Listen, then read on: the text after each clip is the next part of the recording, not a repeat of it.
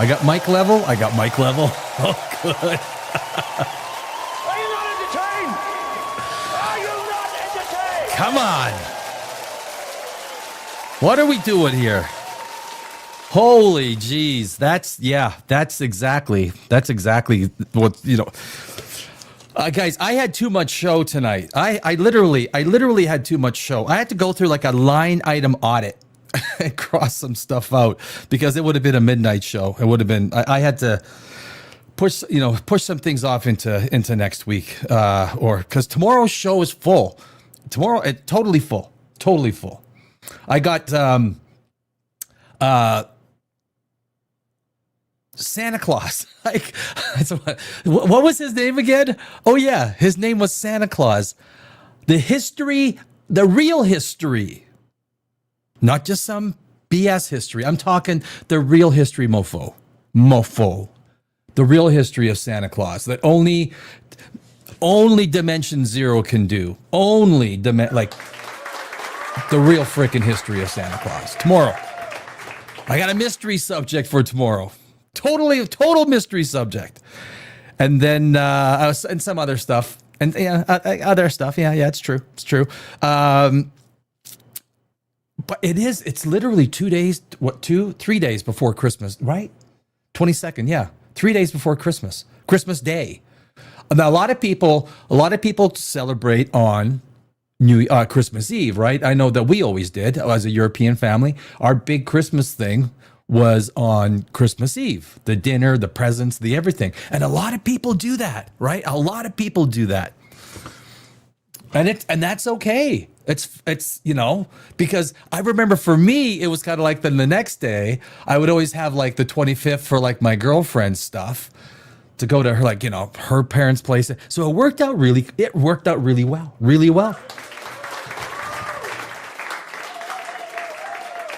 But tomorrow will be the real history of Santa Claus. The Santa Claus. That's what we're going to do. We're going to do the history of Santa Claus. It's going to be fun. And but for today, so I was really kind of the theme. I really wanted to kind of get away from Three-Eye Atlas, but some of the topics that I was still thinking about, it's like when I was talking to people, almost nobody knows what is the difference between an asteroid, a comet, and a meteor, and even a meteorite. What's the difference between a meteor and a meteor? Most people don't know. It's true. And I got to say, I was actually, I knew the macro differences, but some of the micro differences, yeah, I got it.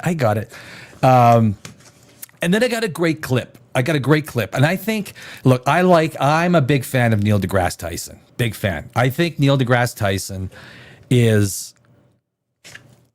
has a way of explaining things. He's got a masterclass show on thinking, on scientific thinking, on rational thinking. I've only seen part of it, but it's really good. Really good. But so Neil deGrasse Tyson puts this whole alien and comet thing in a way that makes so much sense. And I think it's only in a way that he can do, right? If you know anything, and if you watched any amount of Neil deGrasse Tyson, this is a man who knows how to. He's an orator, like he's an astrophysicist, but he knows, just like Carl Sagan, right? The GOAT, the absolute GOAT, the greatest of all time, Carl Sagan. We put Carl Sagan on a freaking pedestal on this show. You can yell and scream all you want, it will not be loud enough. Not for Carl Sagan. But Neil deGrasse Tyson was Carl Sagan's protege. We spent a lot of time with Neil. I'd be okay with that. I guess I should have. Where was Carl from? I think he lived in New York or New Jersey, right? I guess I should have hung out there more often. Could have been maybe a protege. Damn it. Well, that's okay. So, guys, at Christmas time, one of my favorite movies. I got to bring this up because I think at Christmas time ish, the season, we all have our favorite movies.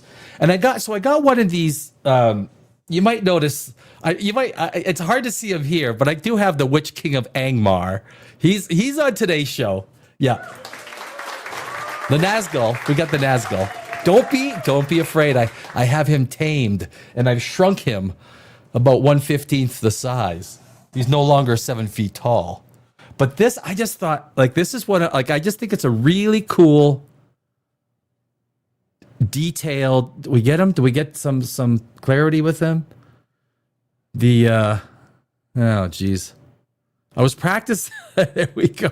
I was there we go. I was practicing getting some in focus shots with him. There we go.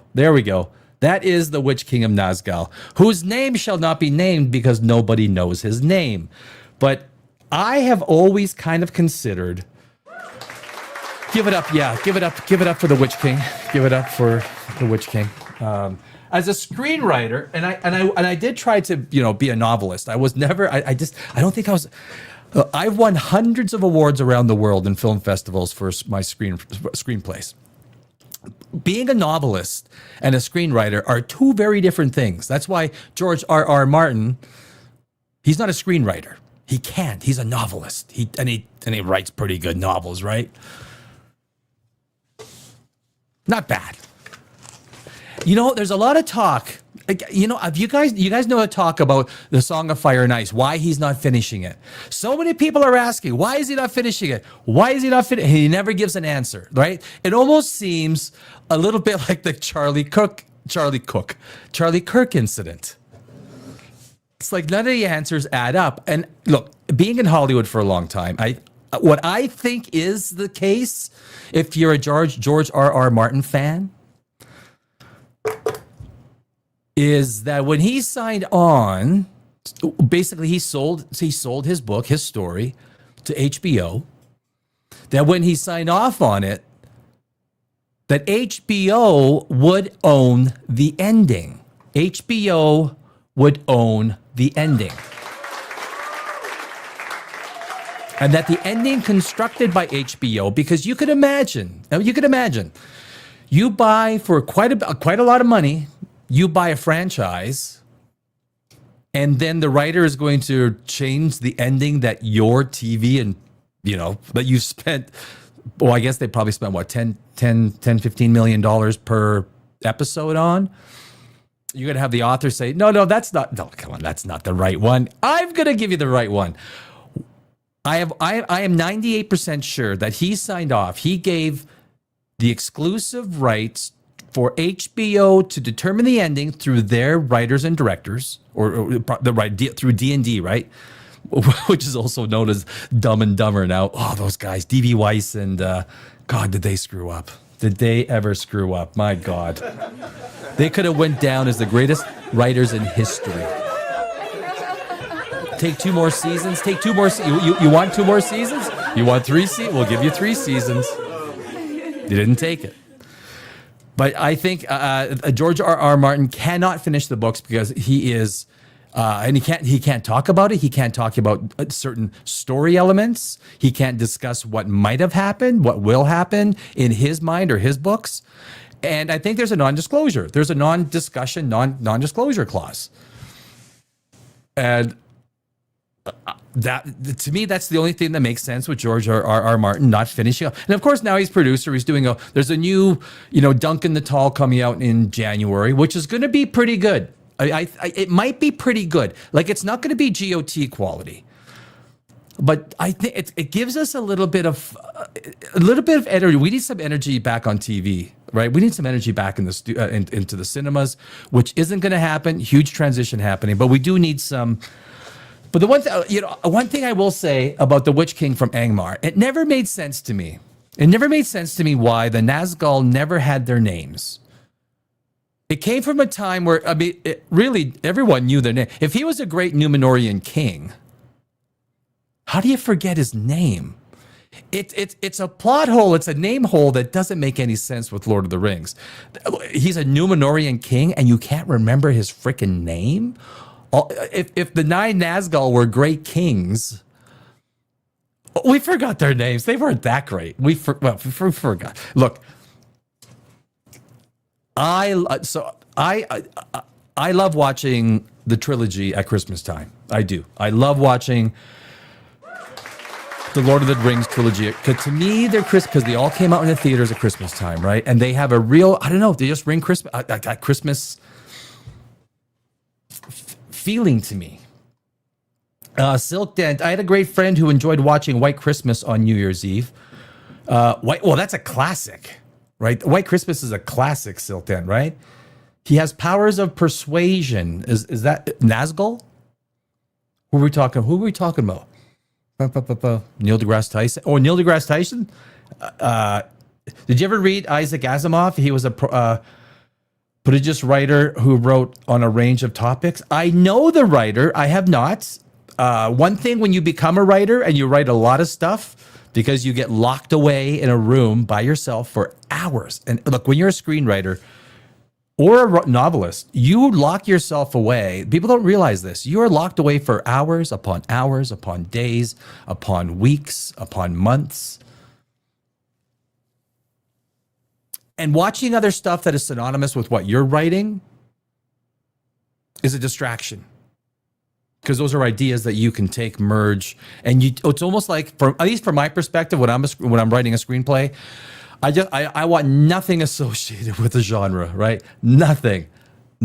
Just give me. I don't even want to hear like it's like la la la la. Because then you can kind of, to a certain degree, feel good that everything that's coming out of your mind is Neil deGrasse Tyson. Yeah, right. He does. Yeah, powers of persuasion. He has powers of an orator. Obama had the power to read off of a teleprompter incredibly well. Take him off a teleprompter, you get a 25-minute, right? You get a 25-minute answer. What's your favorite color, blue or green? Well, that's an interesting question. I like to frame that as kind of going to just pick a color. Obama, pick a color. Just if it was not a teleprompter, it'd be like green. Okay, that's my favorite color. Green. That's my. But yeah, Neil deGrasse Tyson is he has skills. He definitely has skills for sure. And but I do love look. I wrote a couple of screenplays and a TV show around Norse mythology because I am huge into Norse mythology. If anyone knows Norse mythology, you know that J.R.R. Tolkien He freaking ransacked Norse mythology. People like to say he borrowed. No, he fucking ransacked Norse mythology. I mean, he took it. Elves, dwarves, Jotun. Well, actually, I don't think there was any, Jotun. Dragons, the trees, the rings.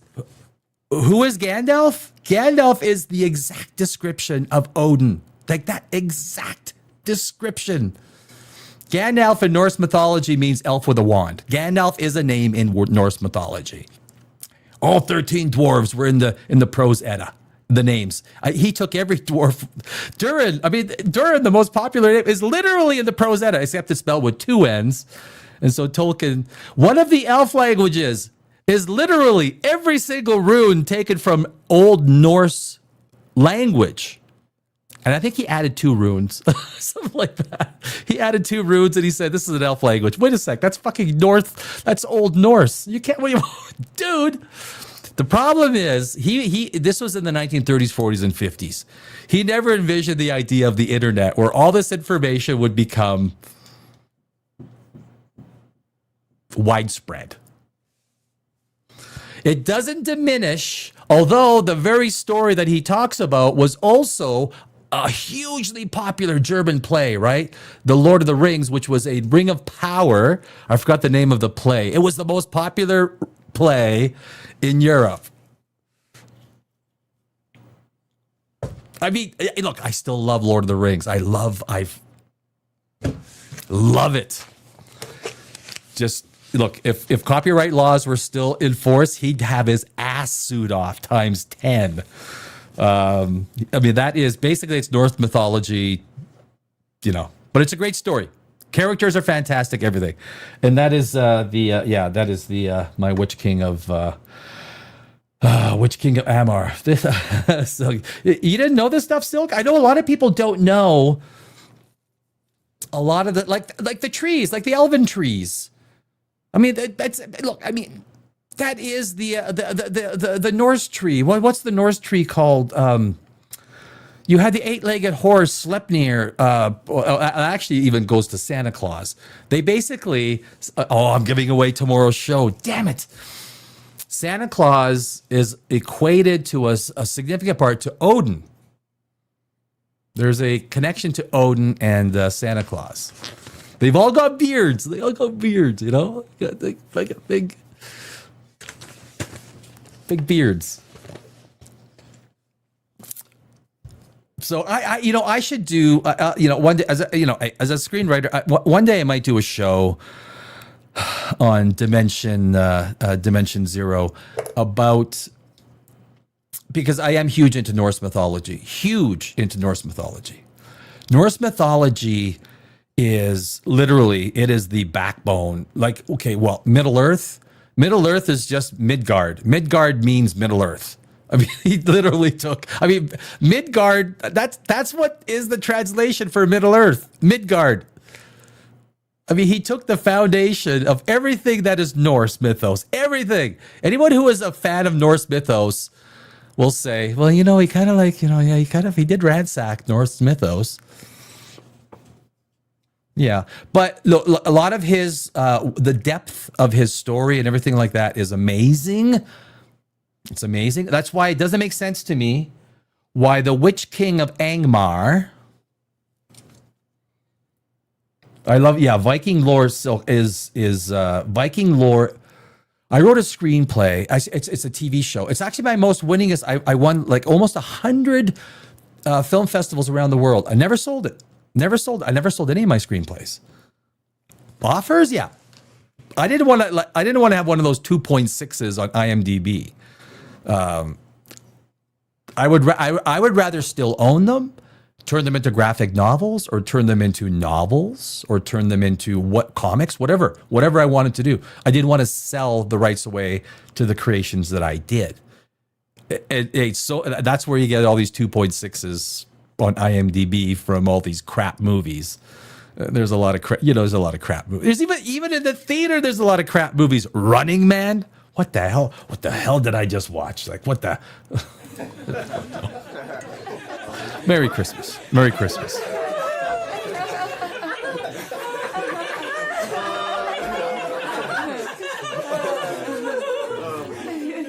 Movies suck nowadays. Did you see? What is it? The witch one.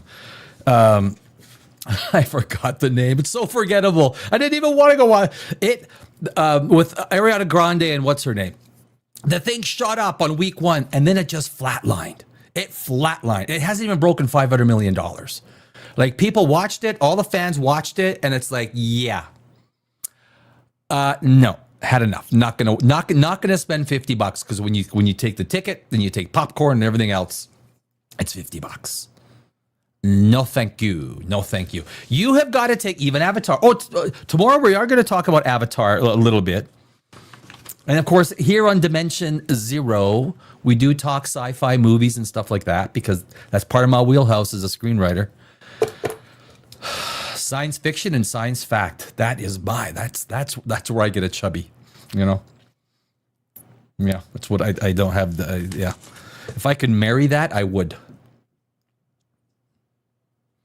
Or if I could find, if there's a woman out there that is like totally into like all that stuff, you guys know, I don't know. There's probably women out there saying, if I could find a guy, well, there's a lot of guys probably, but it doesn't make any sense that there is no name for a Numenorian king as powerful as the Witch King. And he does have some, like, what were the names? So the names that they did have, they had, so there is widely known non-canonical names, Murazador. Can I put him front and center? No, it's not going to be allowed. No, I'll hold him. That's the Witch King of Angmar. I did not like in the director's cut, in the extended cut, where remember when Gandalf meets him in Minas Tirith, and basically, I mean, Gandalf basically pees his pants. His staff gets broken, and he turns into a sniveling whiner. I have no idea why Peter Jackson did that.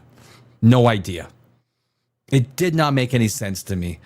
Even if you say that Gandalf and the Witch King of Nazgul are even, I don't think they're even. I think overall, if Gandalf unleashed his full might, like unload, like, dude, you get to unload, no more of this hiding your powers behind anything.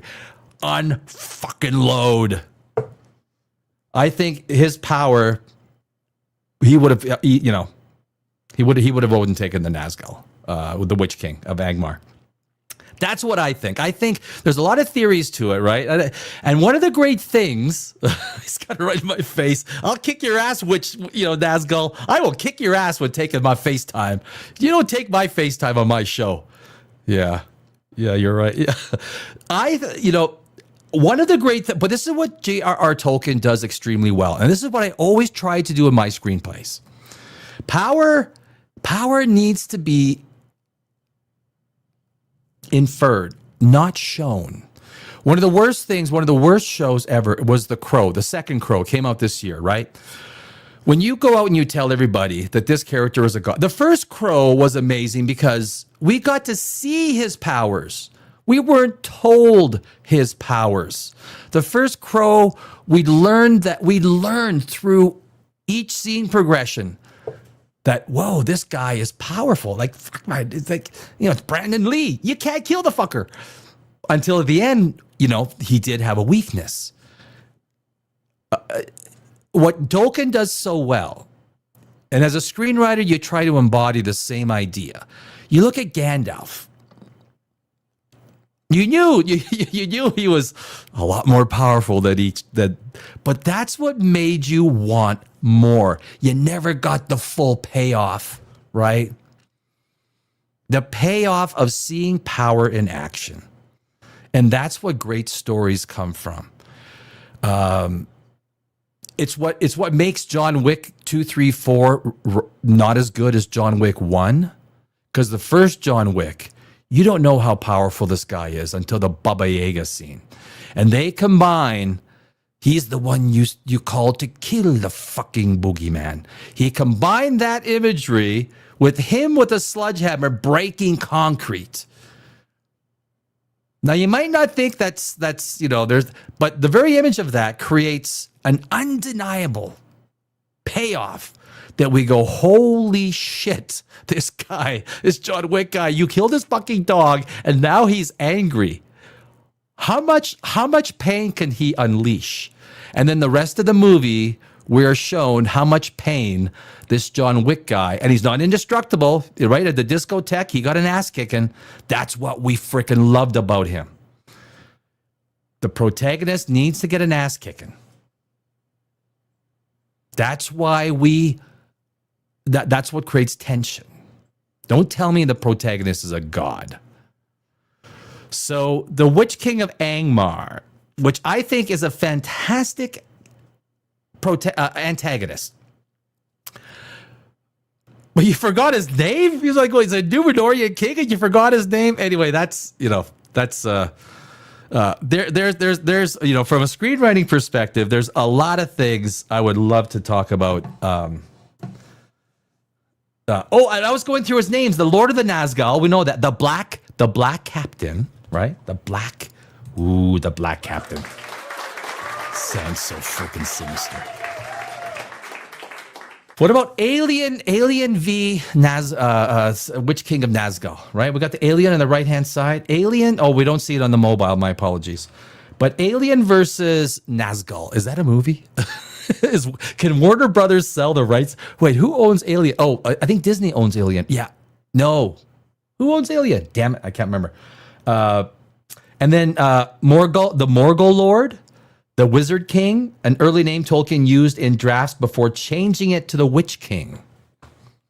And the Morgul Lord, a title used after he captured Minas Illith.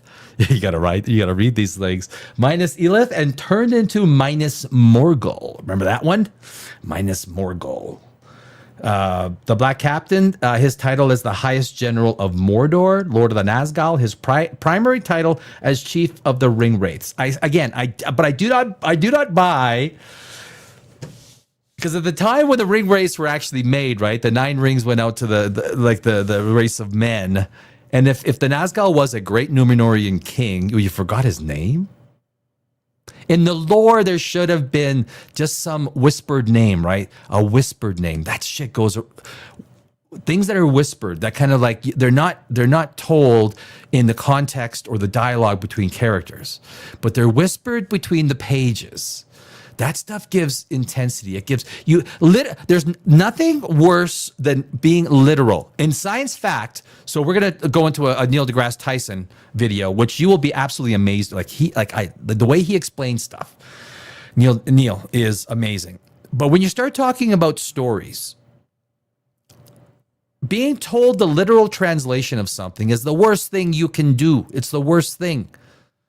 Let there be nuance, let there be mystery. That's why Gandalf works so well. It's like, I just want to see him whoop someone's ass, and he never does. And we're still waiting for that payoff. That's the mastery of the tone and the tendency of how Tolkien wrote. Power was assumed, not shown. Every character should be that way. John Wick 1, the first John Wick. Anyway, I've hung on way too long with this Witch King guy. I will kick his ass after the show. You only had 5 minutes, I told him. You got 5 minutes on this show, and then get your ass into the green room, and he's hung around the whole time, but that's okay. We love the Witch King, right? We love the Witch King. Yeah. The Black Captain. The Black Captain. So, there's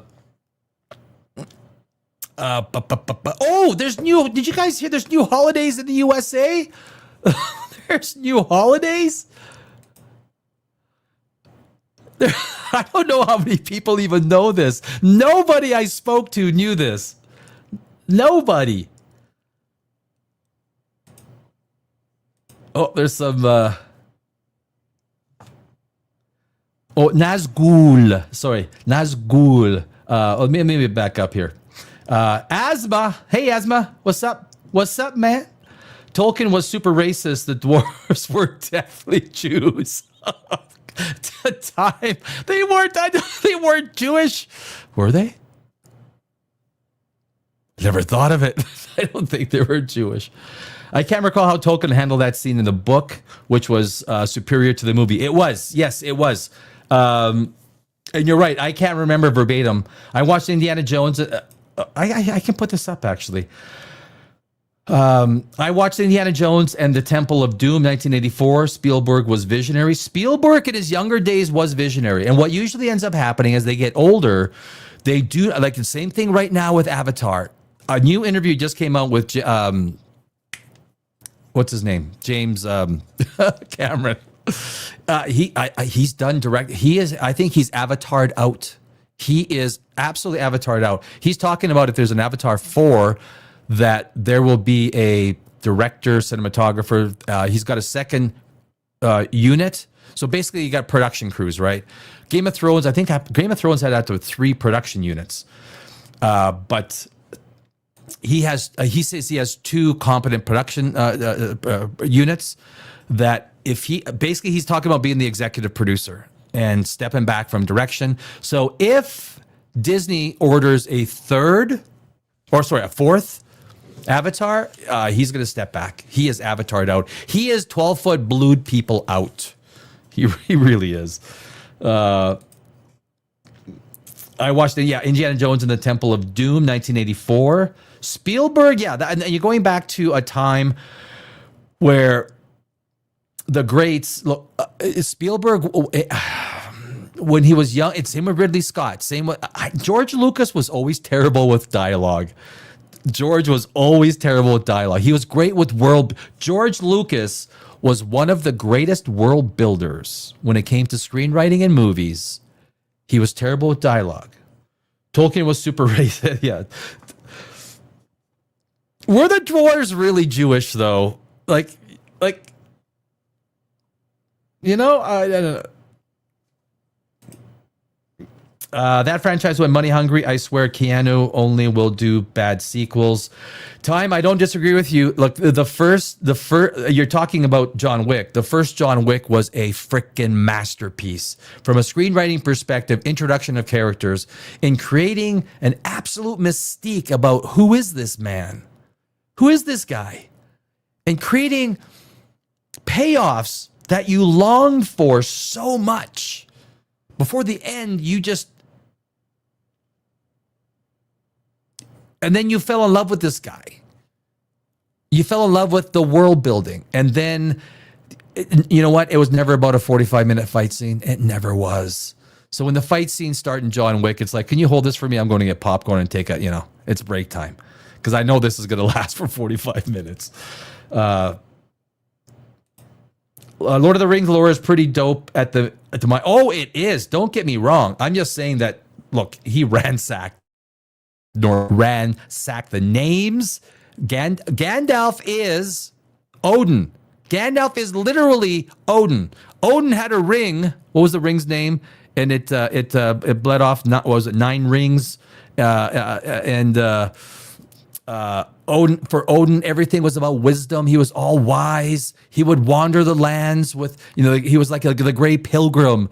Well, who was the Grey Pilgrim? It was Gandalf. Gandalf is Odin. If you look at the description of Odin, that is frickin' Gandalf. And Gandalf in Old Norse mythology is elf with a wand. It means elf with a wand. That is Old Norse. Look, it doesn't diminish the great story that he put together. It does diminish the idea that, look, a large part of the lore is, people like to say borrowed. They always say borrowed with Tolkien, and they say stolen with everyone else, right? Say what you want.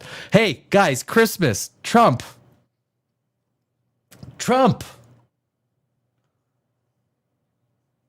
Oh, geez. Yeah, that's the way I know. There we go. Trump declares Christmas Eve and December 26th, the federal holidays. What does that mean? That means the United States, are you sitting down for this? That means the United States now celebrates Boxing Day.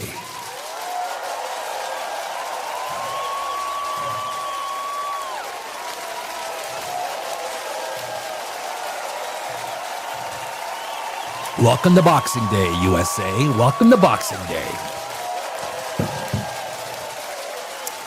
Now, in the Commonwealth, now the holiday has something to do with boxing, the bosses or the odors. I mean, I could pull it up.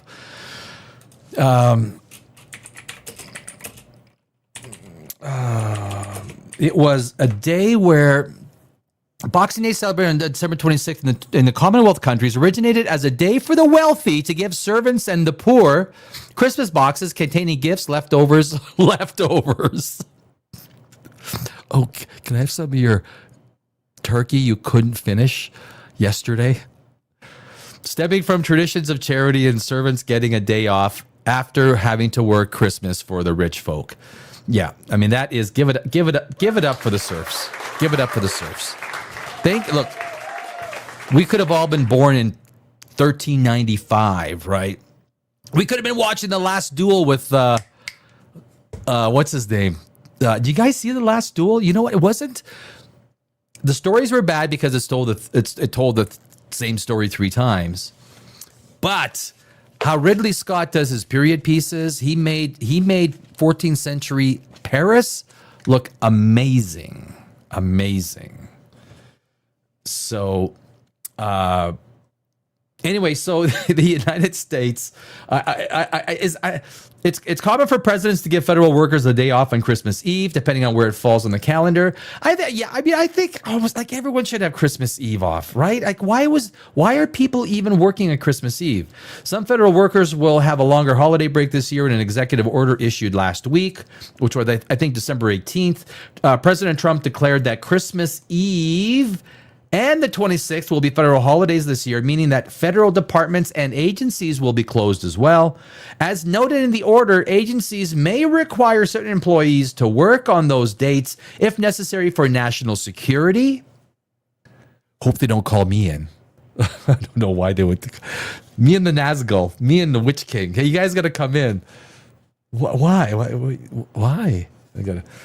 The order also does not change any existing laws to establish a permanent federal holiday, which Christmas already is. Congress must pass legislation and then have the president sign it into law. But, that's like, I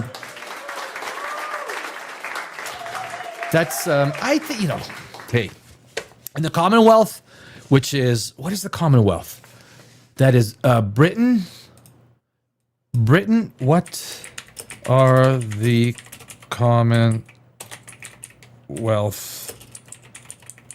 countries? 56 independent nations. Did you guys know it's 56 nations? Members of the Commonwealth.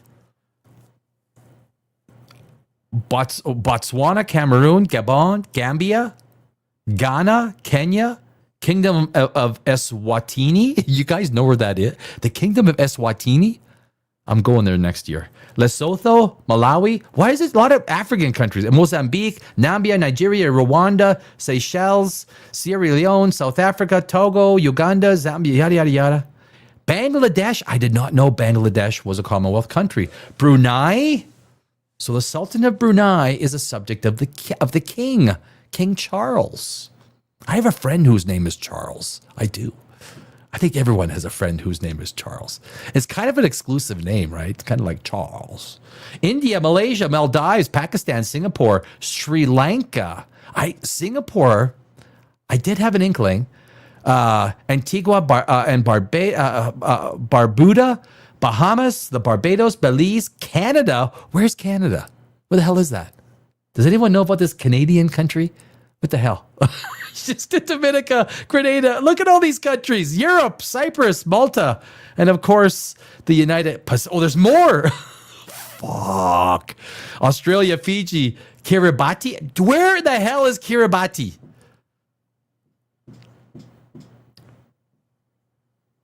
Nauru? Nauru, Nauru, Nauru. I should share this with you guys. Why am I not sharing it? Look at these countries. I'm just going through. I'm just reading them all. 56 countries. I had no idea there was 56 countries. Australia, mate, New Zealand, Papua New Guinea, Samoa, Solomon, Samoa. Wow. Tonga, Tuvuna. When you come to dimension 0, we might have 0 dimensions, right? So we're not even flatlanders here. We're not even flatlanders. We're not even we have no dimension, which allows us to fucking conquer the world, baby. Just kidding. But those are so now those are the countries that the United States wants to emulate.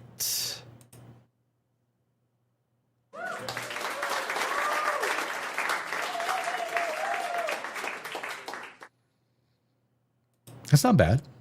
I mean, hi, I'm from North Korea. Steve, you're not from North Korea.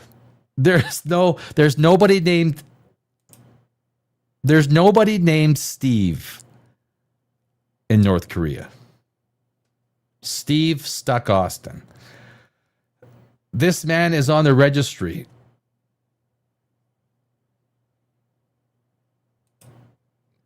Well, I think fuck.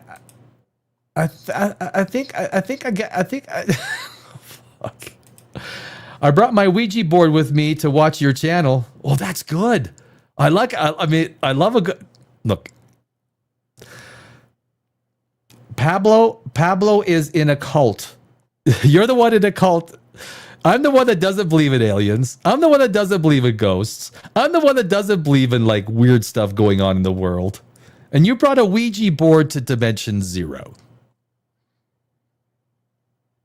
I am literally the guy that doesn't believe in hocus pocus. Hocus pocus, my friend.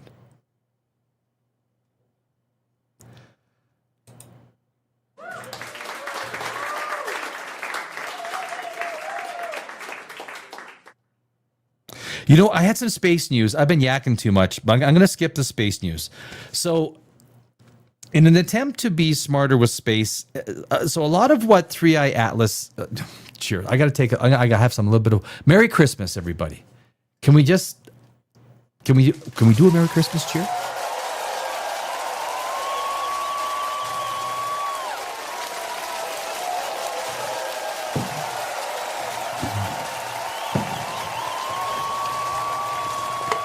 Merry Christmas. Merry Christmas to all and to all.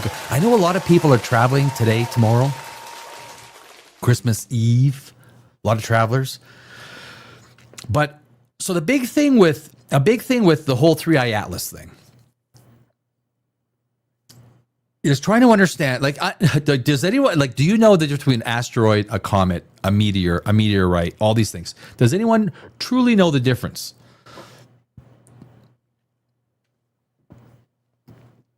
I knew for the most part, but there were actually some details. So what I did is I decided to make a little slideshow so we can go through and exactly identify what the differences are between after this slideshow, you will literally on Christmas Day be sitting there at, a Christmas table with everybody looking like the smart person, looking like I am. Oh, no, we want to remove that. No. We want to add that to stage. There we go. Come on, man. Oh, geez. We got to remove the comments. And then we got to go here. I have to create the scene so that when I hit one button, everything just changes automatically. So this is a little slide presentation to help us understand what is an asteroid, what is a comet, what is a meteor. Do you know the difference between an asteroid and a meteor? Some people do. Like some people do. I did. But there's key oh, wait a sec. Is that oh, that's slide 2. Hold on a sec.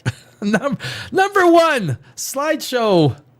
Number 1, I'm going to pull up, that's the Pros Edda. Why do I have the Pros Edda up? I don't know.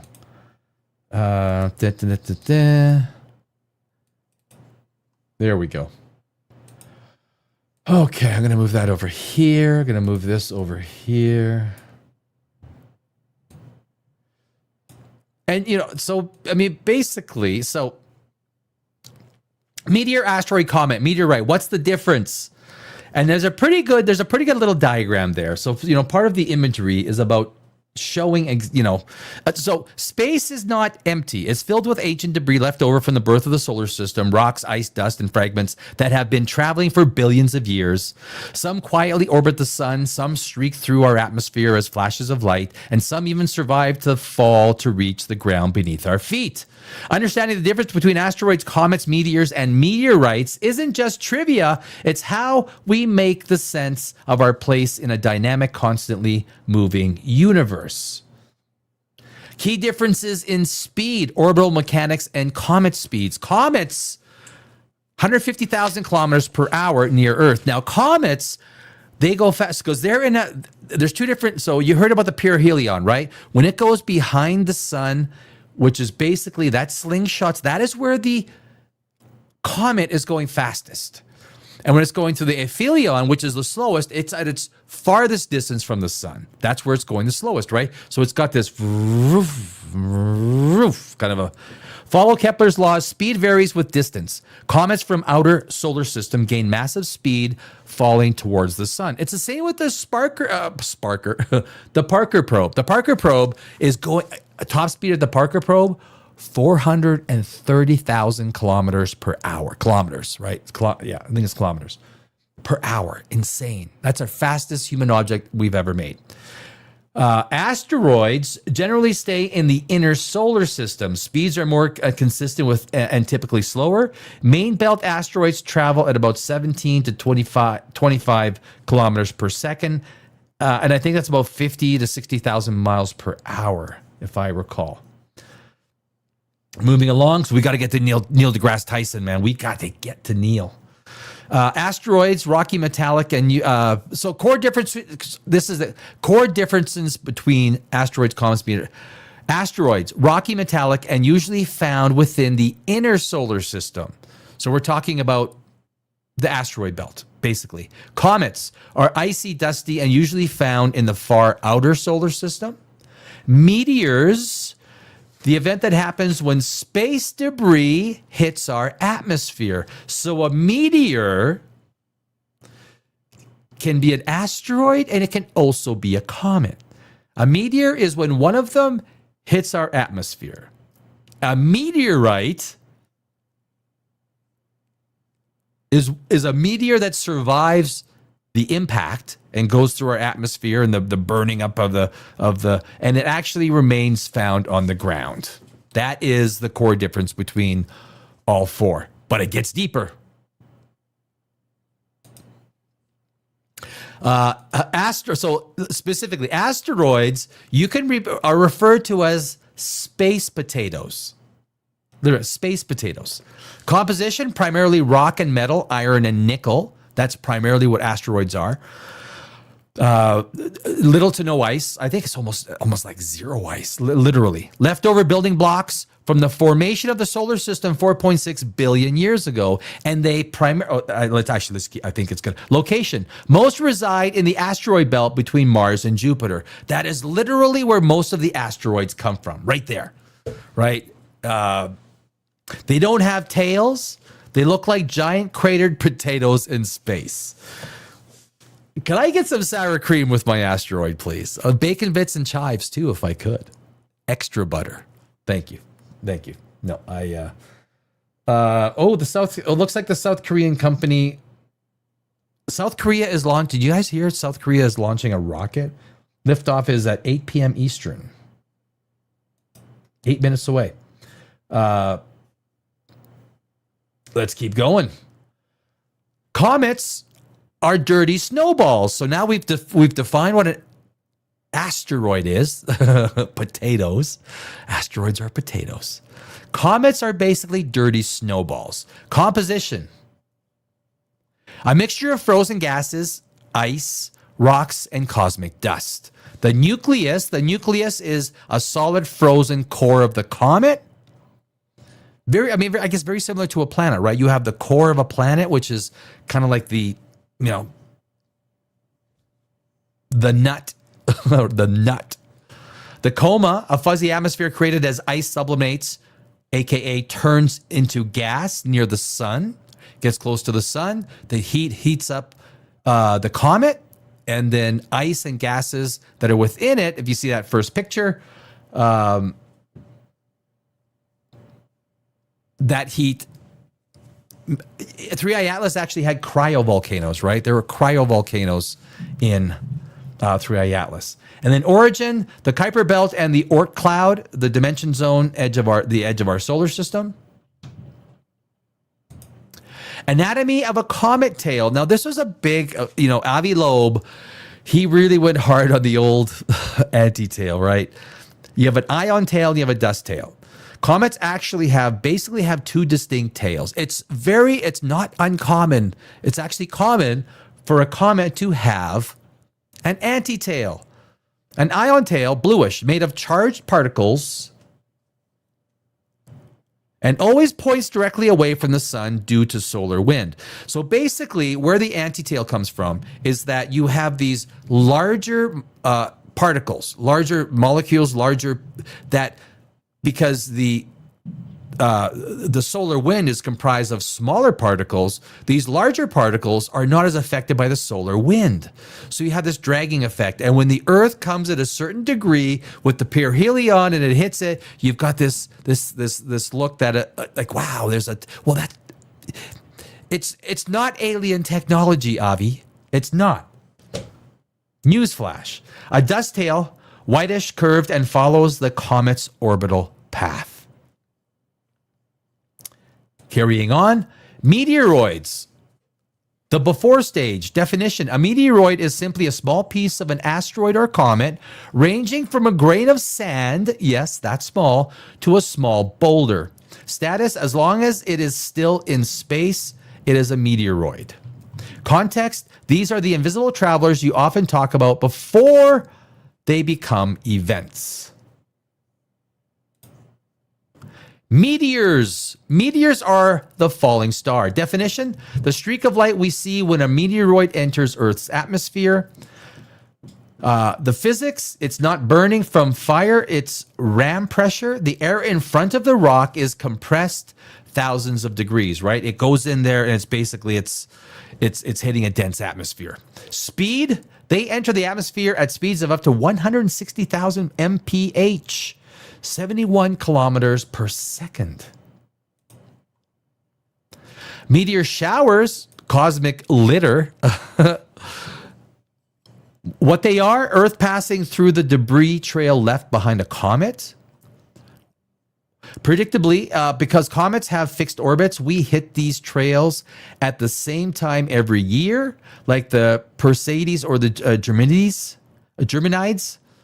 Connection, every falling star in a shower is a tiny piece of an ancient comet finally meeting its end. And of course, they're one of the most amazing things to watch, right? When you catch a meteor shower, it's basically the Earth moving through as it orbits through and it gets all the... Well, there's actually a pretty good little imagery there of the Earth kind of sliding through and... Oh, wait a sec. Oh, meteorites. Meteorites. So meteorites definition is a meteor is large enough to survive the atmospheric heat and hit the ground. When it hits the ground, it becomes a meteorite. Looks stony. It looks like Earth rocks, but have a fusion crust. The iron ones, extremely heavy, magnetic, and made of solid metal. Palladites. Oops. The crown jewels, stony iron rocks with beautiful translucent crystals. Meteorites, the survivors. Those are survivors of the meteors that come into our atmosphere. Moving along, we got to get to Neil deGrasse Tyson. Number 10. So now we go beyond that, right? And we go to 3i Atlas, which has been the discussion. The 3i label, 3 means third discovered, I means interstellar. Why it's different? Standard comets and asteroids are bound to the sun. So asteroids basically come from the Oort cloud, right? That whole body of beyond, like past Pluto, where a series all out there. And that's kind of where you got these massive loops. And you got the perihelion and the aphelion, where you have the perihelion where it goes by the sun, and that is the fastest. Now, the fastest it goes and it goes out, it slows down and it goes faster and it goes boom, boom. Now, 3i Atlas is the third body that is from interstellar space, intergalactic space. Standard comets, asteroids are bound to our sun. The lobe, you know about the lobe debate, right? Avi, because it came from outside our system. People like Avi Loeb suggest its composition might be artificial rather than natural snowball material. But of course, if it comes from a different solar system, virtually every comet that we've seen came from our solar system. It has a consistent makeup. We know it has our solar system signature. So what Avi uses is all those things that distinguish it because it came from its own solar system. Literally, they think it could have been traveling for 7 billion years. 3i Atlas, 7 billion years. I mean, that's older than it's half the age of the universe. It's certainly older than our sun, older than the Earth. The Earth is 4.6 billion years. I think the sun started forming about 5 billion years ago. So it's pretty, it's pretty amazing. Asteroid versus comet versus meteor. Now to recap, so an asteroid, the main material, rock and metal. Home base is the inner solar system. Survival rate high. It basically just stays in orbit. Comets, main material, ice, gas, and dust. Home base, the deep freeze, the Oort cloud, way out there. Some comets have, like Hale-Bopp, it literally comes in once every 2,534 years. That is to Hale-Bopp. Literally, it came in 1997. Before that, it came before Alexander the Great. Came closer to around the time Leonidas. Leonidas was probably whooping a little Persian ass, and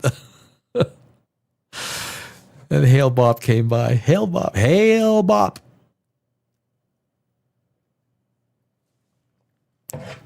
A meteor. Main material of a meteor, atmospheric friction, the event. That's when it's coming into our atmosphere. Home base, the Earth's sky. So when you look up and you see that fireball coming in, that's a meteor. Survival rate is basically zero. It is the event. The meteor is it's the event more than it is an object, right? Once that object hits our atmosphere, it becomes a meteor. A meteorite. So a meteor is basically the event that happens in the sky. When the meteor hits the ground, it's no longer a meteor, it is a meteorite. It's a big distinction. Main material, stone or iron, basically the remains of what came in.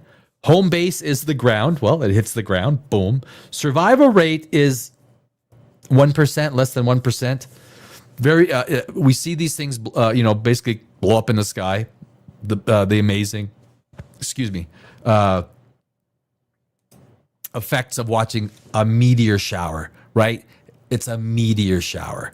If the meteor shower, if any of those pieces hits the ground, it is now a meteorite. And usually a meteor shower is those pieces broken apart from a comet, but those comet pieces become meteors when they enter our atmosphere. The interstellar outliers. This is going to become way more like this whole 3i. There's going to be 4i. There's going to be 5i, 6i, 7i. It's going to be happening a lot more, guys. A lot more.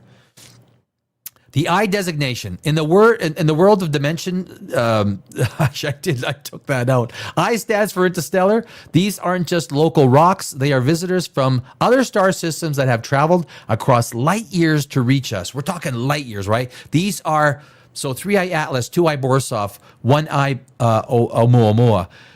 These things have been coming constantly. They're not new. It's just that we're starting to see them.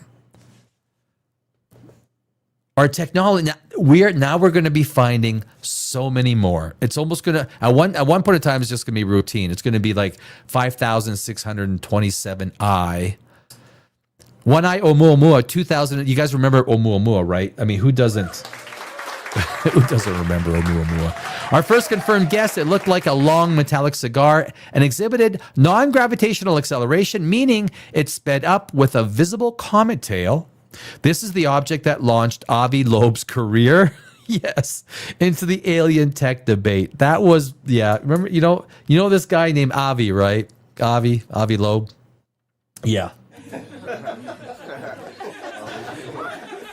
Yeah, he's the Harvard astronomer that cried wolf.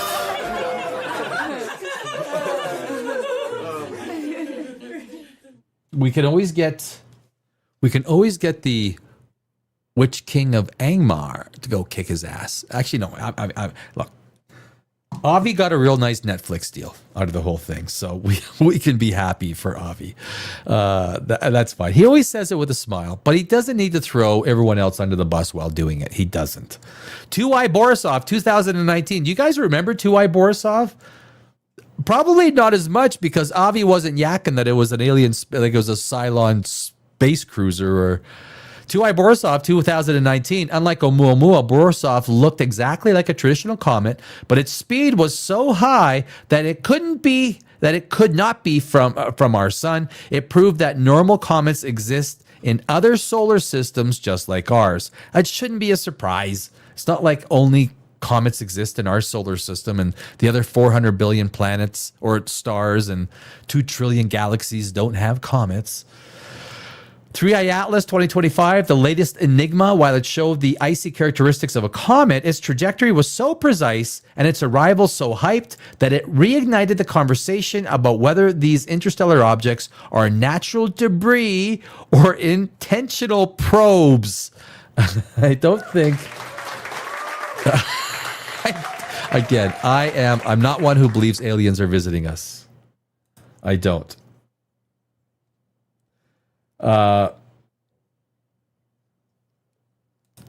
Almost finished. And we're going to do Oumuamua, one eye. So everyone calls it Oumuamua. It's actually called one eye Oumuamua. One eye Oumuamua. That is the actual name. The anomaly. Now, understand, we've never taken a picture of Oumuamua except the first one, which is just a little dot. We have no idea what it looks like. So we don't know if it's cigar shaped. We don't know if it's like 4, 5, 6 pieces of rock that are sort of hung together by very loose gravity amongst them that are traveling. We really do not know what Oumuamua looks like. We don't. No idea. But the cigar shape was a big part of the what would you call it? The cult of Oumuamua that took on its own life and said, "Oh, it's got to be a spaceship." It's the perfect size. The anomaly, the object that changed everything in 2017, it didn't look like a comet, but it didn't act like an asteroid. And it didn't act like an asteroid. The non-gravitational boost, its strange needle-like shape, although we don't know it was a needle-like shape, and sudden boost in speed without a visible comet tail defied every natural model. And look, if you want to believe it's a alien spaceship, you're more than welcome to. The alien tech debate. This led some, like Avi Loeb, to suggest it was a piece of alien technology, a light sail drifting through the void, the first sign of alien intelligence. 2I Borisov, a normal comet, a massive icy comet that behaved exactly how we expected, proving that normal chemistry exists in other star systems. That's a big word. Spectroscop. When you go live on YouTube, you lose about 10 IQ points. Fuck it. Analysis revealed its coma was rich in carbon monoxide and water ice, confirming that the fundamental ingredients for comets are consistent across the galaxy to some degree. Not alien tech. Even Avi Loeb explicitly accepted that 2I Borisov was a natural object, a comet, suggesting our solar system is a standard blueprint, not a chemical anomaly. And that on Saturday, he did a little interview basically conceding that probably 3I Atlas is just a comet, but I don't think he's going to concede until we hit Jupiter on March 16th. We'll find out. The interstellar wild card, 3I Atlas, a hybrid object, a hybrid of sorts showing the icy tail of a comet, but traveling on a trajectory that some believe is far too intentional to be a mere accident of physics, a potential between us and another world.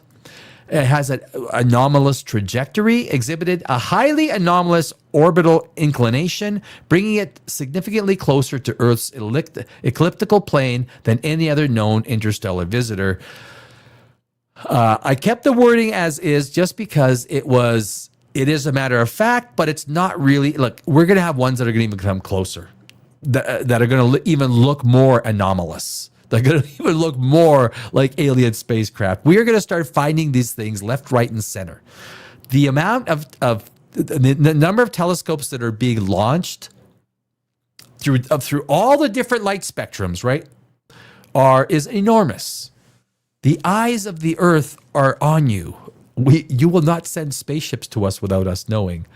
Evidence of processed alloy. Now, the evidence of processed alloy was basically scuttlebutted from the idea that it's been being hit by radiation for billions of years as it traveled across the Milky Way.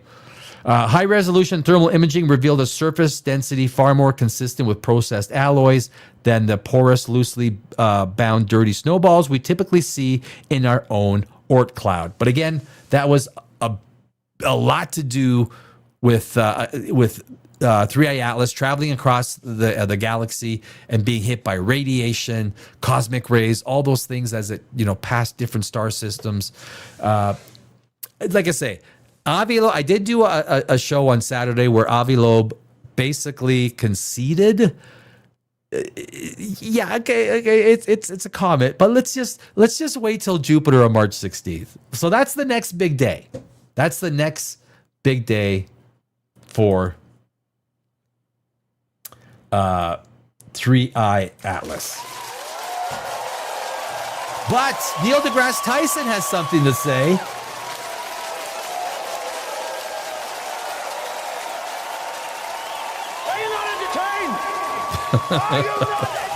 Neil has something to say about that, and Neil has a way of saying things that is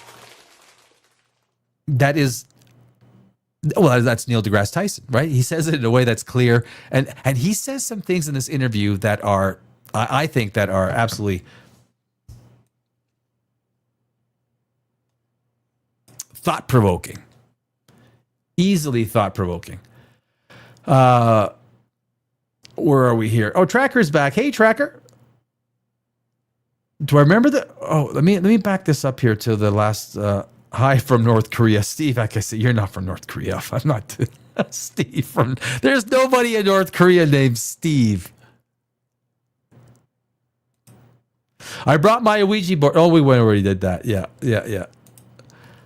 Alien invasion, says Pablo. Well, I mean, you could kind of say that Santa Claus is kind of an alien invasion, because Santa Claus is like riding down with his 8 reindeer, which breaks the laws of physics, makes no sense. So you could easily say that Santa Claus, there's nothing on Earth. He's got to come from a different solar system, Santa Claus, because that mofo's got powers. Remember the movie Halley's Comet? I don't, Pablo. I don't. Tracker, asteroid belt watch thought to be a planet. Yeah, that is, yeah. Or it's a planet that was never able to get formed because of the gravity of Jupiter, which would have been pretty amazing, right? Look, there's some stuff that Neil deGrasse Tyson talks about. Do you think that we maybe only had 7 or 8 planets? As a matter of fact, listen to what Neil deGrasse Tyson says. That there is probably a lot more planets that are currently orbiting our star system. It's one's thought. Tracker says one's thought. Yep. Michael Thomas. Hey, I have a kind of good question. I know it's got to go for 75 years, then I won't be alive, and when it comes back. But when and how far out does Halley's Comet go? I mean, that's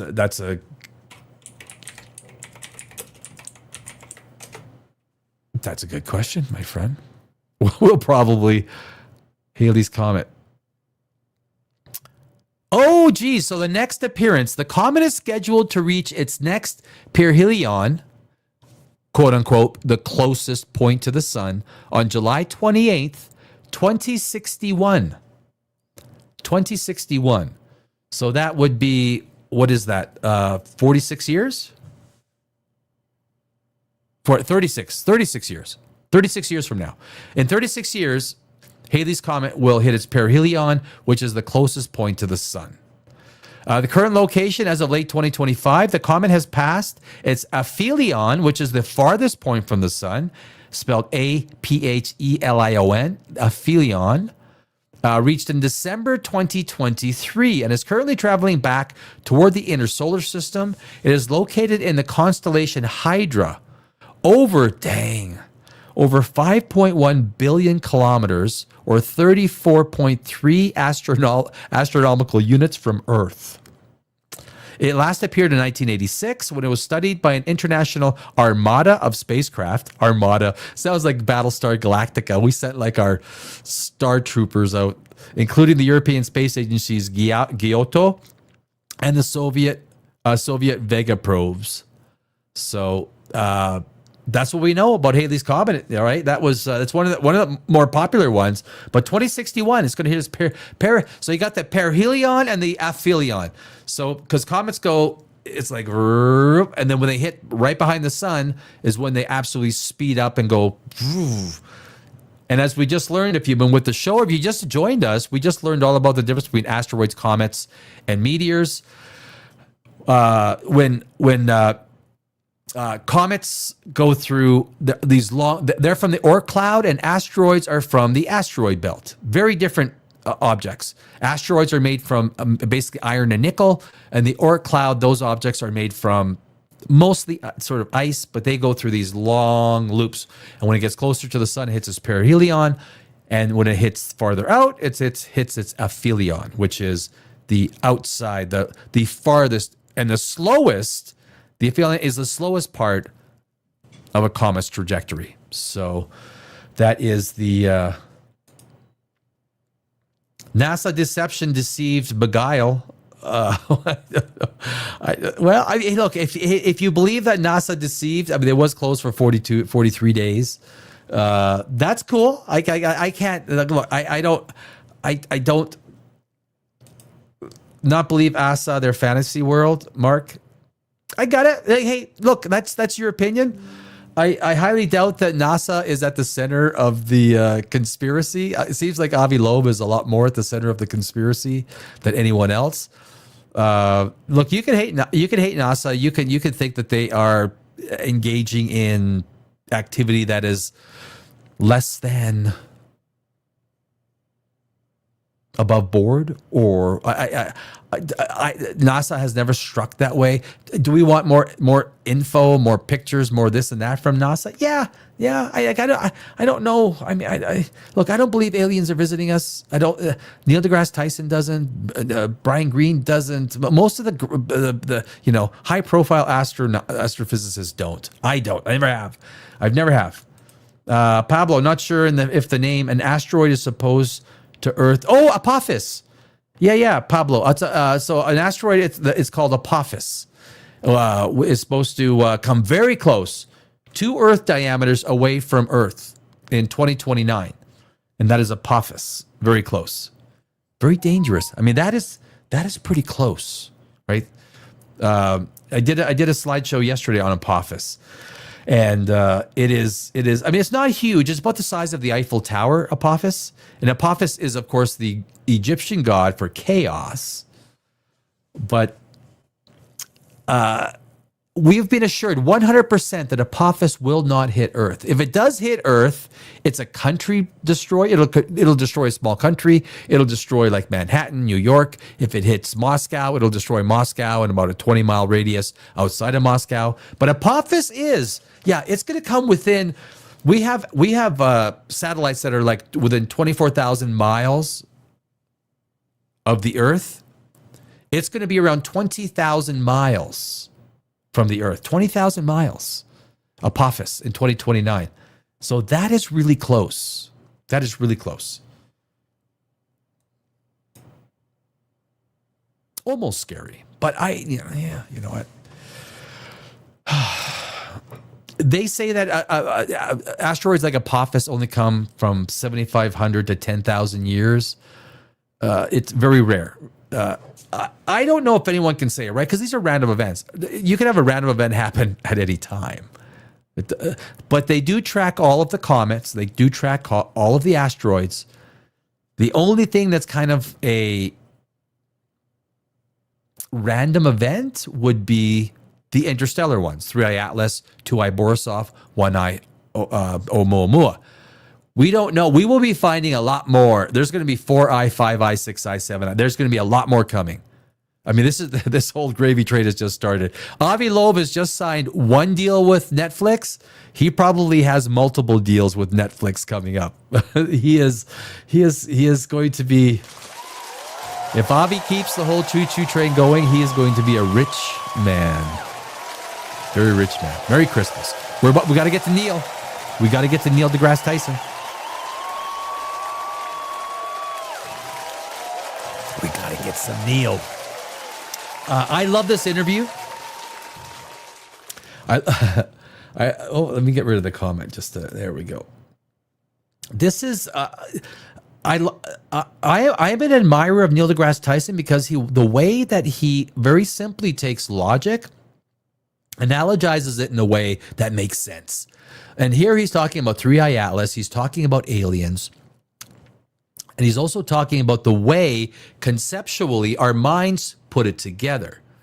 The way we think, how basic human intuition, human thinking takes certain ideas and quickly packages them up in a way that we need to explain things right away, or in the easiest way. So let's get right to it. Let's get aliens Neil. Paying us a visit from another star system? Oh. What's up with that? Hold on a second. Let's go back a few thousand years. Okay. Aliens. Let's start this again. So So Neil deGrasse Tyson. Oh, let me fix the. I really do enjoy listening to his logic on things, and I think this really exemplifies. This is a great look. This is a great 11-minute segment of Neil deGrasse. Listen to it, and you will be probably a little bit smarter at the Christmas table this year. Aliens paying us a visit from another star system? What's up with that?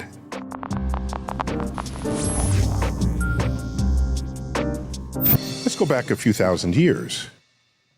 Consider that people try to understand the world around them. And in so doing, every time they got to a point that they didn't understand, in came the power of a god.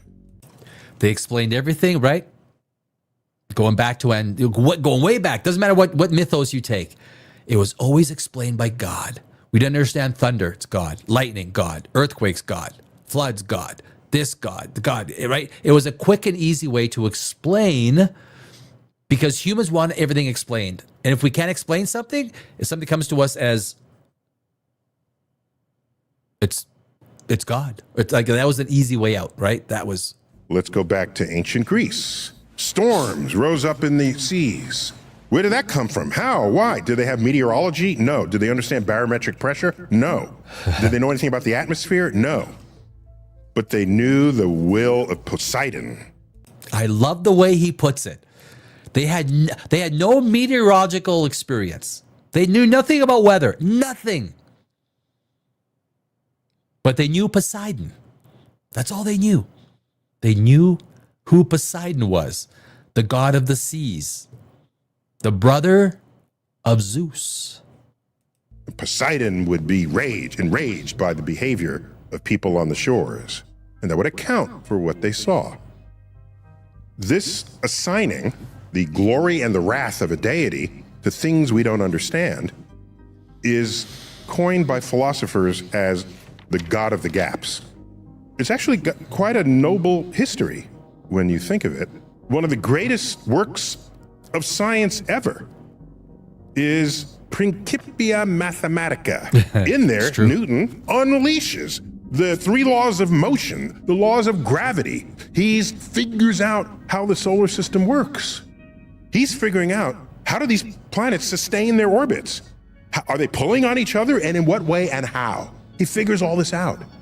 And it's a difference in thinking, right? The gap of the gods. We fill the gaps with the gods, or we use the ideas that someone like Sir Isaac Newton uses, and we actually just figure it out. We stop to figure it out, or we just fill in the gaps. We go, it's a god. It's a god. Don't just sit down. It's God. But of course, we know that when we fill the gaps with God, those gaps are eventually filled with science. But wait a minute. Every time Earth goes around the backside between the sun and Jupiter, Jupiter's going to tug on it a little bit. comes back around again, Jupiter tugs on it again. Jupiter has a strong gravity. What's going to ultimately happen to Earth's orbit? In this scenario, Earth's orbit will become more and more elongated. The gravitational tug of war between the sun and Jupiter will yank Earth out of its orbit, destabilizing the solar system. Not only Earth, the other planets as well. He said, oh my gosh, this will take time, but clearly the solar system is stable. So he writes, can't understand why it's stable because I know my equations work. So God must step in every now and then to fix things. Now you got to be badass to invoke God at the limits of your knowledge when you explain so much with the equations you wrote. And that's really right. With every time, this is the big thing. Every time the limits of science are hit, God is evoked. And we've seen it through the centuries. And every time we learn more and more and more, the places where we invoke a God because we need God to fill in the gaps becomes pushed out farther and farther and farther. Science doesn't care about a God. Never has, never will. Who cares? Blind faith cares about a God. But science is the enemy of blind faith because science fills in the gaps. And this is how, like I say, Neil deGrasse Tyson is brilliant in describing these things to the vernacular, to the average person, the layman. That, by Newton, was a God of the gaps invocation. He brought in God when there was something about the natural world could not explain and did not know. Notice Exactly. Newton did not invoke God to explain the force of attraction between Earth and the moon. He nailed that. He wrote down that equation. That was working. He didn't invoke God when he talked about his 3 laws of motion. Force equals mass times acceleration. That works. We still use it today. And Sir Isaac Newton is arguably the greatest mathematician, scientist of our time. But even still, he hit places where he invoked God because that's where the science stopped. Where science stops, we need to explain it. I know how to explain it. G-O-D. He only invoked God at the limits of his knowledge. Yeah. So let's fast forward to the second half of the 20th century on into the 21st century. What happens? Well, we have Hollywood. Nothing better than a good sci-fi movie with aliens in it. And aliens, they're aliens. So they got better technology than us, better spaceships. They do stuff we can't do. It appears to me that we live in a time where God of the gaps has been supplanted by alien of the gaps. So, guys, like this to me is the biggest thing of this entire interview or this entire. If we take a look at what's going on today in pop culture, in pseudoscience, the gap of the gods, which at every juncture where over the last 20 centuries, 30 centuries, 40 centuries, 50 centuries, 60 centuries, has been filled with the gap of the gods. We can't fill that gap. Well, we don't know what happens beyond this. Well, that's got to be God. Okay, this is where God starts, right? And of course, that keeps on getting pushed out farther and farther. Well, now it's turned out to be the gap of the aliens. It is so true. And this is where Neil deGrasse Tyson is brilliant. He is able to deconstruct these things to its basic core. And he is so on the money. I've had people come up to me and say, where did the pyramids come from? And I'm saying, well, I'm thinking the ancient Egyptians built it. How could they have possibly built that? That's too complicated. They must have gotten help from aliens. Again, look, I have never believed that the pyramids were ever built by anything other than the Egyptians. And I know people that are like, they're just ferment without even evidence, because what they feel is evidence lacking, they fill in the gaps with aliens. Well, we could fill the gaps in with this whole construct of, Stargate. We'll have Ra come in and actually become a real character.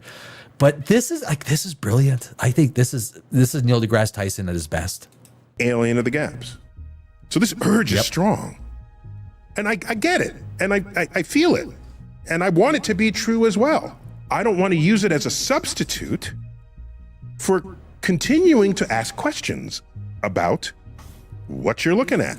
I don't want to use it as a substitute for the simple statement, I don't know what it is. That's powerful. This is why Neil is so good.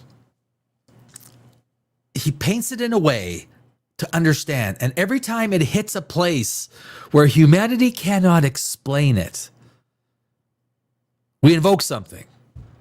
We used to invoke God, now we invoke aliens. Well, what's a fucking alien? We can't explain it.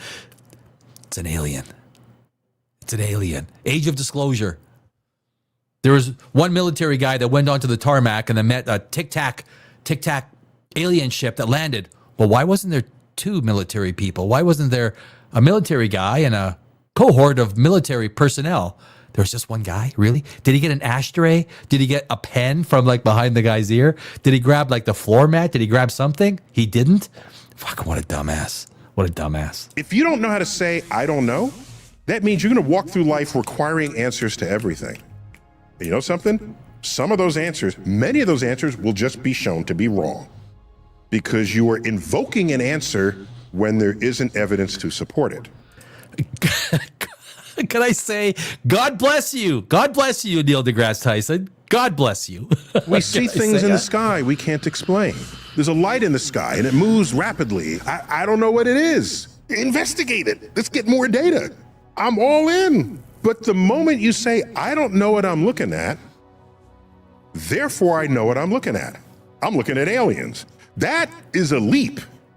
Oh my gosh. This is why I love Neil deGrasse Tyson. I'm telling you, man. He is so good at just putting the basics in a way that it's like, oh shit, yeah. And what he says, it's just the process of thinking. It's the process of conceptualizing. We hit the point where we can't explain it. What do we invoke? We can't explain it, so we invoke the gap of aliens. We used to invoke the gap of God.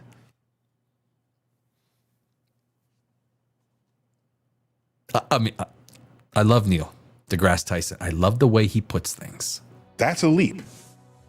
And it's a leap I'm not prepared to take. What's gotten a lot of attention of late, deservedly, is we've had now 3 visitors from interstellar space. Love it.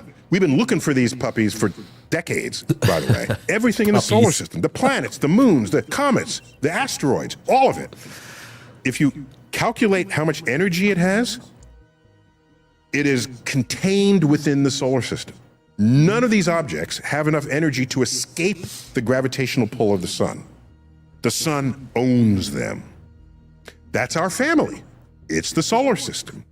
So we learn about the planets, we go there, we land on them, we land on the moons, we land on the asteroid, we landed on comets. The fact that we can land on asteroids, guys, the fact that we can literally land on asteroids now. You think about that. You think about this little tiny rock floating 300 million miles out there. And we can launch something to rendezvous with this little tiny speck and land on it. I don't think people really appreciate what the frick we're doing in math, science, and the STEM business. This is underappreciated. But when it comes to simple stuff like, well, we can't explain it. Well, it must be an alien. It's got aliens. It's alien. Alien. That's it. Get data, so we get a sense of what these objects are. That goes into our catalogs. We form our hypotheses. We have some theories that get tested. That's how science works. Now we have a visitor from another star system. Again, we've been looking for these for decades. We expected it to show up at some point. Here's the solar system in orbit around the center of the galaxy, drifting through space. Something's bound to visit us that escaped another star system. And that just makes sense, right? And there's nothing. If you guys have been listening to Avi Loeb, and I've done a lot of shows with Avi Loeb, how he talks about things. He stretches things. It's like everything is an elastic band. He will take something and stretch it to the point where, well, it's got a 1% chance of being this, so we have to consider it. Okay, well, yeah. But the difference in psychology, when you take someone like Neil deGrasse Tyson, who speaks about Three-Eye Atlas, comets, the gap of aliens, the gap of gods, and then you take Avi Loeb and how he discusses these anomalies. It's like, in one case, you're speaking to a scientist, Neil deGrasse Tyson, and then on the other side, you're talking to a theologian or something. You're telling me, wait, Avi Loeb is an astrophysicist, used to be the head of astronomy at Harvard? Really? Are you serious? This is the difference between critical thinkers, critical thinking, like Neil deGrasse Tyson compared to Avi Loeb. The two are dramatically different. One way of thinking helps the human species a lot more than the other way of thinking, and I'll let you guys decide which one it is. By the way, models for the formation of our solar system suggest that we might have been born with many more planets than 8. Upwards of 10, this is good. A dozen, 15, So 20, possibly as many as 30 planets. 30 planets. So basically you've had this massive array of planets, rock,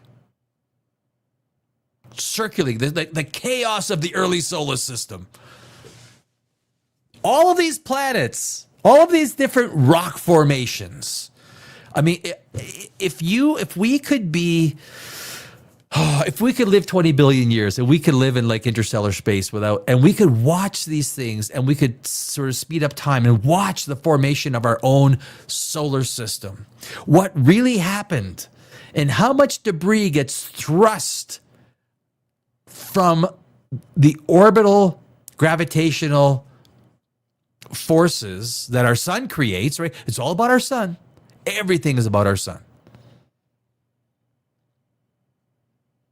There's only 4 forces in the universe: electromagnetic, gravitational, the strong force, and the nuclear force, and the weak nuclear force.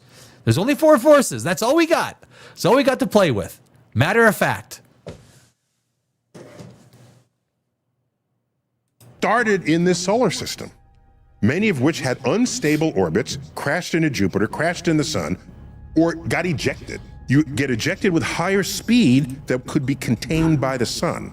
They're out there somewhere. We think that happens in every star system that formed. So some of that junk at some point is likely to pass through our star system, the solar system. Okay.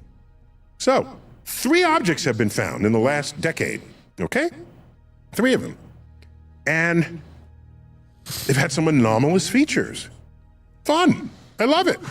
The first of these, Oumuamua, discovered with telescopes in Hawaii. That's a Hawaiian word for first scout, basically. So that, as it came through the solar system, we said, all right, we know what trajectory an object with that speed and that direction coming in should take as it rounds the sun. Then there was the actual trajectory, which was different.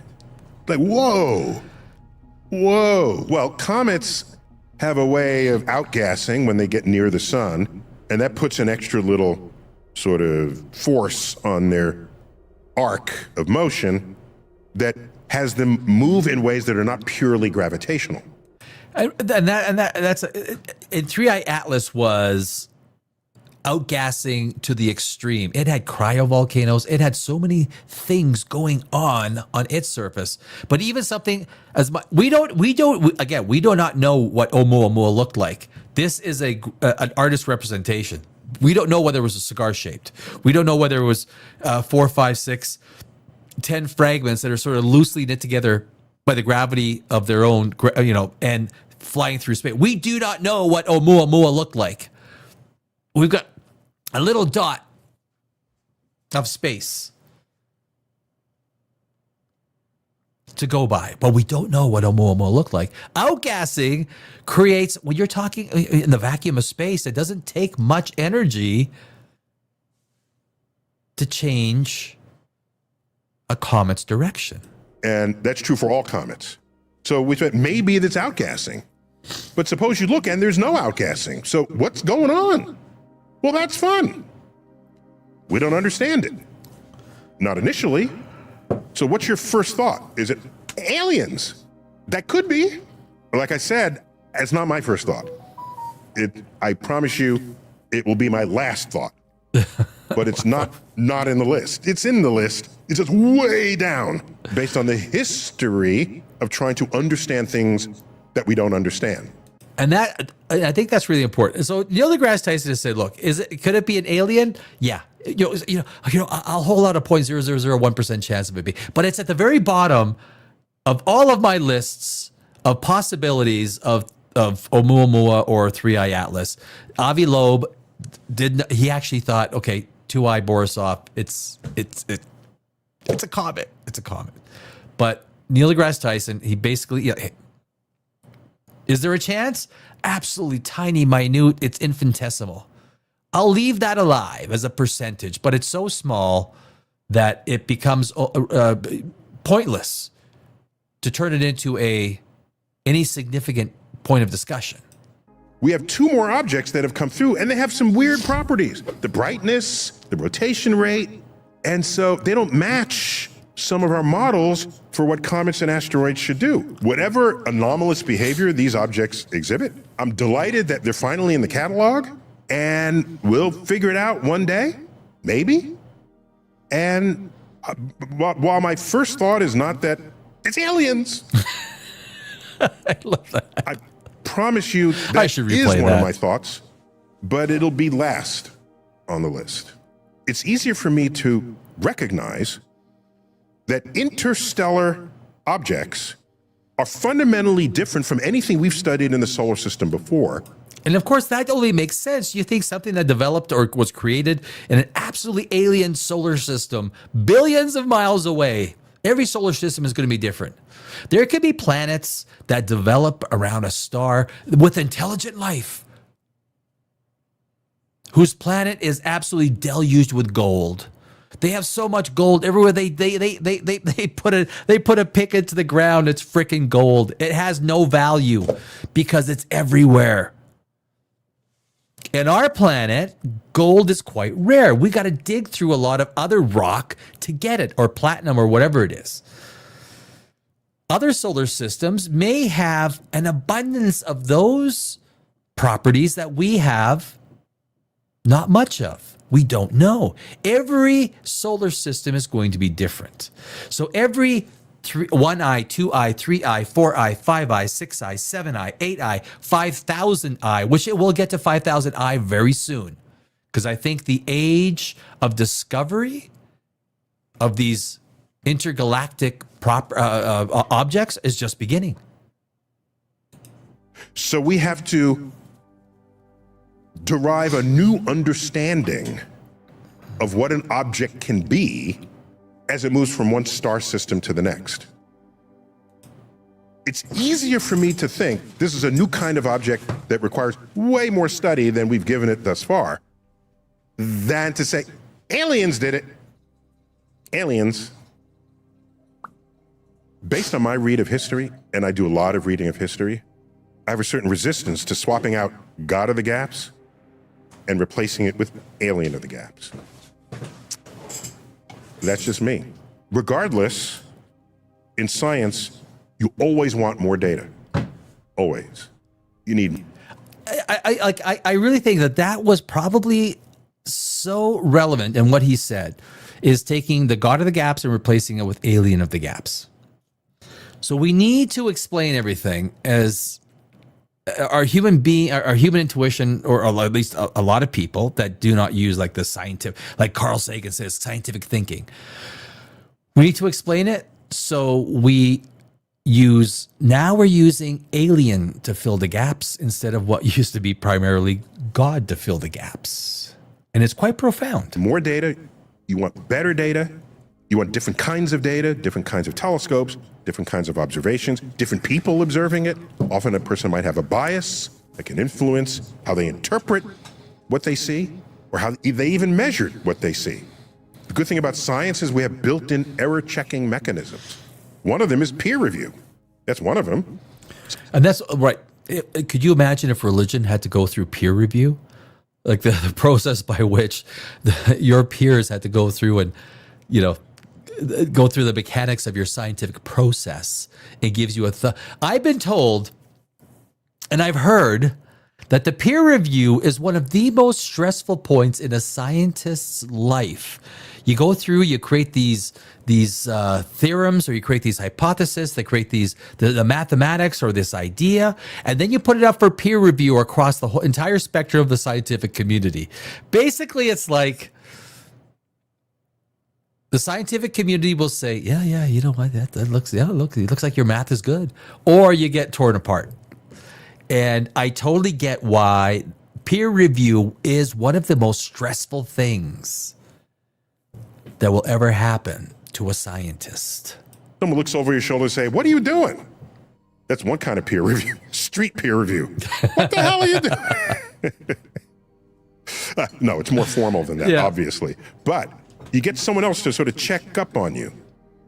They're really checking for your biases.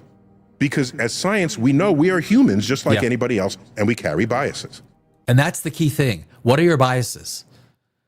If you are known to be a theologian or to be religious, dramatically religious, and you put out a scientific paper, well, instantly we know your biases. We know what your inclination is, what your opinions are, and where maybe some of your ideas may be skewed, not based on science, but based on belief. Belief is not science. Science is somewhat droll, but science fiction, like everything that Einstein had to think of conceptually, was incredibly imaginative. Einstein was one of the most imaginative people. That's what made his brain slightly better maybe than the rest of ours, or whatever it was, his process of thinking. Science fiction is a part of science fact. As a science fiction writer myself, without science fiction, science fact is relegated to, is lost when it comes to science discovery. Science discovery needs fiction. It needs hypothetical thinking. It needs a way, but it needs critical thinking even then beyond that. So you don't want your bias creeping into either your acquisition of data, your analysis of the data, or your interpretation of the data, because some other scientists will call that out. Beautiful, beautiful. You want it to be sort of as straight as you can. And once you did all your homework, sure, you can speculate, go ahead. But the speculation should trigger more observations. Good speculations will do that. And I think this is why, look, Neil, this is what makes Neil a fantastic orator. Like just what he said, right? It had, and this is what Avi Loeb is not doing. He's sensationalizing, and he did get a Netflix deal. Did I mention he got a Netflix deal? Yeah, he did. He did. He got a nice Netflix deal. The numbers were not disclosed, by the way. They didn't disclose the numbers, but Netflix did. You wanted to know what's up with that? Aliens coming to visit Earth? Maybe. But based on my read of history, unlikely. And that's another edition of Star Talks. What's up with that? Until next time, keep looking up. Aliens paying us a visit. So there you go. That is, I really loved. Yeah, I think Neil deGrasse Tyson has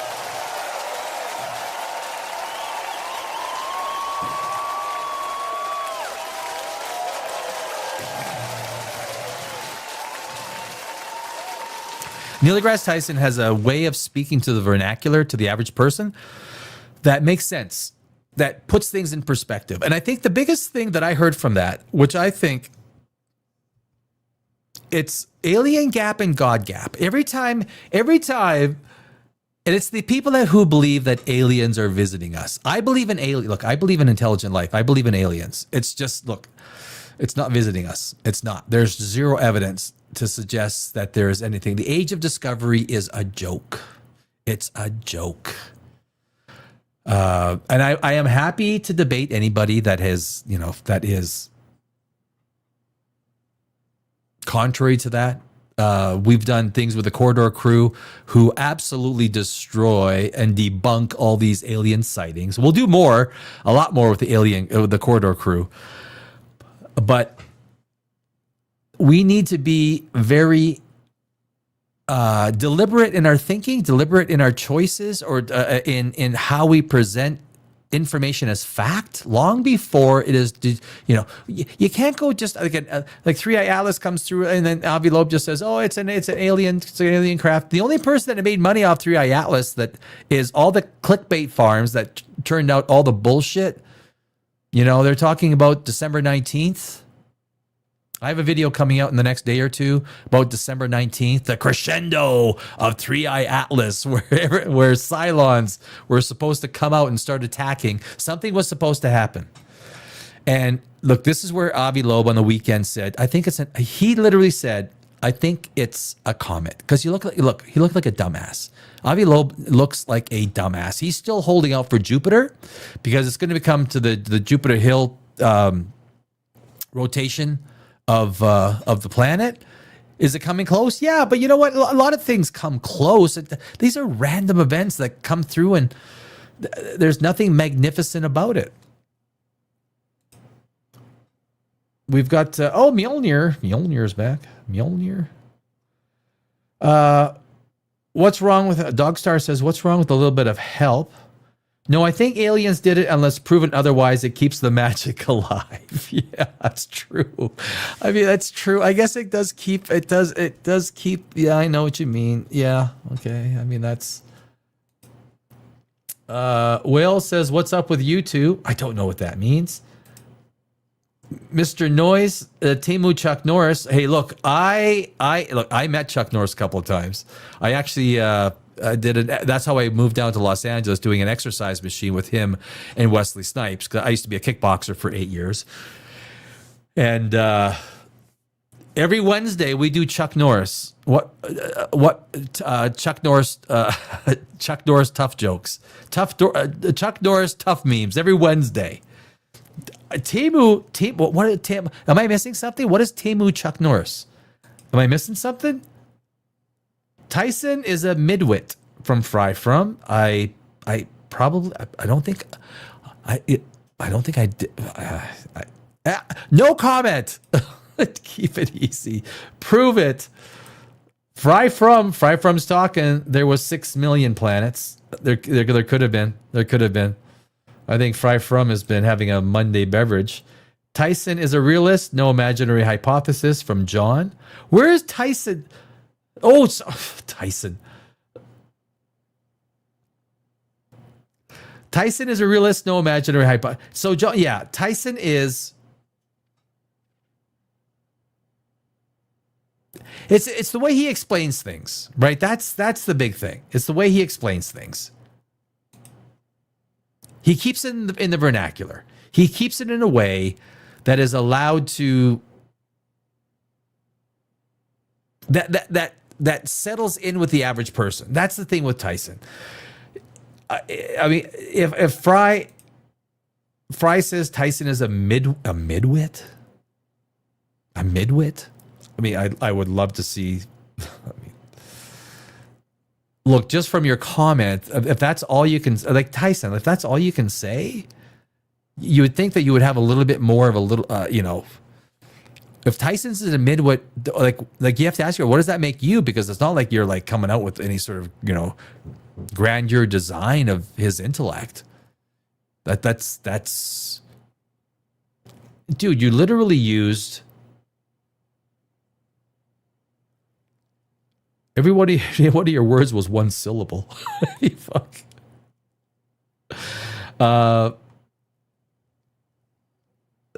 Well, I guess Tyson is 2 syllables, and midwit, because you put it together, should be probably a hyphen.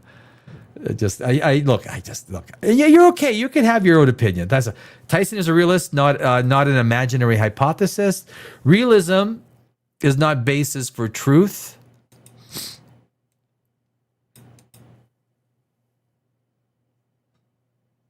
It's not Mjolnir. It's not a. Is that a spaceship? First, it's giving off radio waves. Mjolnir also adds second, it has changed color spectrums, not to mention the anti-tail, which is Mjolnir, and the anti-tail is look, the anti-tail has happened across multiple comets. It's nothing new. What happens with the anti-tail is you have larger molecules, larger particles, because the solar wind is basically comprised of small particles. And so these larger particles are basically unaffected by the solar wind. So they drift off in their own direction.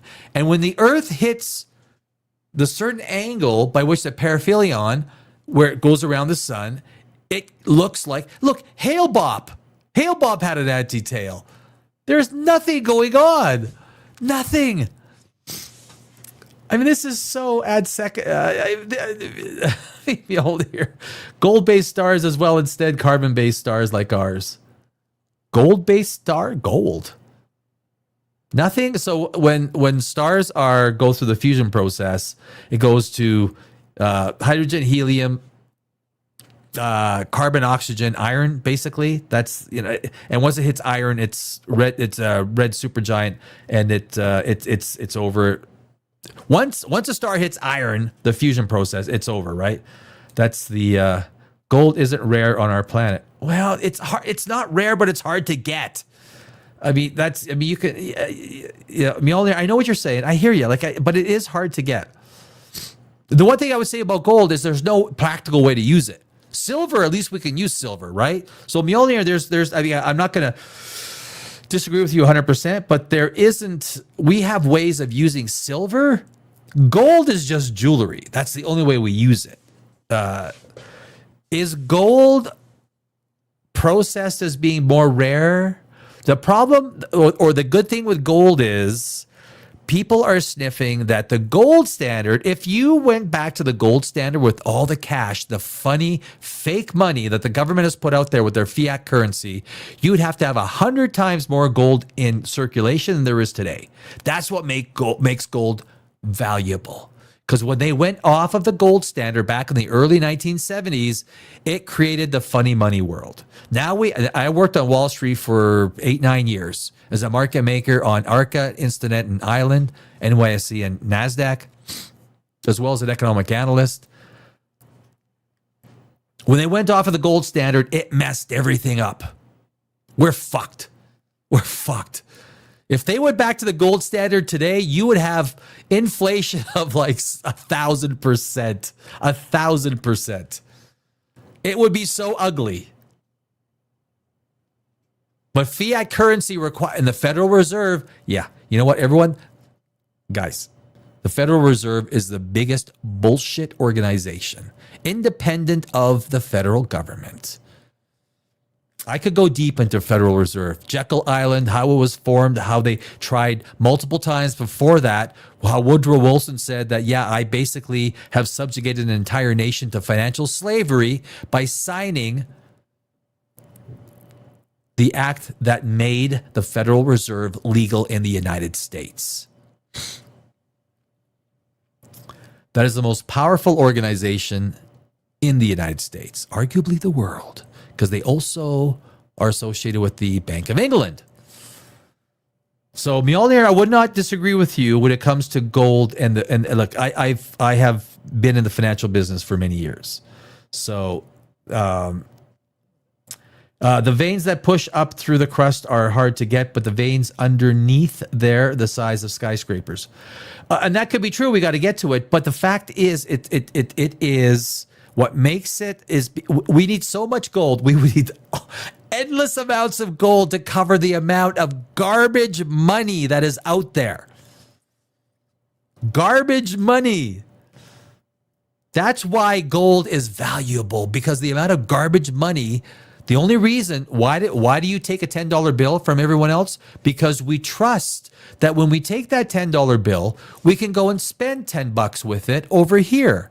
Now, on a real-time basis, it doesn't change. But over years, as we just found out, when Joe Biden printed $10 trillion worth of zero money value. Money printing creates inflation. Money printing creates inflation. That is an economic fact. And as long as they keep printing money, so Trump is like giving all the money away. Everything in surplus, give it away. As the debt, not deficit, as the debt hits 39 trillion, where does it stop? At which president does it go boom? We're in trouble because there's not enough gold to cover the amount of garbage, funny printed money that the government has put out there. That's why we're in trouble. So we could use some of the gold in other planets. Do I believe in human rights? If so, do you believe an abortion should be abolished in the U.S.? Oh, boy. Oh, that's Calvin. You know, so if you abolish, look, I'm going to say this. I mean, 80% of the United States believes in the first trimester abortion. 80% of the United States. I do not want to see young girls going into back alley coat hanger abortions. I do not believe in the Democrat view that abortion under or abortion under any idea, any way. That is 9th month. Remember in Virginia, they had the ninth. They were talking about the 9th month. They were talking about when the baby is born, but the mother wanted an abortion, but the baby is accidentally born. That they could still kill that baby because what the. The Democrats have lost their way. Just look no further than Minnesota. Holy Jesus Christ. No, I believe in first trimester abortion. I do. I believe in, that's a hard, 80% of America agrees with me. 80%. I don't like any political. I don't. I fucking don't. Maybe I have to. Do I have to? I am in between. I am in between Republican and Democrat. I am. I'm right in between. I am a third party center. I'm not religious. So I'm not going to buy into the BS of the whole idea that no, I don't want to see the 10 Commandments at the steps of our schools. Are you kidding me? Thou shalt not idolize false idols. What does that mean? But thou shalt not kill is not on the 10 Commandments. It's not there. So that's okay? Is that okay? It's not there. Is that okay? Who got me political? You son of a bitch. I'll kill you. Mjolnir, 3 eyes, the type of radio wave. 3 eyes, the type of radio wave it gives off. No, 3 eyes stands for. Okay, I'm not even getting into that. Mjolnir. Atlas Asteroid Terrestrial Asteroid System. Well, you have like a YouTube channel where you sell this stuff? It's not. 3i Atlas distributes a radio wave every 144 minutes. Oh, jeez. Steve. Hey, let him sleep. Laughing out loud. Who's sleeping? Virgil. Dumb shit, commie. Well, that can't be me. I don't know who you're talking about. That can't be me. I was born in Brno, Czechoslovakia. We fled the Soviet invasion. No one hates communism more than I do. Nobody. No fucking nobody. We were refugees when I was 9 months old in Vancouver. You want to talk communism? I know, because my family was wiped out, destroyed from it. I don't have a family today in Canada because we were refugees here in North America. I spent 20 years in Los Angeles, 20 years as an adult in Canada. I've seen, family in Europe. I got it all. I got all the trifecta.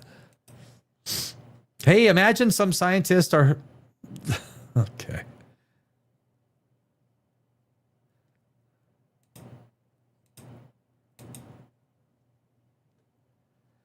Noon, hey Noon, how you doing? If you believe in a materialistic worldview, then the universe is completely deterministic. Oh, I got. So nothing you say or do or matters because the outcomes are already determined. So Noon, I have, yes, determinism versus free will. I strongly believe that there is a very high chance that everything is, if you mathematically, now the mathematics that are at this point are so far beyond, but if you take everything mathematically is precise. So at the very start of our universe, at the Big Bang, everything had there was no randomness because you could compute every molecule's interaction mathematically to an exact specificity. And every reaction beyond that, you could calculate with an exact specificity. Every particle reaction, and this is what I think you're saying, Noon, every particle reaction since the beginning of time, at least in our part of the universe, I believe the universe is infinite, has been a verified, calculable interaction between particles. That means through billions of years, just like if you could compute when you hit a cue ball and playing billiards, if you could compute every little finite, the trillions of input variables to shooting a billiards ball into a corner, it's finite, right? You could compute that. So determinism basically says, and it's the same thing with our brains. Our brains are a series of electrical patterns that are that can be predicted based. Yes, the statistical anomalies are to the trillions, quadrillions, trillions upon trillions to trillions of possibilities.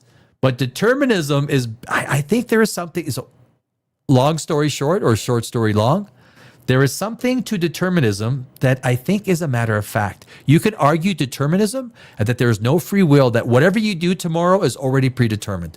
What you do, whatever happens 1,000 years from now, is predetermined because the mathematical probability of interactions between particles is finite to the point of exactness. And every particle reaction to the end of time is predictable, but we don't have the compute power to figure that out. So Noon. I mean, that is a philosophical argument when you take determinism versus free will. Determinism has a very strong footing. Michio Kaku would have said it's definitely aliens. Yes, he would. Michio Kaku is one of the most AI-generated faces on YouTube. He is. I actually, you know what? I don't know what Michio Kaku's opinion is on 3i Atlas.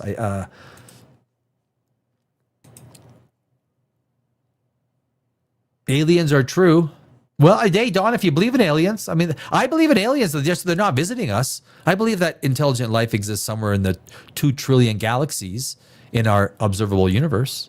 I don't think they're visiting us. No, not at all. 0%. I think it's 0.00001% that they're visiting us. There's a tiny chance. I don't believe in ghosts. I don't believe in aliens. It is a fact. It is not a fact. Not even close to a fact. Why? Well, you're predicting. You're predetermined. They live among us. Yes. Nice guy looks definitely like Chuck. Tyson chicken. James says, good old fractional banking. There you go, baby. James knows exactly. Fractional banking. Exactly. If you know fractional banking, so you have somewhat of a financial background, James Brown. You have somewhat of a financial background if you know the concept of fractional banking. Who cares? I don't know about what, but you better care. Everything, whether it's economic or whether it's cold. Deport to Israel. What? Me? I look Jewish? You think I'm Jewish? Look at my nose. Look at my nose. No. I think I'm the farthest thing from Jew. I have no Jewish in me. I am Northern Germanic. I was literally born in Brno, Czechoslovakia. My whole family is from the Northern Germanic lands. I am Jewish? What the fuck? Abortion is not abortion. I don't know if it's a Jewish value. I don't believe in abortion, except for the first trimester. Abortion is not a Jewish value. Come on, cold. That's simplistic thinking. It's the kind of simplistic thinking we don't need right now. It's not political. It is not even a political argument. It's because one party thinks this, one party thinks that. It's a social issue. Do you want young girls going into the back alleys and having coat hanger, dying from coat hangers? The first shit happens. 80% of America agrees that the first trimester is okay for an abortion. If 80% of America agrees on that, it should be a matter of fact. Even a lot of Republicans are coming over that way. A lot of Republicans. A lot. The last thing we need is 16-year-olds dying in back alleys again. I'm not pro-abortion. I'm not. It should not be, especially in the second or third trimester. There comes a point of time that maybe, and all I say with that is listen to the majority. What does the majority have to say? I don't care about the fringe. I don't care about the far left fringe that thinks it should be 9 months or the far right fringe that thinks it should be 0. There's a middle ground that 80% of Americans, 80% of the world agrees with. So let's just keep it there where most people agree. Where is it that most people agree? Look, if 80% of the people believe in this and I disagree, I'll go with it. Okay, fine. You know, the majority agrees. The extreme on both ends have just got to pipe up and take it. I mean, that's still kill that baby. You just said that. Well, maybe phrase it any way you want. I guess you can phrase it any way you want. Deport to Israel ASAP. I gotta go to Israel. I'm going to Israel, baby. Hey, Netanyahu, Benjamin, you're gonna have this agnostic come into Israel. I've read the Old Testament. It's fucking bloody. If you guys read the Old Testament, there is some, it is like a Conan novel, right? The Old Testament is like a Conan novel.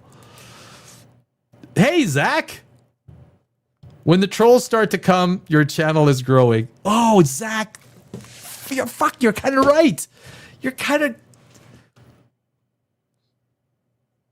hey, you just said that. You just arrived. Zach, how you doing, my friend? I guess when the trolls are coming, I guess you're right.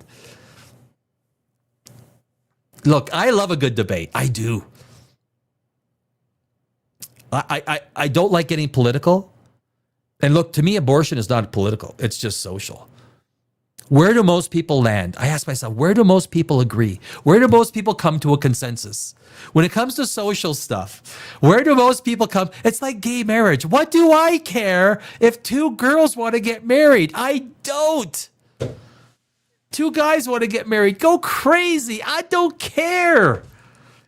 Because I'm not religious. If 2 guys love each other, they want to get married, go for it. Go for it. It's not my thing. Just like I don't agree on 2 girls marrying each other in the sense of I agree with it. Like if that's who you love, that's who you love. I'm not. No one has the right to tell you who you love or who you don't love. Zach, a fucking awesome point. Zach says 80% of people agree that Die Hard is a Christmas movie. So it shall be. Oh yeah, motherfucker. Oh yeah. There's no way you can watch Die Hard and not get Christmas vibes, right? There's no freaking way you can watch Die Hard and not get Christmas vibes. It's like Lord of the Rings. I know it's nothing to do with Christmas. It's only because each Lord of the Rings came out at Christmas time. So it just reminds. So that's why I watched the trilogy. Probably twice, 2.5 times, bits and pieces. I love, right? And that's why I brought out my buddy. That's why I brought my buddy. I love this. It's so good, right? The Witch King of Angmar. So so good. If you're gonna have a Merry Christmas, you're gonna have to watch at least Fellowship. To me, the Fellowship of the Ring is the best movie. To me, I don't think Return of the King is the best movie. I think the Fellowship is the best movie.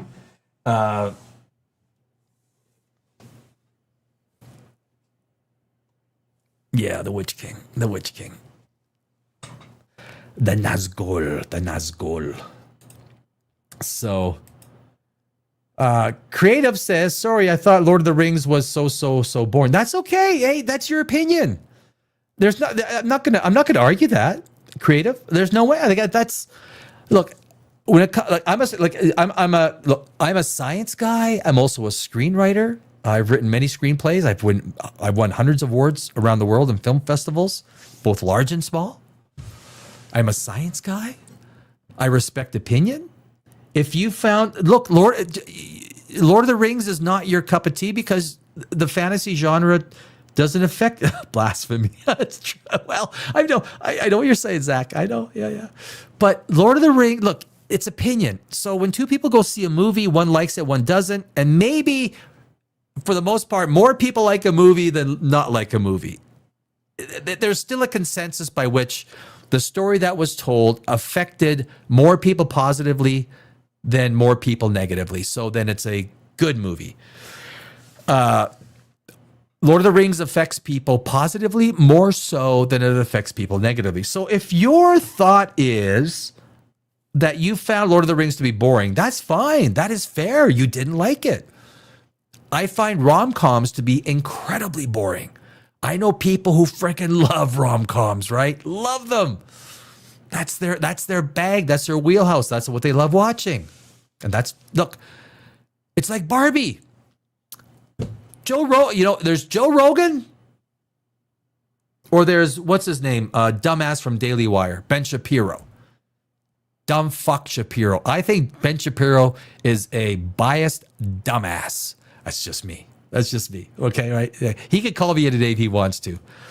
I would love to debate his ass. I would love to debate Ben Shapiro's ass. Love it.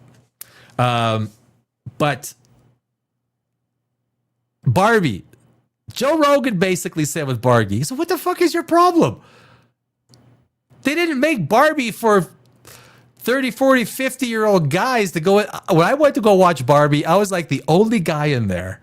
And there was like 50 or 60 women with their daughters, granddaughters, or whatnot. And I was sitting there doing a review going, holy fuck, okay, I get it. And at the end of the movie, Ben Shapiro had such a problem with Barbie wanting to go to a gynecologist. This is a movie about freaking women. Do you want what? And arguably, Ken stole the show with the song, right? He even sang that at the Oscars or one of the awards shows. Ryan Gosling actually stole the show. It's a female movie, and it sold $1.5 billion in tickets. Did I like it? No. Wasn't for me. Was it a good movie? Fuck yeah. Because it hit its target audience, nail or hammer on nail. They nailed it, and they made so much money. So it's a good movie. Not from my perspective. I haven't even watched it a second time.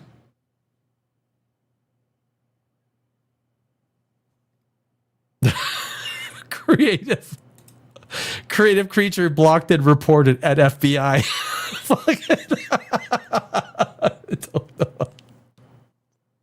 I don't know what. I don't even know what to say except to give it applause. he's not blocked here. He could, I think it came out the same time as Hannibal, and I really wanted to see that. But my friends became born again Mormon. Whoa, that's born again Mormon is pretty intense. So she couldn't see it. Oh, that's Creative saying. I thought that was Zach. Creative. I think it came out. I got okay. Born again Mormon is pretty intense. Like I am fairly. I am not. I have nothing. The blind faith thing is crazy to me. It makes no sense. But I have friends that are Roman Catholic or whatnot. But I'm a firm agnostic. I'm not an atheist because I do hold out the chance that a simulation might actually be a matter of fact. maybe this concept of God. I did a video on the concept of God. It's a 10-dimensional being. If we have multiple spatial dimensions, time not being a spatial dimension, but if we have a fourth spatial dimension, which is kind of like represented by the tesseract, right? Then we have a fifth spatial dimension. You got all these 90-degree angles coming off and representing themselves as basically a fourth dimensional creature entity will have a 3-dimensional shadow, just like us 3-dimensional beings have a 2-dimensional shadow. This is the easiest way, I think, of representing dimensions. A fifth dimensional spatial entity where time is not temporal. The dimension is non-temporal, non-time. So a fifth dimensional entity will have a fourth dimensional, put that in there, a fourth dimensional shadow. A sixth dimensional will have a fifth dimensional shadow, and so on and so forth. So if you try and envision a fourth dimensional entity that has a shadow like us, so its shadow would appear like us. But if we went to the fourth dimension, spatial, not temporal, the fourth dimension is not time. Einstein used time as the fourth dimension to represent his theory of relativity. But if you take dimensions, because the first 3 dimensions are spatial, so the fourth dimension is spatial. You have the tesseract, right? That's the same thing they used in look, Marvel does nothing but take stuff from real science. Marvel takes stuff from real science, just like the whole multiverse, the whole timeline thing. They take real science and they put it into science fiction, which is fine. It works good, right? It works good. But a fourth dimensional spatial entity we would see this fourth dimensional entity in our dimension appear and reappear in crazy angles that we couldn't define or adjust or put reason to, because the fourth dimension exists outside of our sphere of understanding and outside of our sphere of conception. Just like that would be the same thing to a fifth dimensional being, to a fourth dimensional being. A fourth dimensional being would be just as messed up if they were dealing with a fifth dimension, spatial dimensions. The question becomes, does the fourth spatial dimension exist? Can consciousness exist in 4 spatial dimensions? This is a fantastically powerful philosophical and mathematical argument.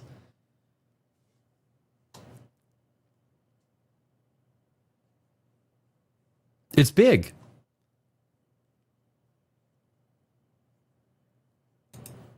Chris Braun says I'm schizophrenic.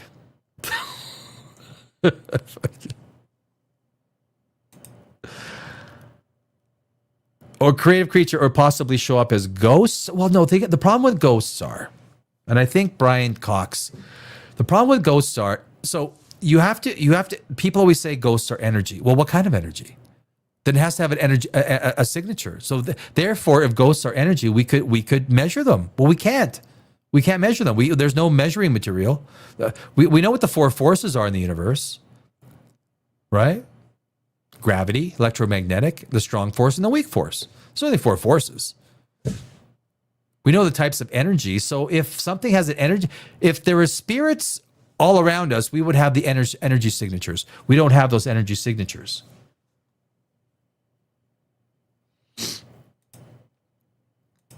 Chris Braun says, "Bra, shut up." I don't know who he's talking to. It's the right of Chris Braun to speak, unless he becomes an asshole. Zach says, wait, the Twilight Zone is the 5th dimension. Maybe. Chris Braun says, the real question is, how many men has your mom not slept with?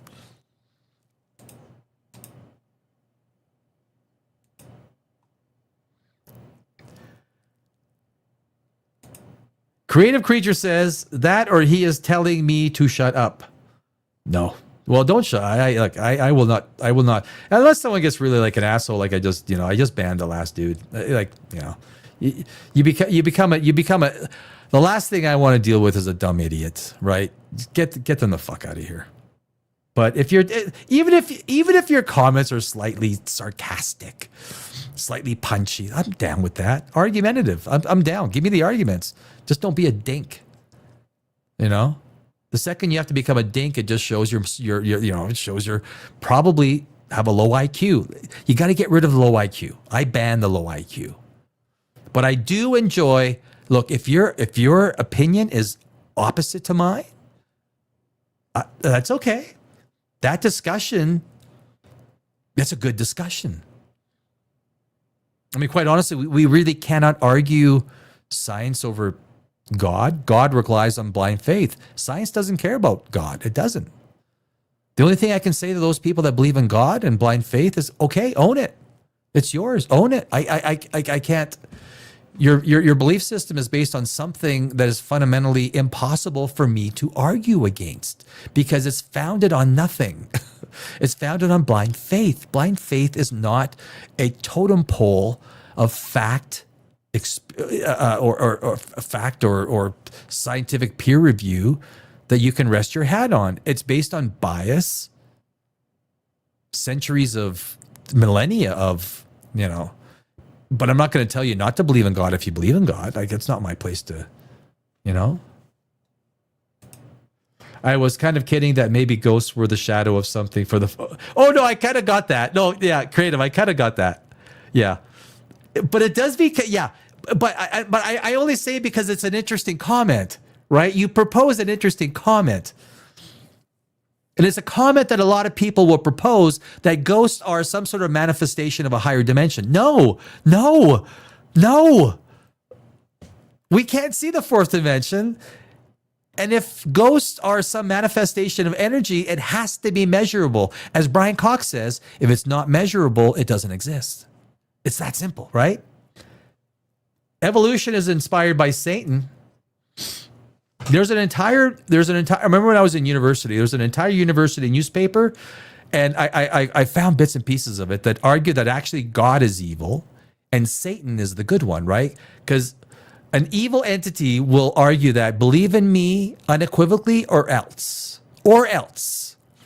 I am everything. I am good. I am bad. I am this and that. And if you do not believe in me, I will cast you into the fires of hell. Or the devil says, look, man, just be yourself. Just be yourself. Relax. You want some food? You want some this? Relax. Be yourself. There's an entire argument, philosophical argument, which is credible. It's philosophically well-grounded that, in essence, God is the evil one. How an evil entity would just read the Old Testament. Like, are you kidding me? Just read the Old Testament. You want to? That's a Conan book. That's Conan, blood and guts and gore. And if you are Jewish and the Old Testament that's your bag, that's cool. I'm not going to argue with you. It's like, own it, keep it. And if you get upset at what I say, well, I'm sorry. I don't know what to say. Because your belief is built on. It's like, well, what's his name came out with? Do I still have that? Oh my God, I might even have that somewhere. If I find this thing, I will have many a people. What is it here? Is it here? Is it here? Is it here? Ah, it's not there. 312, 411. No. 412, 511. Oh, this is no way. Oh, no way. 8, 12, 9, 10, 11. Blue Origin. No. You know what? It's the guy when he comes out. What's his name? Burton. He comes out and says, I have these 15 commandments. 10 commandments. And he's Jewish. Tim Burton is Jewish. And he's poking fun at it. It's okay to poke fun. You can't poke fun at your religion. Oh, man, come on. I can poke fun at science. I sure can. I sure will. Sure do. Sure have.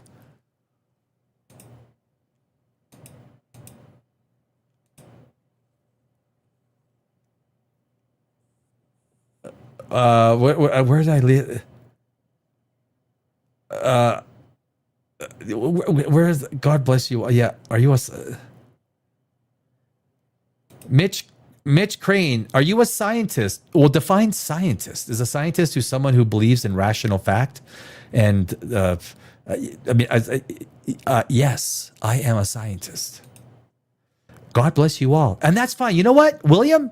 That is a compliment. When someone tells me God bless you, I take it as a compliment because I know it's meant as a compliment. Even though I'm agnostic, even though I don't believe in God. Someone tells me, God bless you, thank you. Okay, I'll take that as a compliment. I assume you meant it as a compliment. Why would I take it as anything else?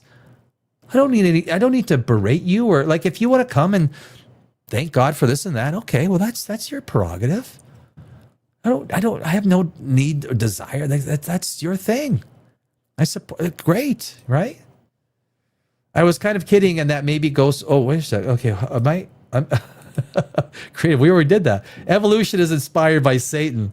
Yes, evolution is inspired by Satan. Evolution is inspired by science.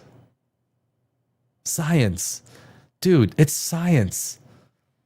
You just need to open up your mind just a little bit. You need to go out and do an unbiased. An unbiased audit of your world. Unbiased. Just need to drop all of your beliefs, all your biases, everything like that, and just go take a look at the world.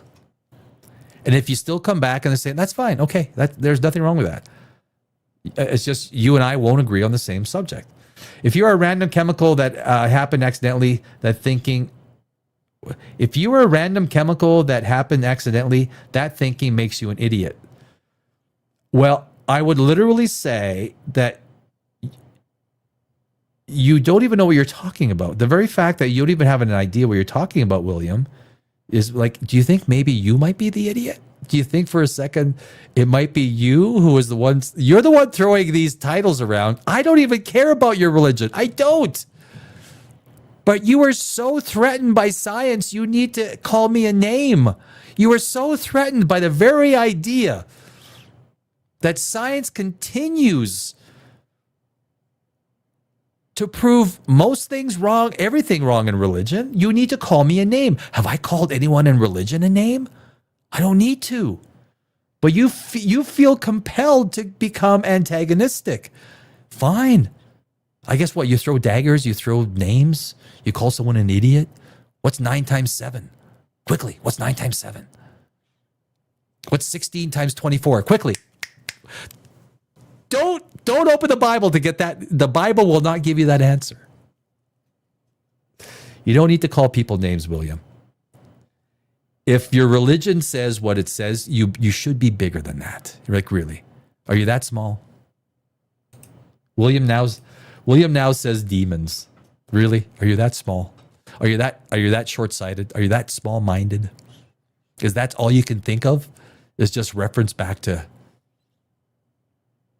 Think of something that is like, will make people go, ooh, maybe he's right. Those kind of arguments just make you look,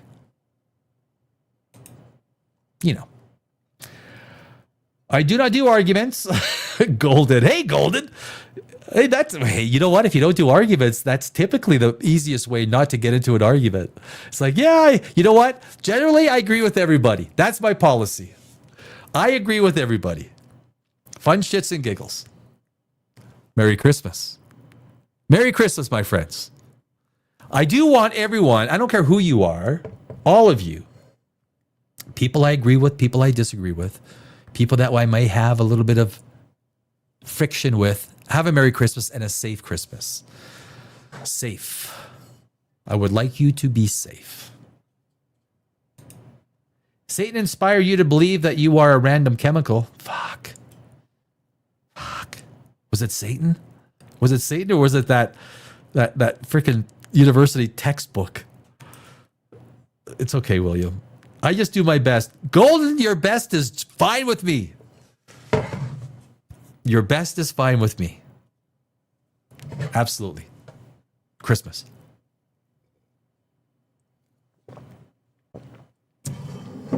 dude, Leviticus and Exodus are out there. Just seems like a bunch of laws, which include not to procreate with sheep. It's comedy hour. Like, you know, I love open debate. I creative. Oh, I should put it up there for all to see.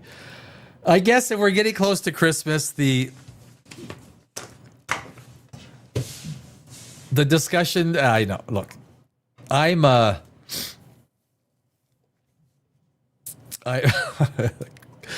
I know that we are in the delicate balance of life. You know what drives me crazy? I've said this before. When I go to the gym around 3 in the morning, sometimes 4 in the morning if I can't get to bed early enough. And I pass these two massive churches. One is Roman Catholic, and I believe one is Lutheran. They are massive. They are both probably 50,000 square feet. 50 frickin' thousand. Every time I pass them, day and night, empty parking lots. The parking lots are like a football field size parking lots. Each of these churches they have like 10 acres. They must be 10 acres, both of them. And they're side by side. And they're always empty. You've got these two massive structures that are always empty. And there's people on the street homeless. There's people on the street, families, people living in cars. But yet these massive structures sit empty 85%, 90% of the time. 90% of the time, while people are on the street freezing, hungry, families that can't, but yet, and you're telling me that this God is all benevolent when these freaking structures, 50,000 square foot structures, sit empty on nights that are below freezing. Empty, closed. No, you cannot come in. No, I know it's the Lord's money has built this structure, but you damn homeless people will stay on the street. You can come in on Sunday morning when we open up for 5 hours. That's what we're going to do. Otherwise, stay the fuck out. Why does a structure that big have to be closed when the money that's given to it is offered to it based on charitable donations, but yet the fucking thing is closed 90% of the time? People freezing, mothers and children. No, they can't go inside. Sorry, we're closed. Sorry, we're closed. See, closed. No, we not today. Come back on Sunday. Come back on Sunday. Well, the preacher makes $100,000 a year. Well, they're $120,000 a year. Undisclosed because it's a charity. They don't need to disclose their financial information. Tax-free. But these buildings sit empty. Thousands, hundreds of thousands of buildings across the world sit empty 90% of the time. While people go homeless, mothers, fathers raising children have no place to go, but these massive structures sit empty. And if that's a God that you think is all benevolent, that to me is humanity. That is humanity at its worst. That is not an all benevolent God. That is humanity at its worst. If you live in a place where things go well below zero, if you're in Montana, Wyoming, Denver, all the northern states, the church barely lifts a finger to help people that are truly in need, truly, really in need. I see it every single day. I drive by the empty frickin' churches every fucking day. Fuck you. Just kidding. No, but it is true. These churches are empty. They are. And that is a disgusting display of humanity dressed up as privilege. I'm sure some people are calling me out on this. Save your fake applause. Would you say the same sport for sport venues? And don't get me wrong, I don't agree with those churches either. That's an interesting, Josh. That's an interesting question.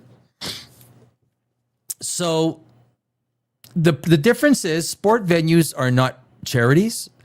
Churches literally rely on 100% donations, the 10%, 15% tithe. I think it's now up to the 20% tithe in some places. They literally take money from people tax-free. A sports venue is not tax-free. It is not a charity. It must report its full taxes, 100% taxes. If it's profitable, it pays taxes. If it's part of a sports team, it must provide those taxes to the IRS, to the Australian government, to the New Zealand government, to the Canadian government. A church does not.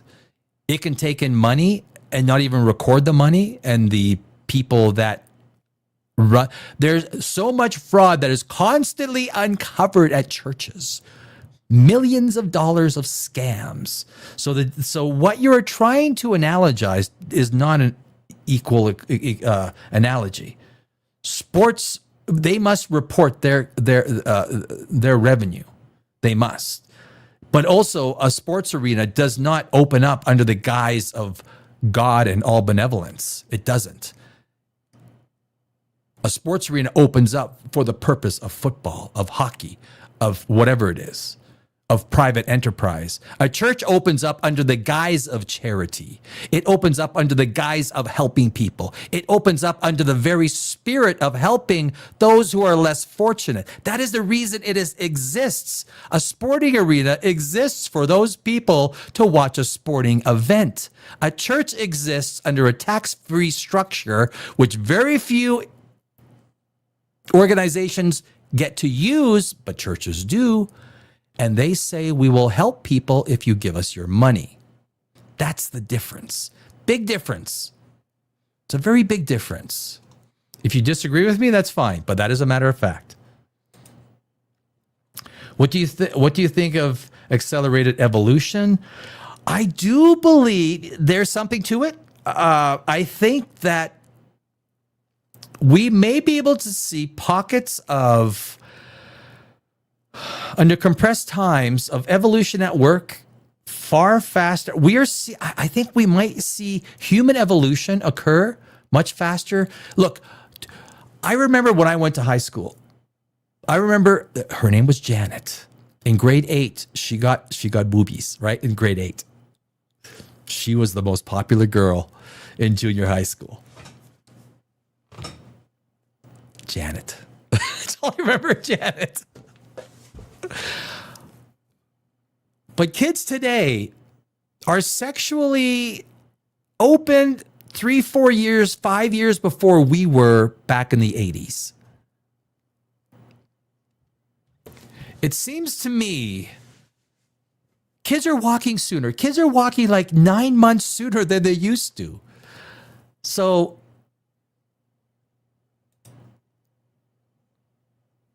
yes, there's something to it. Sit empty, Samuel, sit empty. That's an interesting way of capitals. Josh says, and that's not God, and you said it, it's humanity. Do you open your home to those people? I'm not a charity. I do not have, no one gives me money to look after people. No one gives me money to open my home. My home is not big enough. You don't know who I am or how I do it. Have I given money away? Fuck yeah. I have given a lot of my money away to charities, directly to friends and family, or not family, but friends, to help them through hard times. Would I like that money back at times? Yeah, I really would. But when I give it away to friends who really need a hand, I don't expect it back. Have I helped people beyond my means sometimes? Yes, I have. It has nothing to do with opening my home and having another family sleeping in my bedroom beside me.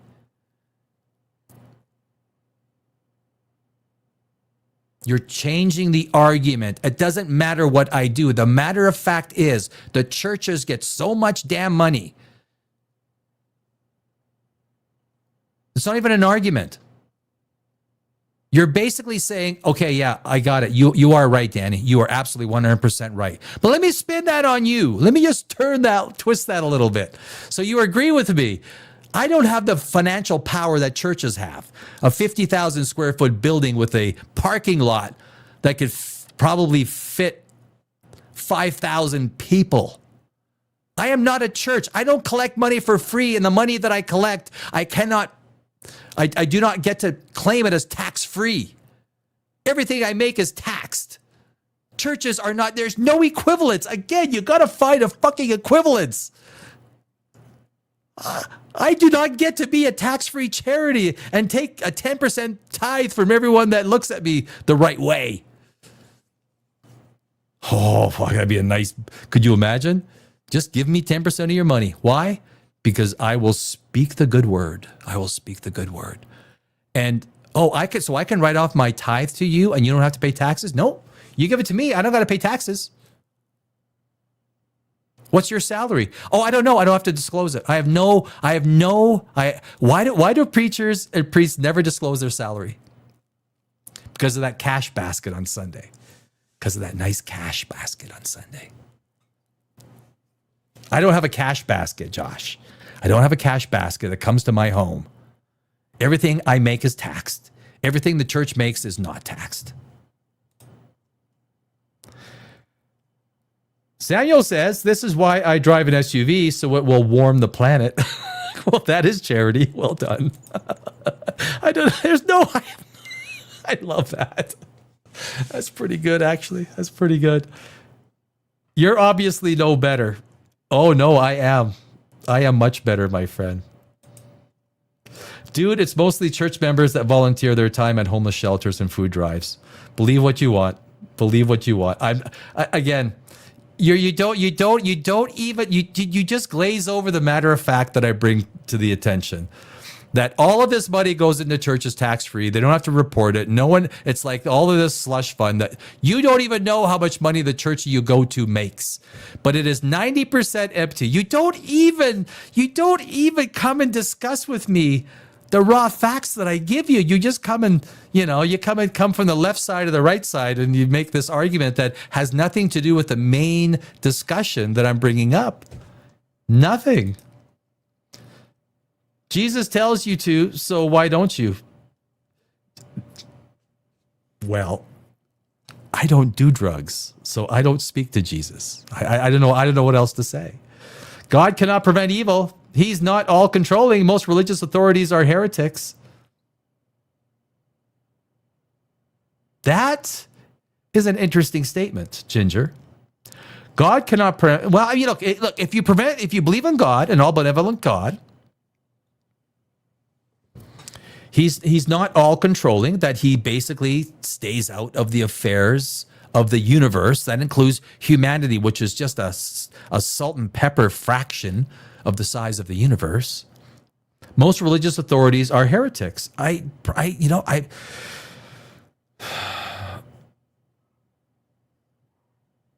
Ginger, you might, yes, heretics is a religious term. Most religious authorities are basking in the benefits of religion. They are basking in the benefits of all the free money coming in, tax-free money. I will guarantee you that the last salary in a church to get cut is the head priest. At the first funds that go into the church go to the head priest, and then what's ever left over, we'll do a bake sale. Can we do a bake sale? Okay, we got to. We'll get the kids hockey. I played hockey. Soccer, football, or baseball, and they sent us to the houses to go grab bottles. Right, kids are great slave labor. Right. It was us that we had to go pick the pop bottles up. But at Josh, God has the power to give them a hold, supposedly. So why doesn't Cheesy makes a good point. God has the power to give them a home, supposedly. So why doesn't he or she? Entertainment is probably one of the biggest reasons our dollar is so inflated. Entertainment? Inflated? Entertainment? I mean, I worked on Wall Street for many years. The entertainment business is a tiny fraction. A tiny fraction. Microsoft in itself is bigger than the entire entertainment industry. One tech company is bigger than the entire entertainment industry. I'm not sure what? I mean, maybe you got an argument there that I'm not seeing. I'll give you that levity and kind of, Cheesy says tax the churches. Yes. I wouldn't be. You know what? Cheesy, let me put it a different way. Audit the churches. Audit the churches. Audit. There's nothing more powerful than undergoing an audit. Because look, your parishioners are shareholders. They're giving you the money. You need to be accountable to the shareholders. So, Cheesy, I would just say audit the churches. Because if you audit them, we know how much money's coming in. That includes cash proceeds on top of everything else. That would be a healthy thing. That would also be healthy for the churches, ironically. It would be. It really would be. Mitch says, this guy is an effing joke. Cheesy says, Ginger, I'd argue that they bask in the abuse and heresy of the religion. Could be. Yeah. Josh says, we have only one word for that.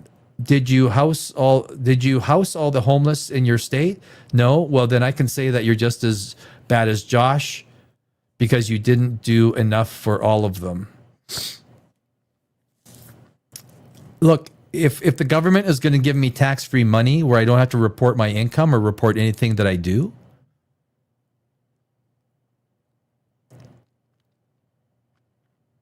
these charities, which includes the churches, are under. Again, you don't even answer. No one will answer. Yeah, like Cheesy. Yeah, you make a good point. Like, yeah, that's. But anyone and you see, right? Like nobody answers the real question. They just keep skirting the real issue. Why aren't the churches open? Right, Cheesy? Why aren't the churches open? 95% of the time they open up for Sunday morning and Sunday evening. That's it. All of their money comes from donations, which are 100% tax-free, audit-free. The government can't touch it. The government can't even lift the covers and look in. Why don't we? Let's just take a look. Let's take a look. Let's see how much these preachers are making. Let's see where the money's going. That was for Josh. Yeah, no, I got that, Cheesy. Yeah, I got that. Yeah, I got that. Yeah. Ginger, Mary Magdalene understood Jesus' philosophy better than any of the 12 disciples. Love is the merger of two identities that is more than the sum of its parts. That's a fairly that's an interesting statement, right? Philosophically, there's a lot of things that can be discussed. From a finite perspective, look, I'm not. Here's the problem. Anytime you just say things that are a matter of fact, the people that have the blind faith interest they attack ferociously. I haven't called anyone names. All I said is I pass these two churches and they're empty 90% of the time. That's all I've said. That's all I've said. And then people come in and viciously attack me. They don't even go after that question, that problem which I state. They say, well, Danny, how come you don't let people in? You know how much fucking money I've given to people to help them? You have any? I have given so much money to people, and under the guise of lending it, expecting I know I'm never going to get it back. I don't. I know I don't. If it helps friends or someone that I know get them out, you know what? Fuck, it's the cost of friendship. And I can't write it off. I can't write it off like a church can. A church can write all that shit off. I can't. This is after tax money for me. It's not even an equivalent.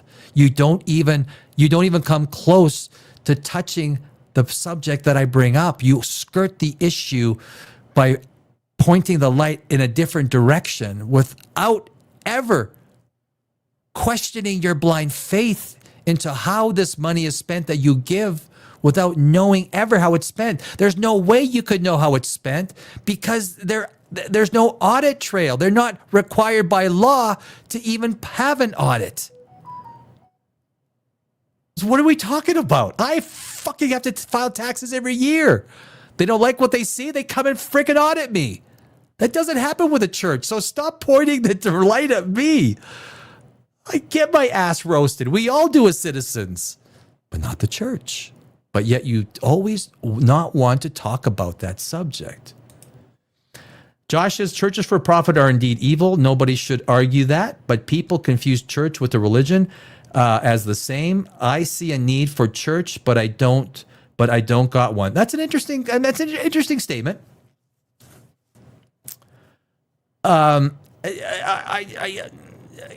Yeah, I mean, Cheesy said, whoop. What the hell?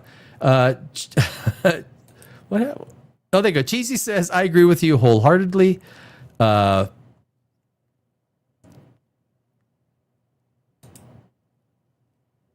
assume that was me. I think. But what Josh says, I mean, that's an interesting look. People of faith, if you have faith, blind faith, you believe in God, you got to hold your own churches accountable. I'm not going to do it. You know what? You give your money to these churches. I don't give my money to those churches. There's no fucking way I will. I will give my money to those organizations where I know 95% of the money goes to the people that are affected by the problem. The first chunk of money goes to the preacher, and it goes to everything dealing with that building being open or not open 90% of the time. If you gave your money to actual places, charities, where they're 95% a giveaway, and these charities are measured. Churches aren't. They're not under the same guise of these charities. Churches are under a whole different idiom of reporting. They don't have to report how much money they help. But charities are marked, registered. They're accountable. I would give my money to a place that I know gives 90, like Tunnels to Towers. They're 90, I think 96% of their money goes to people. 96%. It's the highest rated charity in the United States. That is insane. That's where you know if you give $100, $96 is going to go help somebody. There's no way you can say that for any church, period. Creative, let's talk science. I know, right? Creative. I know we should talk science. I don't know why it kind of like science oftentimes devolves into this, and actually, it was my fault because I did bring it there. Because I did bring up the idea that I pass 2 churches every single day that are empty. So, arguably, it's me that fanned the flames of. Ginger says, we should not, however, create situations which degrade, diminish, and deteriorates the will of reality, which is that which deteriorates others. Yes. If I understand what you're saying there, look, the greatest thing, there's one thing, the greatest thing that has helped all of humanity out of poverty, it's science. Science is the one superpower. The only thing that religion can give us are more scrolls, are more 2,000-year-old scrolls from old caves, from old men and women, cavemen that put these scrolls into these caves thousands of years ago. It's historical, archaeological evidence. That's all religion can give us. Philosophical arguments for this and that, yada, yada, yada. Science gives us real stuff. If that's, creative, that's kind of where you're going. You talk about real science, you talk about science. This is what science does, right? Science. Could you imagine if I told you 50 years ago that the average person will have a computer that is more powerful than the sum of all computers in the world. This computer is more powerful than every computer combined 30, 40 years ago. This one little piece. This is science. This is the freaking power. So, and everybody, almost everybody, even in poverty, owns a computer this powerful. That's science. That is science.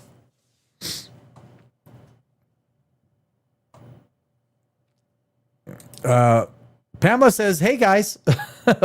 Pamela says, bye guys. Pamela says, poof. Hey, hi. Bye, Pamela.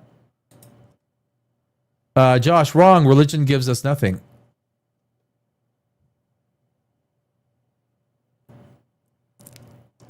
It gives some people spiritualism. Hey, look, I am one of those people that believes that the church needs to be there because so many people require that support structure. I was wondering if you thought that we were the products of accelerated revolution. Do you believe it was just humans coming across better nutrition? Oh, yeah, I think I touched on that. Yeah, no, I think accelerated evolution is kind of showing itself. It's showing itself in even just in puberty comes sooner. Babies are walking sooner. A sexual curiosity is coming sooner in kids. There seems to be a propensity for an acceleration of you know what I mean, right? Zach says, what this reflection orbital space mirror is all about. What this reflection orbital space, I'm not sure. What orbital space mirrors?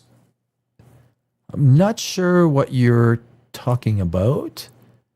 Josh says it offers a choice. Hey, choice is fine. I'm just talking accountability, and choice is excellent. Yeah, choice is good. I'm talking accountability. Accountability in all things, right? Accountability is, or possibly a higher being. Well, no, I don't. No, I don't. I'm an agnostic. I don't believe the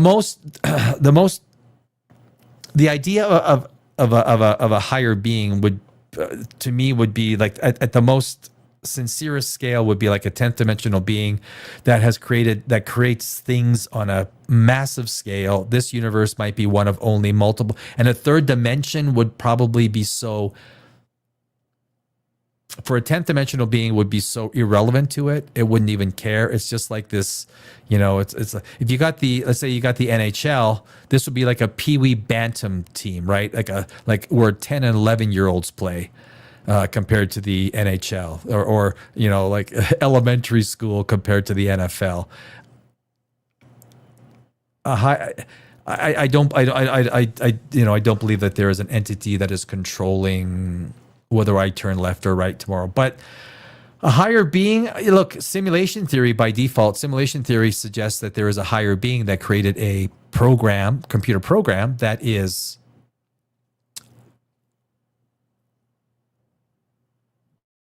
that which we live in. So the computer programmer, that would be, again, this entity would be so far beyond us. Even Neil deGrasse Tyson, I remember he was very atheist. And now he holds open to the idea. He holds very much open, Neil deGrasse Tyson, on the idea of a simulation. The simulation idea has taken root, and it has legs. Josh says, in order for evolution to even be possible, it has to be allowed through genetic code. How do we have rules of code, a book, without an author? Well, genetic code it's pretty simple because everything in that from bananas, even bananas share like 64% of our DNA. Like literally bananas, freaking bananas, blueberries, like these things, everything alive today shares a significant amount of DNA with each other. Significant. We are related to everything. That's, and that's like, this is, I mean, it's not, these things aren't made up. Science doesn't care about, science just cares about 1 + 1 = 2. Like, science doesn't care about religion. It doesn't. I don't care about religion. Hold your own faith. Love it. Own it. All I'm saying is that, churches are empty 90% of the time. That's all. That's the only thing I said. It's just a matter of fact. It has nothing to do with secularism or, actually it does have to do with secularism, but it has nothing to do with existentialism or nothing to do with spiritualism. If you believe in God, believe in God. I'm just saying, look, churches sit there empty 90% of the time. I'm not saying anything about your religion or the existence of God or anything. It just is what it is. Genetic codes, if you look at the DNA strands of every single thing of life on this planet, there's a shared DNA strand between all things multicellular. Those things that are multicellular share, what are we only 6% different from a frog? What's that number? How let me type that up. How different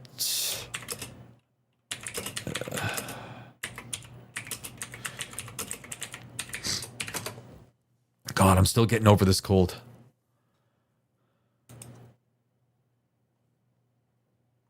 Oh, I should say as a percentage. Oh,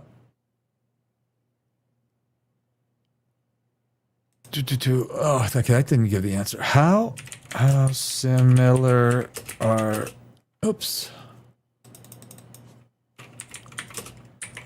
similar is frog DNA to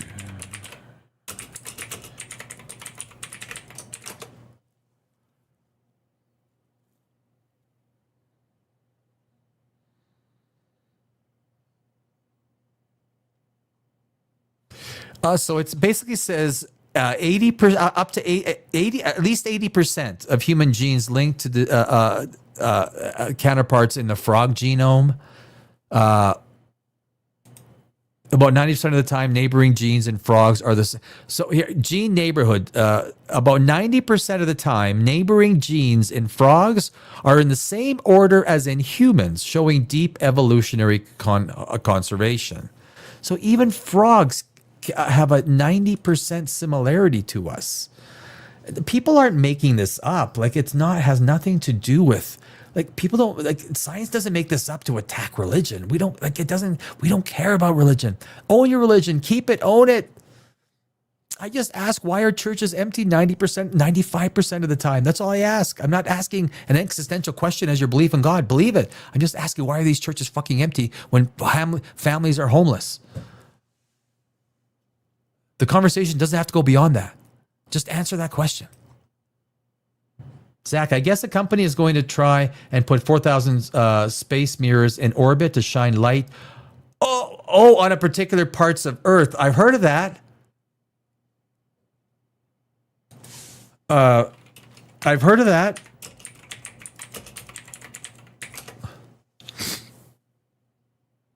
Plan my California startup reflect. Yes. As a matter of fact, I had, you know what? Yeah, right. I had some space news I was going to talk about tonight, but I got yakking too much, and I had to push it into tomorrow. Yes, I had that actual. I read that today. Did you read that? Did you read that today? A controversial plan by California startup Reflect Orbital to launch a constellation of large orbiting mirrors to reflect sunlight onto Earth's night side, creating sunlight on demand for solar firms, agriculture, and disaster relief by sparking major concerns from scientists about extreme light pollution. So yeah, they're talking about creating an array of orbiting satellites that reflect sun back onto the dark side. But they're also talking about data centers and all these other things that this would. It's an interesting thing, Zach. It is very interesting. Yeah, I read that. I'll probably read that news release tomorrow. What is the view of Texas making adult? What is your view of Texas making adult content illegal? That would depend on what is adult content and what age is illegal. Texas making I don't live in Texas. Texas is making all adult content illegal. Oh, I guess, yeah, but even adults, right? It requires websites with significant adult content to implement a strict age verification. Okay, like government, that's okay for Texas users to shield minors, a requirement upheld by the U.S. Supreme Court. If the Supreme Court held it up, okay, well, that's law. That's what else do we need?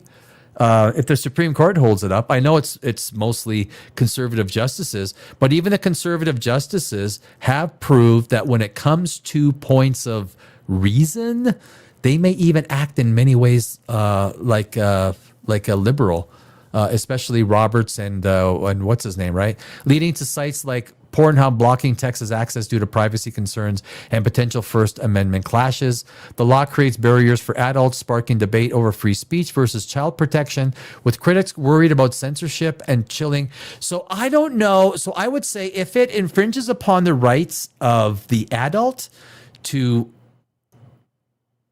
Now, obviously, the content must be consistent with the laws, obviously. I've never watched porn. I'm not a porn guy, so I don't know. I understand the attraction. It's a powerful human attraction. Obviously, if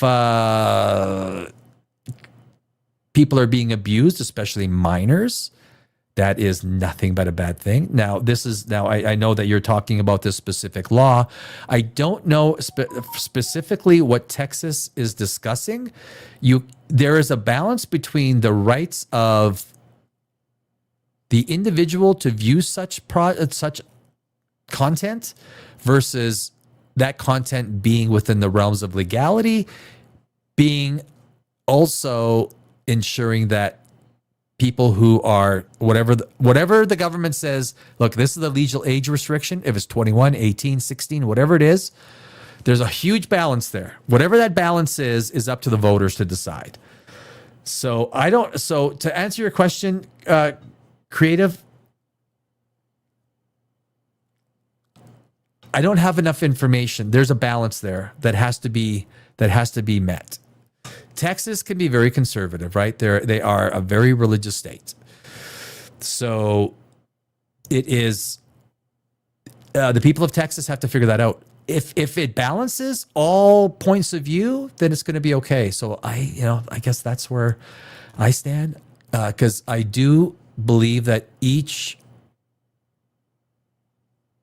part of the argument has validity in its stance. I think you probably agree with me, right? If it goes too far against, then there's got to be it'll probably lose in the Supreme Court if it goes too far. Anyway, our brains are Ginger. I like this. I like the way this starts. Our brains runs simulations every time we think. That's true. I wouldn't disagree with that. What separates us from higher being is that we can self-develop somewhat.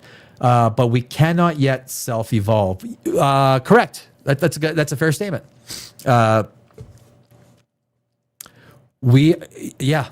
fair statement. If we could self-evolve based on our thoughts, oh, geez. But look, AI might bring us there, right? If we get inorganic conversations happening with organic conversation or signals, right? If our brain, this is so powerful. Listen to, look, guys, understand this. This is how Neuralink. If we get inorganic computer chips communicating with organic brain matter, if these electronic communications become seamless, so that communication from an inorganic entity input goes through organics, goes into our brain, blind people will have vision the next day. Blind people will see the very next day. Holy, could you imagine? And that depends on inorganic receptors, computer chips, communicating with our brain, because basically what becomes our brain? The camera, this thing right here. Everything that you are seeing with me, with this camera, will become images that are translated into someone's brain. And they will, theoretically, they'll have better eyesight than us. Theoretically. Hearing. And that's even simpler, right? Smaller files. MP3 files are much smaller than MP4 files. Much smaller. Much. Look, I understand where AI is scary. It is. And we might turn into Borg once we start putting chips into our brain. But quadriplegics, paraplegics, all these things that require a brain interface that is somewhat not working with the rest of the body could be fixed very quickly. We're talking an overnight fix for blindness. I don't know how many millions of people does that help? Hundreds of millions of people. I would be ecstatic for everybody, or people that have deprived hearing, people that anyone, even the nervous system that have palsy, different palsies. Maybe we can start setting up, computer chips within the body that fixes palsy. Palsy is a massive, massive disease that is inflicted on so many people around the globe. The benefits could Spock, right? The benefits of the many outweigh the benefits of the few. What's the saying? I mean, there's something there. It's kind of exciting for a lot of people. So, creative, is this the next one? Where are we here? Where did we? Sorry, creative. Sorry, wrong chat. Our brains are simulations. Okay, sorry. Church is within. April says the church is within. Well, no, the church isn't within. I pass the church two churches every single day, and they're not within me. They're just sitting there empty every single day. Empty. Massive buildings. They're just sitting there empty. And all I'm asking is a freaking answer. Churches within doesn't give an answer why these churches are empty every single day.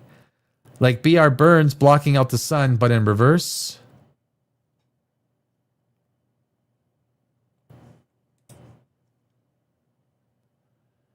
Zach, God complex type stuff. And hey, if someone believes in God, that's cool. I get it. Yeah. I mean, Zach.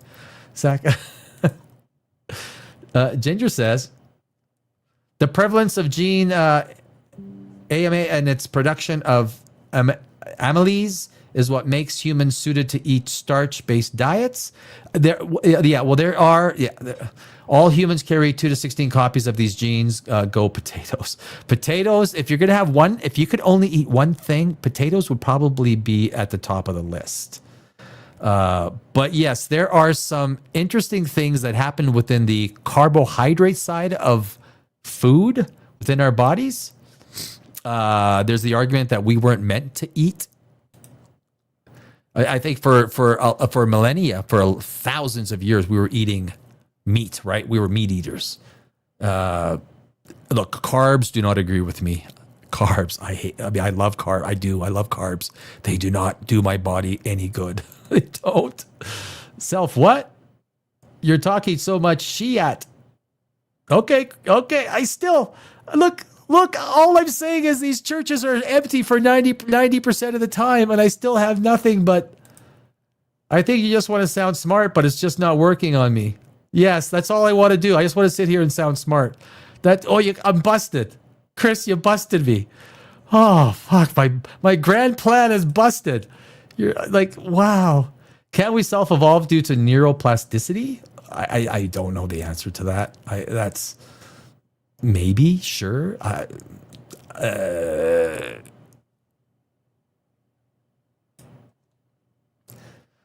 Yeah, that's all technology, bro. Yeah, well, I mean, this guy would be a good cult leader. I would be, wait a second. I would be the good cult leader.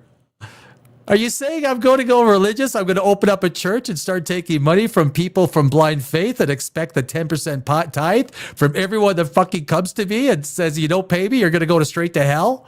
Is that what you're saying? I expect no one to give me money, and nor do I say if you don't give me money, you're going to go straight to hell. Holy, are you serious? Chris, are you listening to yourself? You've literally drank in the Kool-Aid. I don't accept money from anybody. I don't take free money. I don't have a tax-free benefit that tells that the government allows me to report, not to have to report any income, expenses, or nothing. I'm not the guy that has a 50,000 square foot building that sits there empty. You cannot even argue the question without attacking me. Your only way of arguing the point is to attack me. You cannot argue the simple point. All I said, I didn't even expect any of this to turn into anything. All I said was I go to the gym at 3-4 usually about 3:15 in the morning, and I pass two 50,000 square foot churches that are always empty, always, always. And you could do nothing but attack me. You cannot answer the frickin' question. All you do is attack me. Does that not say everything that you need to hear from yourself? And if it doesn't, I'm sorry, then you probably need to go home, go upstairs, reassess, and think, where is my money going to in that church? Where is my money? Maybe I should just give it right to the charities on the front line. Maybe I should. Or are you one of those preachers that gets a very healthy salary? Probably. Maybe. You're so smart. Well, you said it. I didn't. What do you want me to? You want me to say something back to that? Sean says, yeah, an overnight fix with the price tag attached. Yes. Can we see the price tag? Give us the fucking price tag. Merry Christmas to everybody. Hey, look, even if you believe in God, if you're religious, that's fine. I wish you a Merry Christmas. If you believe that the 25th is Jesus' birthday and it becomes a significant day for your religion, awesome. I don't take any of that away from you. I don't. I also like Santa Claus. You know? It's fine. You can keep I'm not even attacking your religion. I always say keep your religion, own your religion, be happy with your blind faith. All I said is churches sitting empty. You guys are so mean. Are you not listening to yourselves? You guys are the ones that are throwing insults. I just asked a simple question. You really are Michael, what did I say? You really are a cult and God will send you straight to hell. And if I ever find out what you're trying to do, I'm going to report you to the Pope and the okay. That is facetious, right? Michael. Okay. I know. Okay. I know. Okay. Or should be that way. I know what you're, okay. Right. I think you're being funny.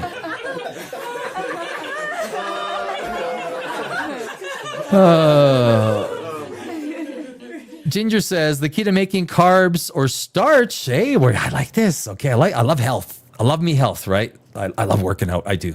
I think working out is good for everybody. That doesn't matter whether you're religious or not. Work out. Do your body good. Work out. Lift weights. Intensity. The key to making carbs or starch. Amy Luz or Amy Lapison.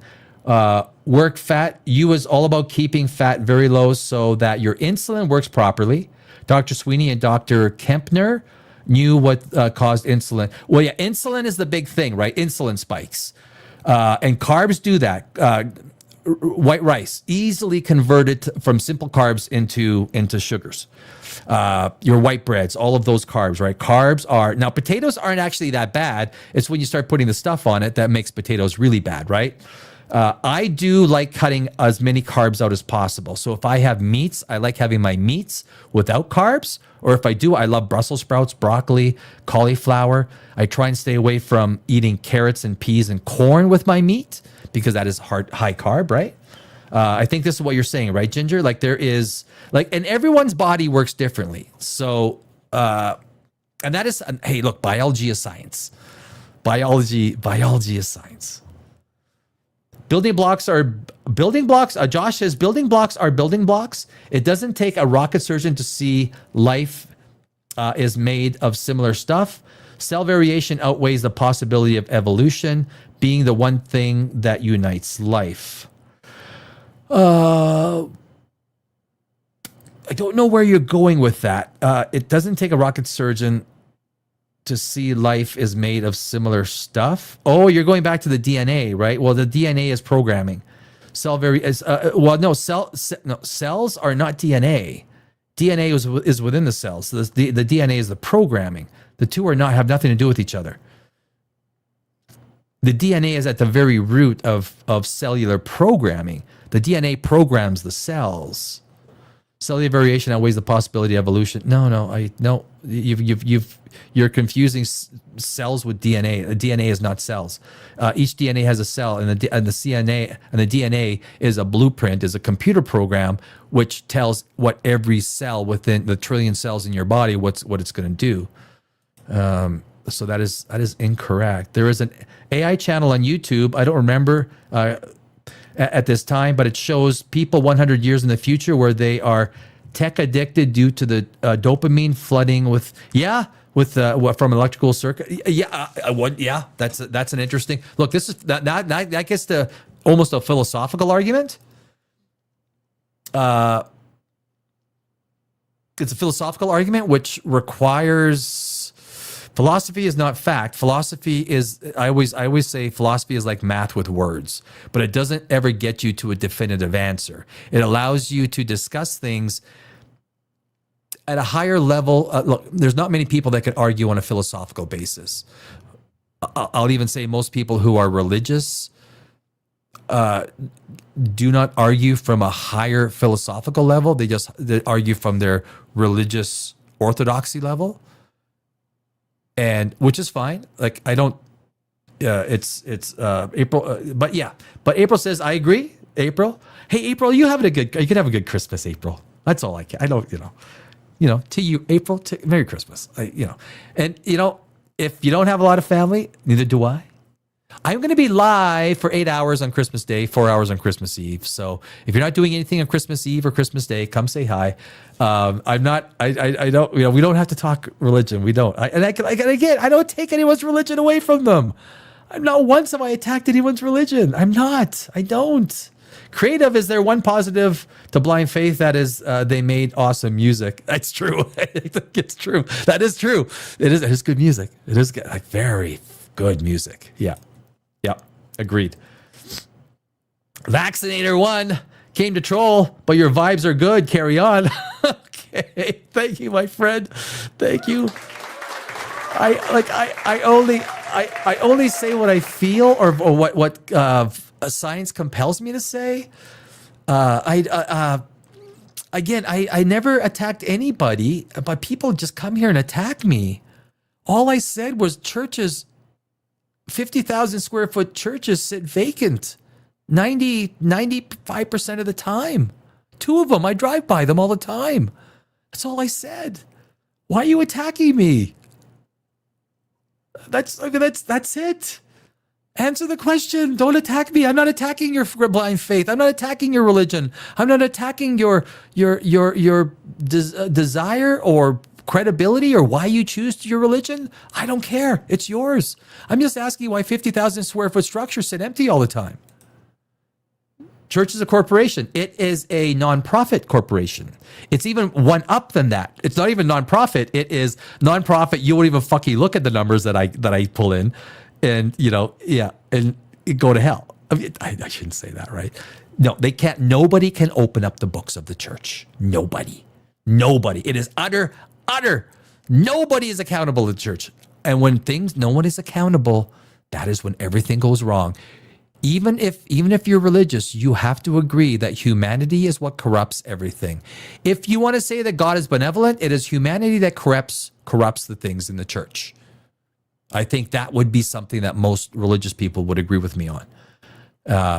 If let's just assume that God is real and that his benevolence and everything is what it is, then it is the literal humanity, the people, the humans that are inside those buildings that are corrupting it. All right. So, working out at 4 a.m. is borderline worth and unsubscribe. What? Working out at 4 a.m. You wouldn't work out at 4 a.m., Zach?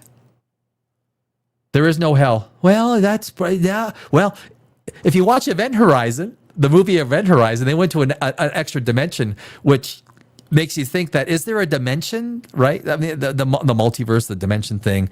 In the sense of hell, look, heaven cannot exist because a place that has no entropy cannot exist. Entropy is the law. Well, I would not disagree with you. I wouldn't disagree with you. As a matter of fact, you could say this earth is hell. We're living in hell right now. It's gonna get more hellish. Ginger, I couldn't even keep fat off my body until I started eating mostly carbs and very little fat. Oh, wait a sec. I couldn't keep fat off my body until I started eating mostly carbs and very little fat. That's interesting. Everyone's body is different. I cut carbs out, Ginger, and but it's very hard for me to cut out carbs. It's very hard. Like it is. I love potato chips. I love me French fries. I love me bread. I love me rice. I love it. And I need to fight pancakes, all that's the English muffins. Have you ever watched Beard Meets Food? Beard Meets Food, the guy that I love Beard Meets Food. I do. I think he's freaking awesome. I do. I think he's hilarious. He just put out a new YouTube video yesterday. He lives in Leeds, England. And so basically what he does, he will eat 10, 15,000 calories in one day, but he bases his calories in 1 week. So if he eats that much, he will have 1,000 carbs or calories in one day. So he does it on a weekly basis, but he is just hilarious. He had his Christmas special out yesterday. If you want some good fun stuff, go watch Beard Meets Food. I think Beard Meets Food is. I think he's. Yeah, I love me. Anyone could enjoy Beard Meets Food. Like the guy's a good guy. Like he is. I think he's a good guy. Anything sweet will cause insulin spikes. Yes, creative. Yes, and that includes fruits. That includes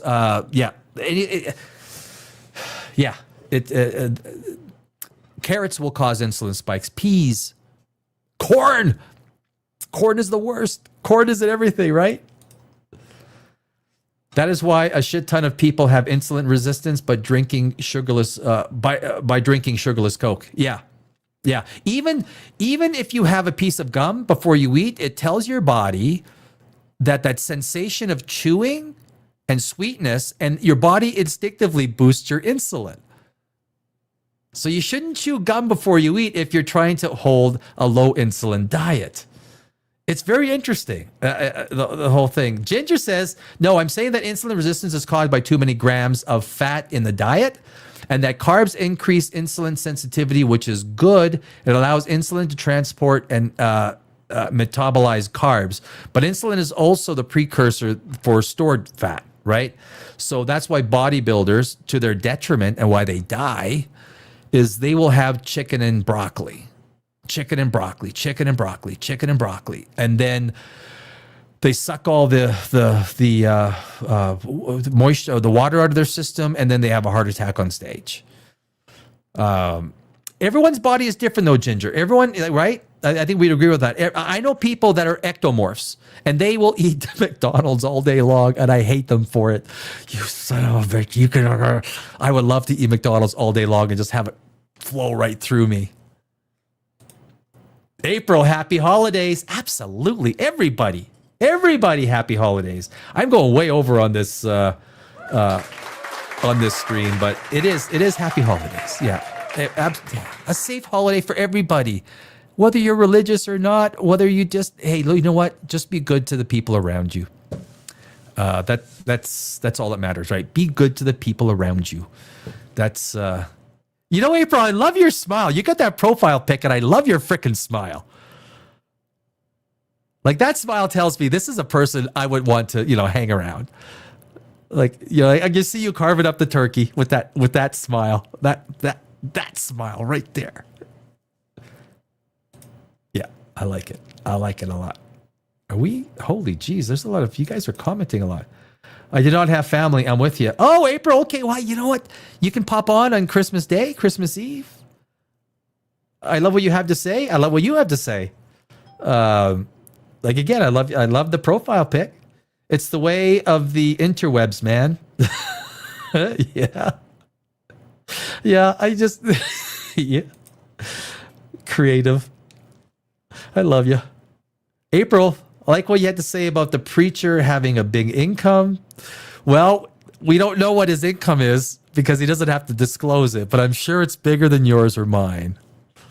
It's a nice car. You know where the preacher's in because the Lexus is pulled up. Just look, but I have also no doubt that there are frugal preachers. There are as well. So I don't want to make it sound like I have this blinding. It's no way to have an opinion on any group of people or anyone to say all preachers are bad. No. No, there's some very fine preachers, very fine ones, but they also don't have to disclose the money. Ginger, most diabetics cannot fathom eating less than 10 or 20 grams of fat per day, but if they did, their insulin would start working in 3 or 4 days. Then they can actually metabolize carbs like me. Ginger, I don't know enough about it to have a comment. You, for all I know, you're hitting the nail on the head. I don't know the relationship with fat. I just do know with carbs. And I have a friend who was a diabetic, so I don't know. I don't want to make a comment that discredits you or says anything alternatively. So I just have to say if you know that to be true, then I will nod and say all right, yeah. April, yes, yes. Ginger. Or the Barley Men Gladiators. Okay, hold on a sec. Who are the Barley Men Gladiators? Who are the Barley Men Gladiators? I do got Barley Men.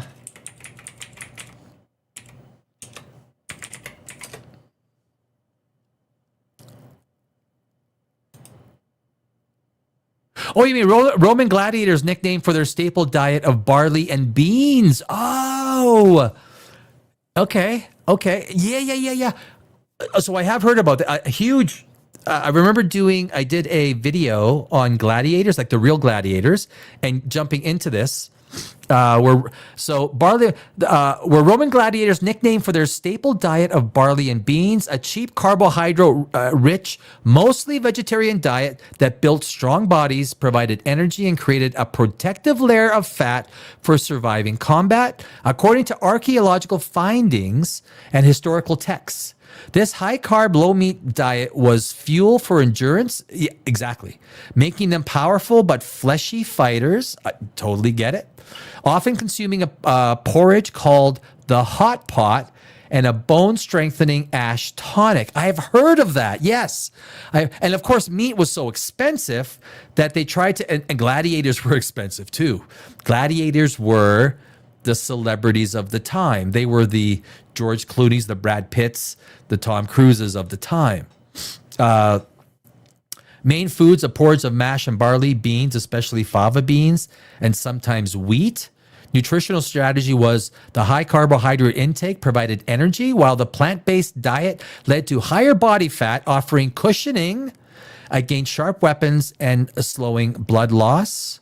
Bone health, they consumed a drink made of plant or bone ash for calcium to strengthen bones. Nicknamed hereditary,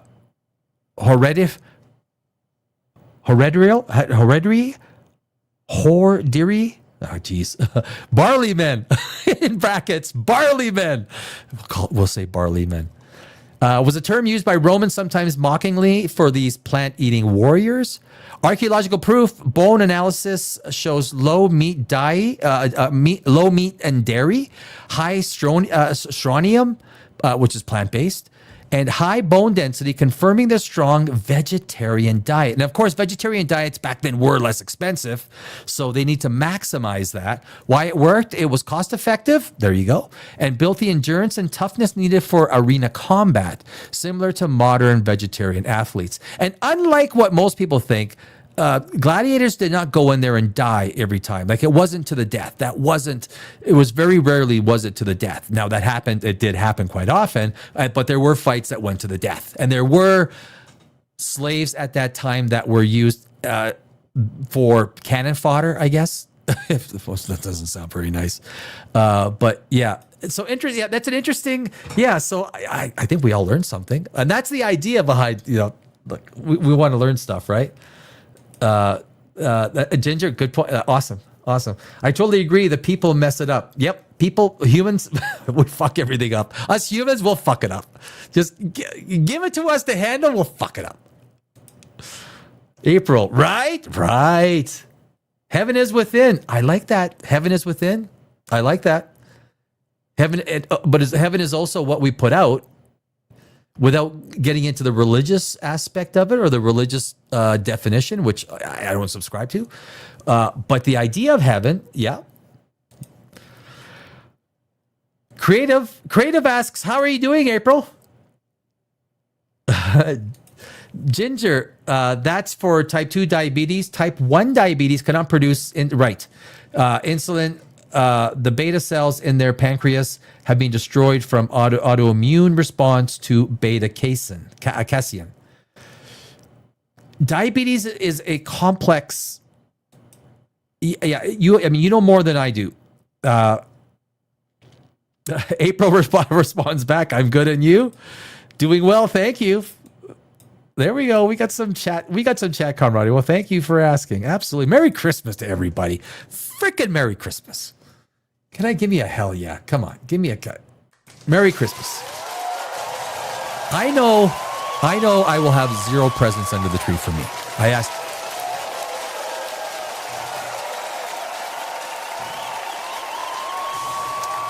asked everyone not to buy me. A Christmas present. Nobody. I said their friendship, the fact that I know them, is enough for me. Give me a phone call. Text me a happy Santa face. I don't care what it is. So I hope nobody stops by and gives me a present. Because, look, save the money. Keep your money. Put your money away. Like, keep it for your friends and family. Keep it for yourself. Right?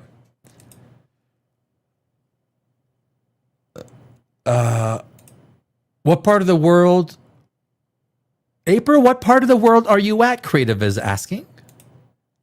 April says, really? I'm blushing. Look at that big smile on April. I love a good smile. You know what smiles do? They make the world a better place. That's what they do. I'm carving up tamales. My best friend... One of my, I say top 3 best friends. He's in Los Angeles. I lived in Los Angeles for 20 years, and he's there. And he's Mexican, right? Mexican family, Mexican everything, and they got the full on Mexican spread, like tamales, everything. I was just talking to him today. Just fucking love it. I love culture. I love different cultures. I love it. I love Indian food. My favorite food is Indian food. I love Indian food. Tandoori chicken. Ooh, there's no better chicken than tandoori chicken. Nothing. There's no better chicken. I will do most definitely. Absolutely. You know, Zach is back. Did we just witness a match made in heaven? That doesn't exist. Maybe this is dimension 0 Dateline. Are you lonely and single? We'll hook you up.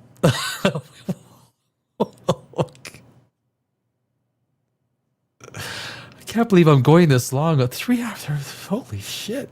I'm enjoying myself. You know what? That's what I am a people person. So when I enjoy the company of the people, and even over the electronic medium, when you enjoy people and the stuff, it's hard to leave it, right? And that's just, however, you can eat a ton of plus I'm learning a lot of stuff too. You can eat a ton of fish oil, your inflammation goes down, right? I know that. Yeah, I'm pretty good with most of the nutrition. Goes down like crazy. Lost 60 pounds last time. I went on a high omega-3 diet. Yes, totally believe that. So like salmon, fish, you basically went on a lot of fish, right? Wouldn't surprise me. Fava beans with a nice Chianti. Oh, how about just a nice Chianti, right? Come on, right? What? We got.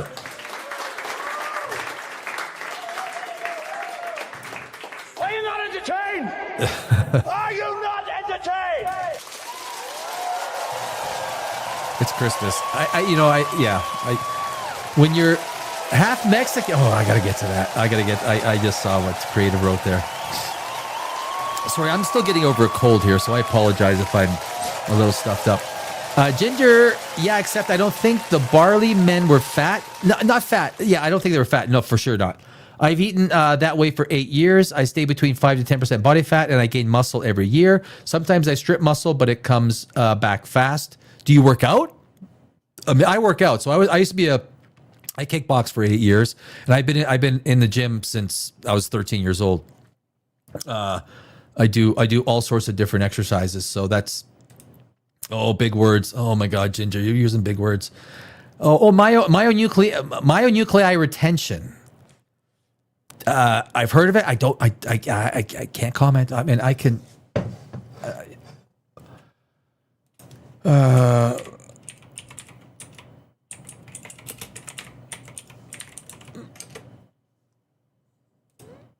Myonuclei retention is a long-lasting presence of extra control centers, nuclei, in muscle fibers after growth, even if muscles shrink, creating muscle memory. Okay, that allows faster rebuilding of size and strength when training resumes. I like that. These added nuclei acquired through. So basically, what you say, muscle memory is a matter of fact, and it's based on mononuclei retention. These required during strength can persist for years, possibly 15 plus, and enable quicker recovery from inactivity, making it easier for people, including older adults. So I can tell you right now. I've been working out since I was, I started, even hockey and soccer and baseball, even before I was 13. But I've been working out in the gym my whole life as a kickboxer for 8 years, and then, working the bag, weights and everything like that. I'm 58 years old. I was out of the gym for about a year when I moved out of Los Angeles, because Los Angeles turned into an absolute, guys, Los Angeles is de-evolution in humanity. It is the worst thing you have ever seen. I spent 2 years just trying to get out, and I got out May 11th. So after 20 years, almost 20 years of being there, and I couldn't work out because I was downsizing. I was selling parts, trying to get out. But when I started working out again, it comes back always throughout my whole life. When I started working out again, it all comes back very fast. As a matter of fact, I can still almost do the splits. Another 2-3 months, I'll probably be right back to doing the splits. Your body responds quickly. And I always tell people, and I think health is so important. Health is science, my friends. Health is science. I don't mind when people tell me they're going for a walk, but that's exercise that's not working out. You need to challenge the muscles. Look at Chuck Norris at 85. Chuck Norris at 85. Sylvester Stallone at 79. This is science. Muscles want to be challenged. You have to challenge the muscles. Intensity, you see, how is intensity reflected in the muscles? Hugh Jackman as Wolverine, right? Now, is there some chemical assistance? I'm sure. I'm sure there is. But intensity is reflected in the muscles, in the body. So when you see, wow, that person's in shape, that's intensity being reflected in the muscles. I urge everybody, if your back hurts, if your leg hurts, if you hurts going up the stairs, I will guarantee you within 2 weeks of dedicated working out, 2 weeks at the most, you will feel better. You will feel like those stairs just became half as heavy. Guarantee you. If you feel bad, don't take the drugs the doctor says. Well, this will get rid of this. Guys, just join a gym. Join a gym. Make an appointment with yourself every single day. I'm probably speaking to the converted in a lot of people here. I love Florida. I love wakeboarding in Florida, April. I love wakeboarding in Florida. I do.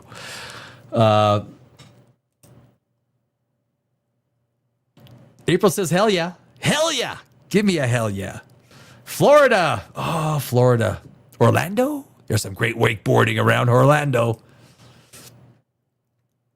Create a gentle miracle. Ginger says, a lot of athletes use McDougall starch-based diets today. It was more common back in the ancient times. You're gonna make me. So one of the things I do in this channel, because science has an endless amount of terms,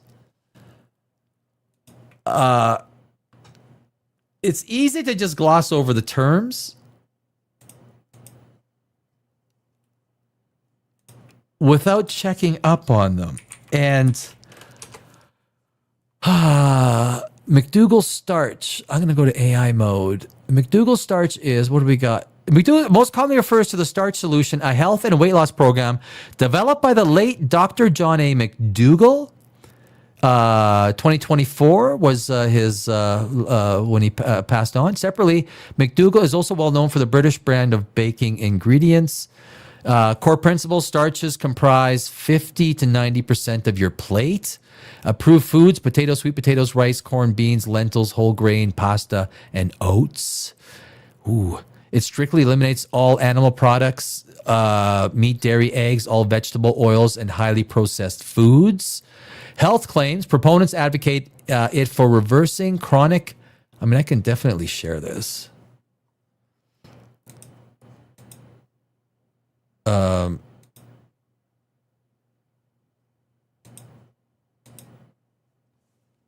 This is. Do you guys see that? How is it looking? Yeah. Okay. This is what I'm reading. I'm at health claims. Proponents advocate it for reversing chronic illness like heart disease, type 2 diabetes, and high blood pressure, as well as for sustainable weight loss. Weight loss strategy. A popular variation is the 50-50 plate, where half the plate is starch and half is non-starchy vegetables like broccoli and leafy greens to lower calorie density while maintaining satiety. I know the word. Satiety. Oh my God. I was an English major university, but what happens is wine plus live YouTube, it's a problem. If you're looking for a thickening agent or flour, McDougall refers to actually, here we go. You know what? One word I couldn't say was Diogenes, the philosophers. I kept saying Diogenes. I couldn't. It's of course. I also took a lot of antiquity courses, so Diogenes, but I couldn't get Diogenes. I couldn't get to Diogenes. Look, the human mind, the brain is an interesting. Refers to a 150-year-old brand often used in home cooking. Instant thickening granules, a starch-based product used to thicken sauces, gravies, and soups without lumps. It typically contains starch and vegetable oil. So this is actually contrary to a lot of what the keto, from a keto-based diet, right? Ginger, from a keto-based diet, this is very different. This is almost the exact opposite. I don't know if it would work good for me because carbs and all that stuff does me bad. It really does. Creative, yeah, has half Mexican, half Norwegian. That is an awesome mix. Right? I was born in Brno, Czechoslovakia. I was a refugee, 9 months old when I came to Vancouver in '68. Most of my family is Central Northern Europe, Germanic. but I like my best friend in Los Angeles. He's Mexican, and it's like we always talk about moving to Mexico City, and opening up a pizza joint. Yeah, totally lonely and single. Oh, creative. It's okay because you are with friends. You are my friend. You can hang out with me anytime, my friend. All good. Definitely a people person. That's what we like here. Dimension Zero. We like science fiction, and people. Do not disrespect the individual. I think the consistency in my responses shows I will, even with people I disagree with. Look, we disagree with our opinions. Doesn't mean we have to get feisty. All right. There's no need to it. I got to go to bed and do concrete tomorrow. Damn, you're a working peep. You've been such a damn sweetheart, Dime Zero. It's been a pleasure. Keep it real, brother. Night Creative. I have tamales and lefse every Christmas. That's that's a Norwegian dish. April. I lift 3 to 4 times per week. Good. Oh, awesome. Yeah, Ginger. Look, you got to get the muscles, right? You got to get the muscles working. I love working the bag. And I circuit train. I work the bag. I do the punches and kicks, and then I do certain fairly basic exercises with the delts, because obviously you're doing a lot of delts when you're punching a bag. Kicking is a high calorie exercise because you're moving your legs, you're kicking the bag, you're working it. But whatever you do, you need to challenge your body. You need to challenge your muscles. Walking is not enough. The faster you walk, the better. I would say start with 2-pound weights on your ankles, then put 5-pound weights on your ankles, put weights on your wrists, or hold weights in your hands so you can do something with weights. You got to do that. You got to do that. Creative. Anywhere else we can chat? I think that's too.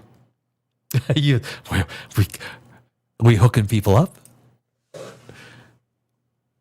I am 58. Yes, yeah. I am 58. I just turned 58. So you know what I'm thinking about doing?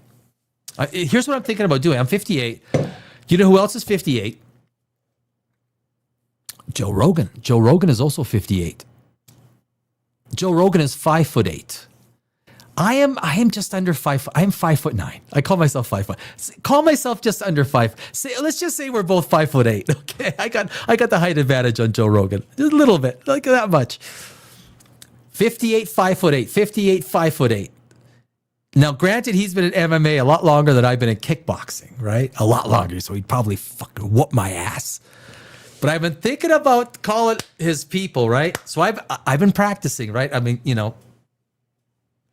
I started off with boxing with Willie DeWitt's trainer. Willie DeWitt was a silver medalist, heavyweight champion. So I got really good boxing format. And my kicks have always been fast. I only do 3 kicks is all you need to know in kickboxing. Everything else is just wasted kicks. I think most kickboxers will tell you that. So I'm thinking about, contacting Joe Rogan's people and say, hey, Joe Rogan, you want to go down with a normie? Just a regular guy. Just a regular guy. Danny out. Just a regular guy. 58, 5'8", 58, 5'8". You want to throw down, Joe Rogan? You want to fuck with a little bit of this? You think you can take this? I don't think you can.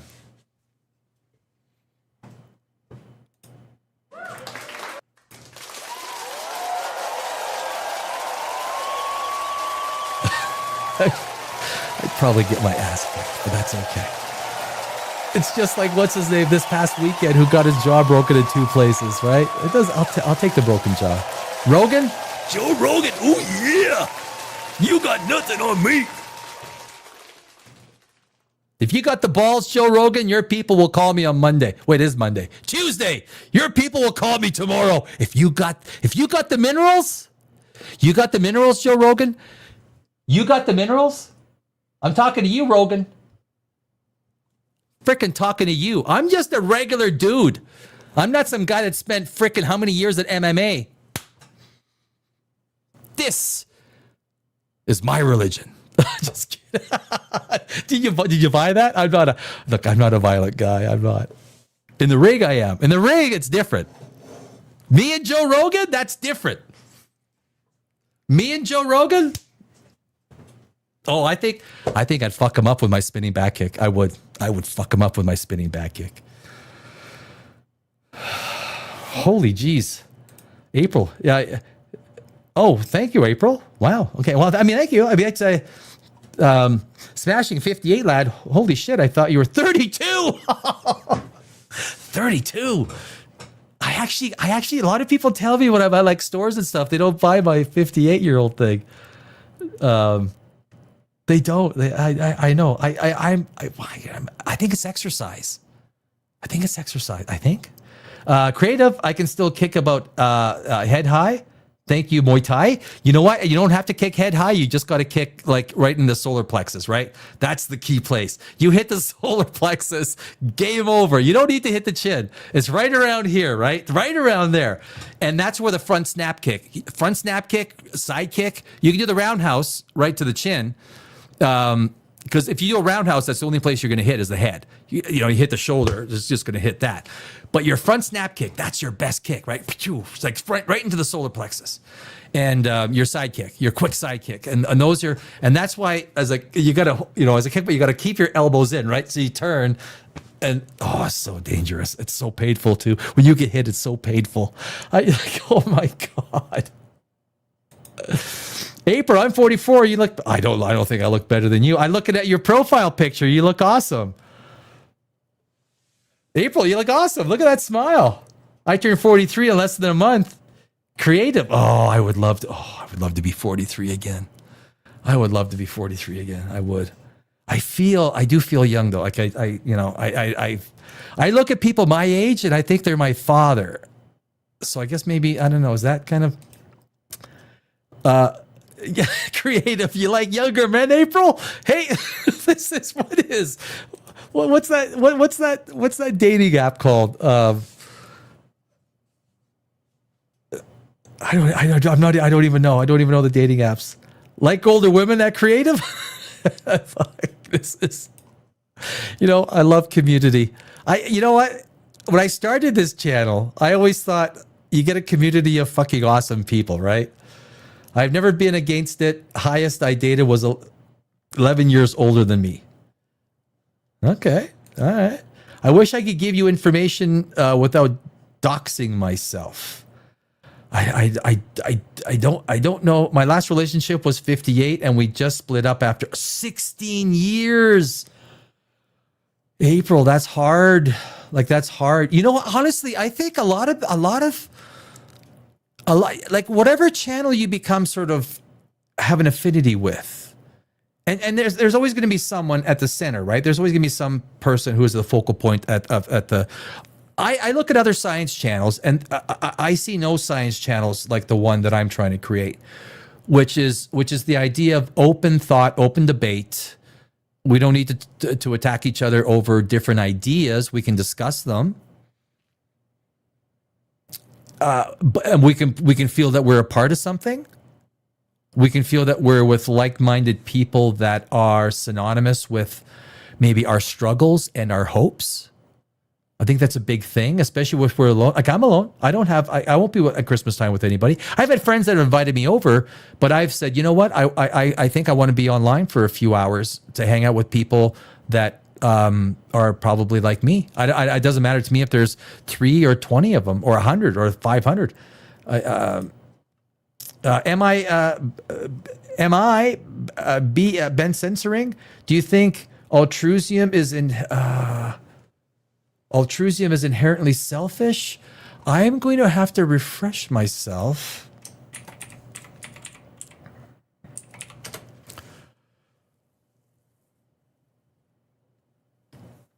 The selfless concern for the well-being of others characterized by acting to help someone else at the... Oh, right. Yeah, right. Yes. I remember taking this in a philosophy class in university. The selfless concern for the well-being of others You know what? Oh,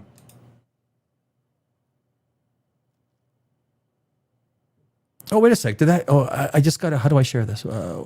There we go. This is an important point. I like this. Altruism. Is the selfish concern for the well-being of others characterized by acting to help someone else at a personal cost to oneself? The easiest example is Iron Man sacrificing himself, which was one of the look.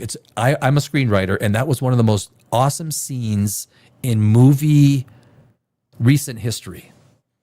That was a person who you could not shut up, right? You could not shut him up, and arguably he was selfish in some ways.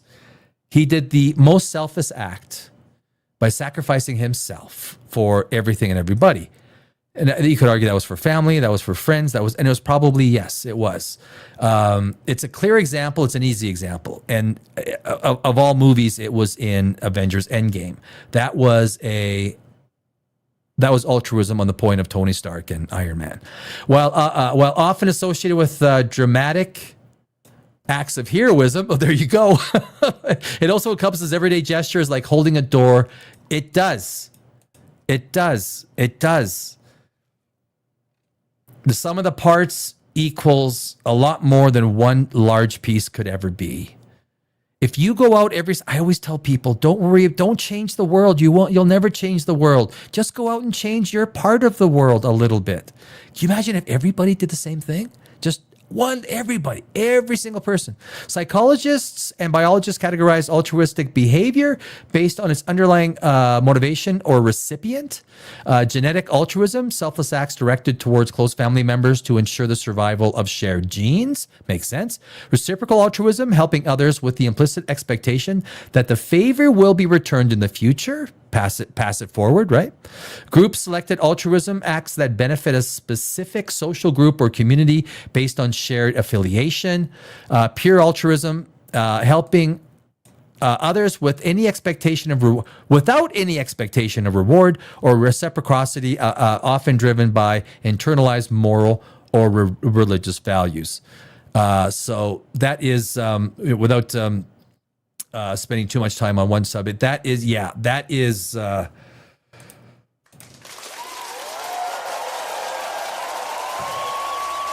I knew that word, that concept, altruism. Yeah. And the fact that it's not in the front of my vocabulary might say a lot about me. It should be front and center. But maybe it is, and I just don't define it with that word, right? Creative, sorry about that. April, you look better than do I look better than Joe Rogan? Oh, if I look better than Joe Rogan, you wait till 3 rounds. Me and Joe Rogan, 3 rounds. You wait to see exactly how bad someone looks after 3 rounds. I'll give Joe Rogan 3 rounds with me, and I'm sure I will get my ass handed to me, right? Just whooped. I know he's tough. He's tough. Well, I would have, so if I tell you what, if Joe Rogan ever accepted my, 5'8" challenge, some normie guy, I would work out pretty hard. Like I'd say, give me 3 or 4 months and I'd be in the gym, like just, it'd be a Rocky show. Like rock, I'd get like if Carl Weather was still alive, I'd call him, Carl, he's hooking. Damn, what's wrong with you, Rocky? What are the 3 kicks you think are essential to kickboxing? Oh, that was the front snap kick, the side kick, and the roundhouse. So you could do the spinning back kick, which is just as fast if you're right. So you got to quickly spin and boom. And the idea behind the spinning back kick. So if you got to work the hands, right?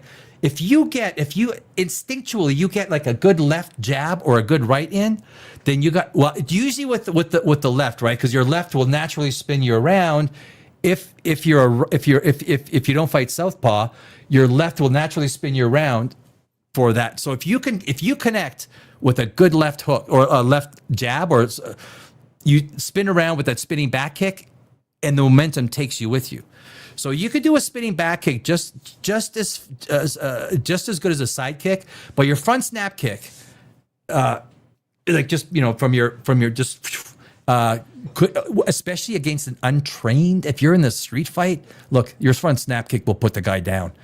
It's over. It's over. As a matter of fact, you might go to jail because you broke his ribs and he can't breathe and he's going to the hospital for 3 or 4 days. Just like what's his name, the fight this weekend, broke his jaw in 2 places. You don't fight a monster like that. What was the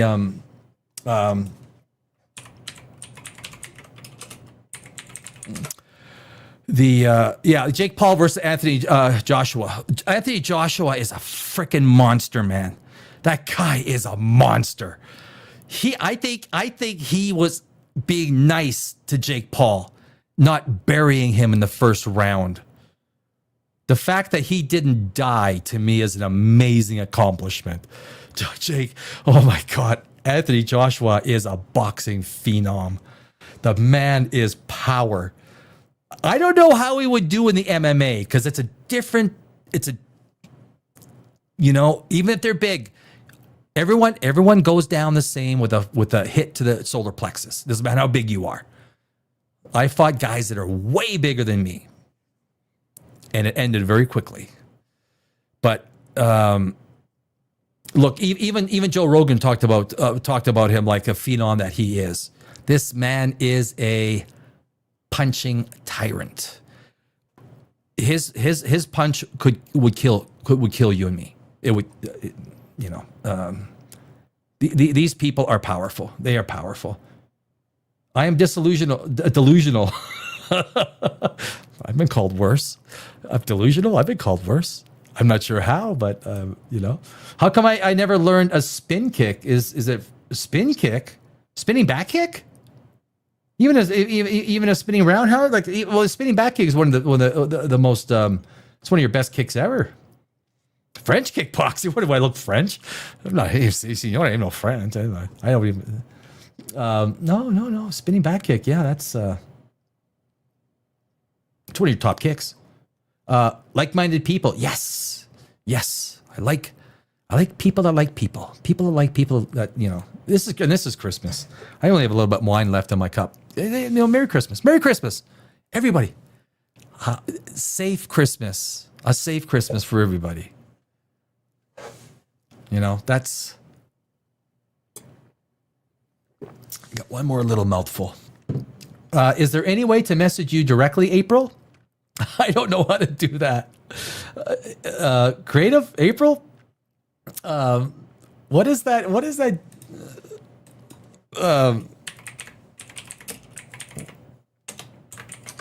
What is that dating? What? eHarmony? No, that's not Tinder.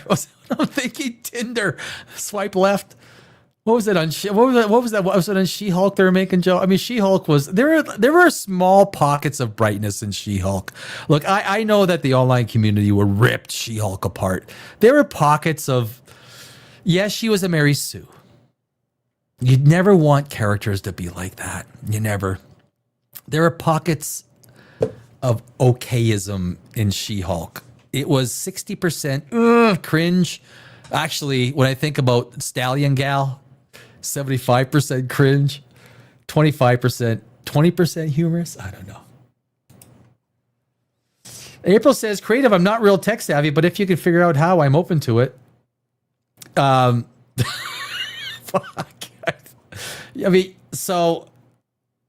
If you want, I just got a new email.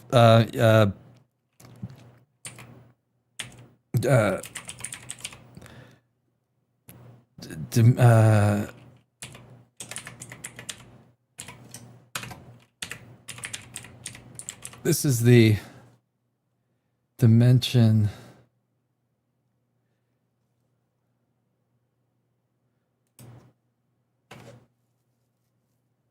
That is the email for the channel. If you are so inclined, or you want to just, you can. I will forward. I will just think twice. Make sure, you can come back tomorrow. Come back tomorrow. Let's talk some more. I'm going to be on Christmas Eve as well, Christmas Day, right? But you can always contact Dimension Zero X, and if everyone agrees, where am I? Okay. Reminded me of Prime Tyson. Yeah. Oh, Prime Tyson was freaking scary.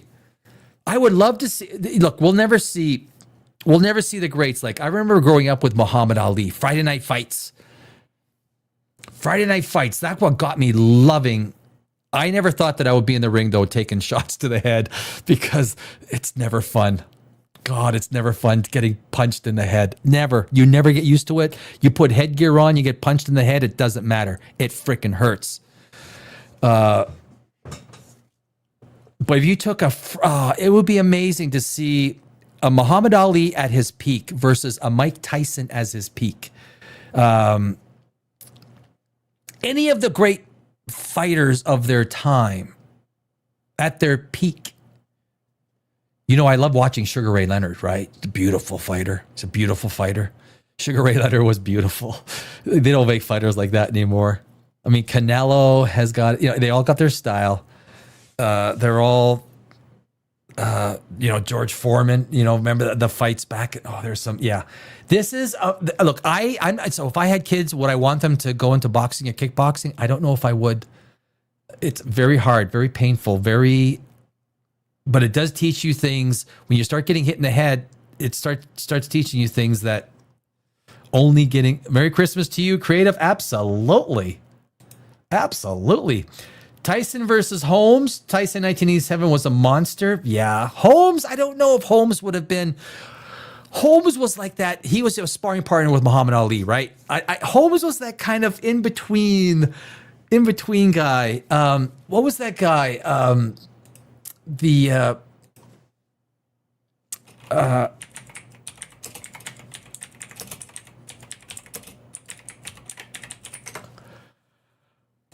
What was his name?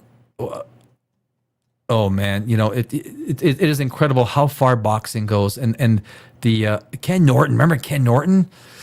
Oh man,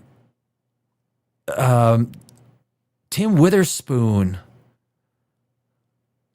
Michael Spinks, Trevor Berbick. Remember Trevor Berbick? Mike Tyson.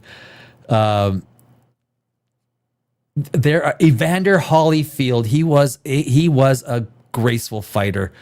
And these are the heavyweights: Riddick Bowe, Lennox Lewis. Evander Holyfield came back in 1994 to win. So I mean, George Foreman. Remember the George Foreman fight in '95? He came back to win. I kind of thought that fight kind of looked like, I don't know. It didn't look as real as it should have. Evander Holyfield was a great. He had class, and he was a religious guy too, right? He was very religious. That doesn't. I'm sure we have much more in common than we have not in common. So but oh man, there's gone are the days where people held their titles for a significant amount of time. But I'll be here. All right, April. Yeah. That sounds good. I'll be here after making enchiladas. I want to make enchiladas. I'll be here tomorrow. All right. I will be here too. Boxing can wreck your brain. Yes, it can. Absolutely. I was a kickboxer for 8 years. I don't like.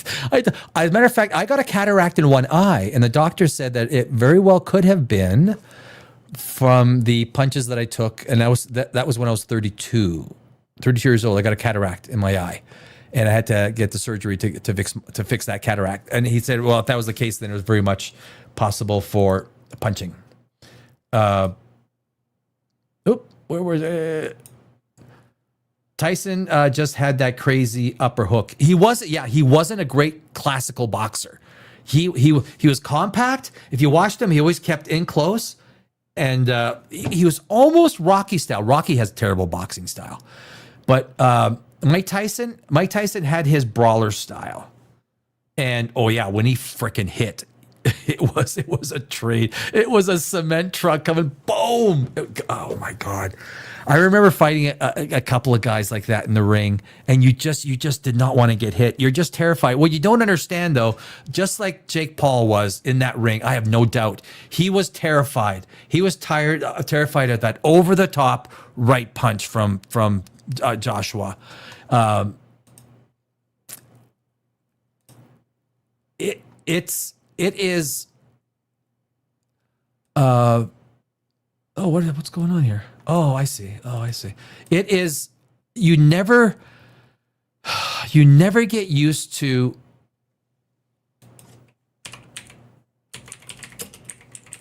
the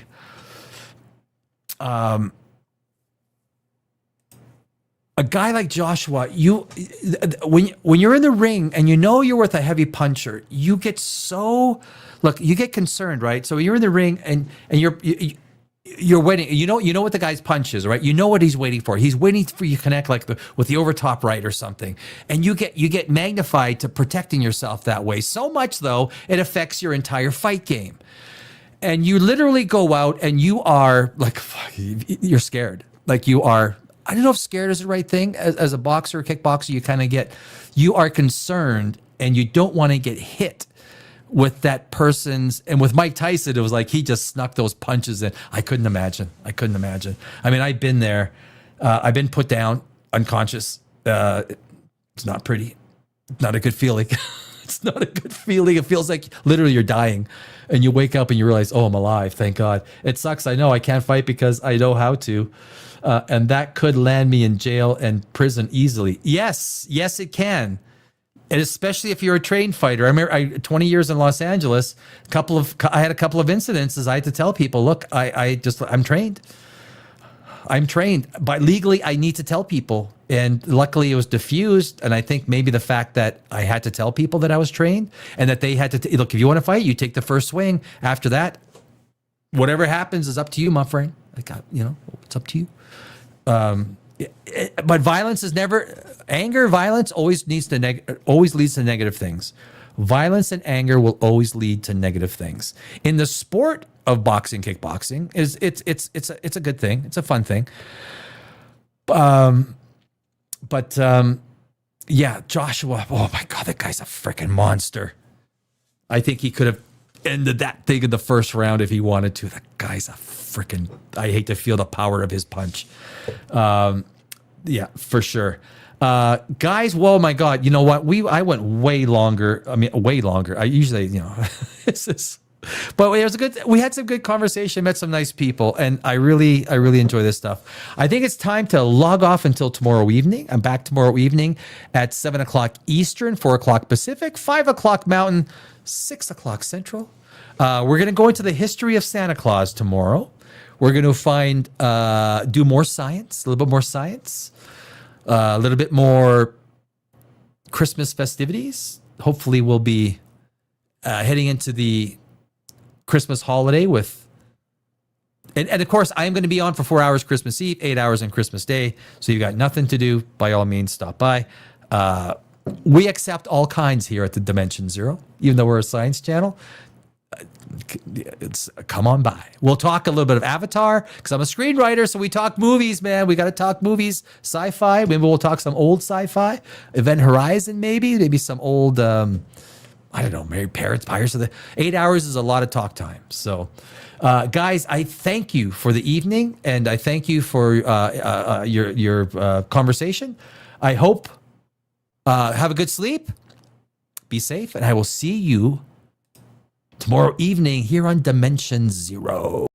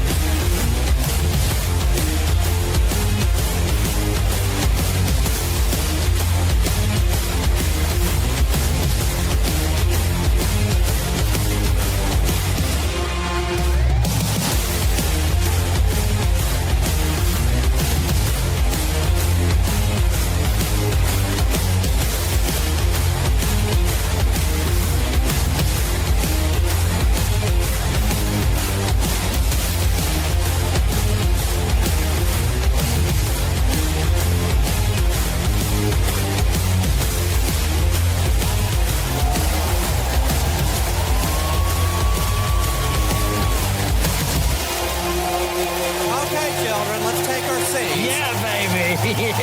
Do it live. Get it.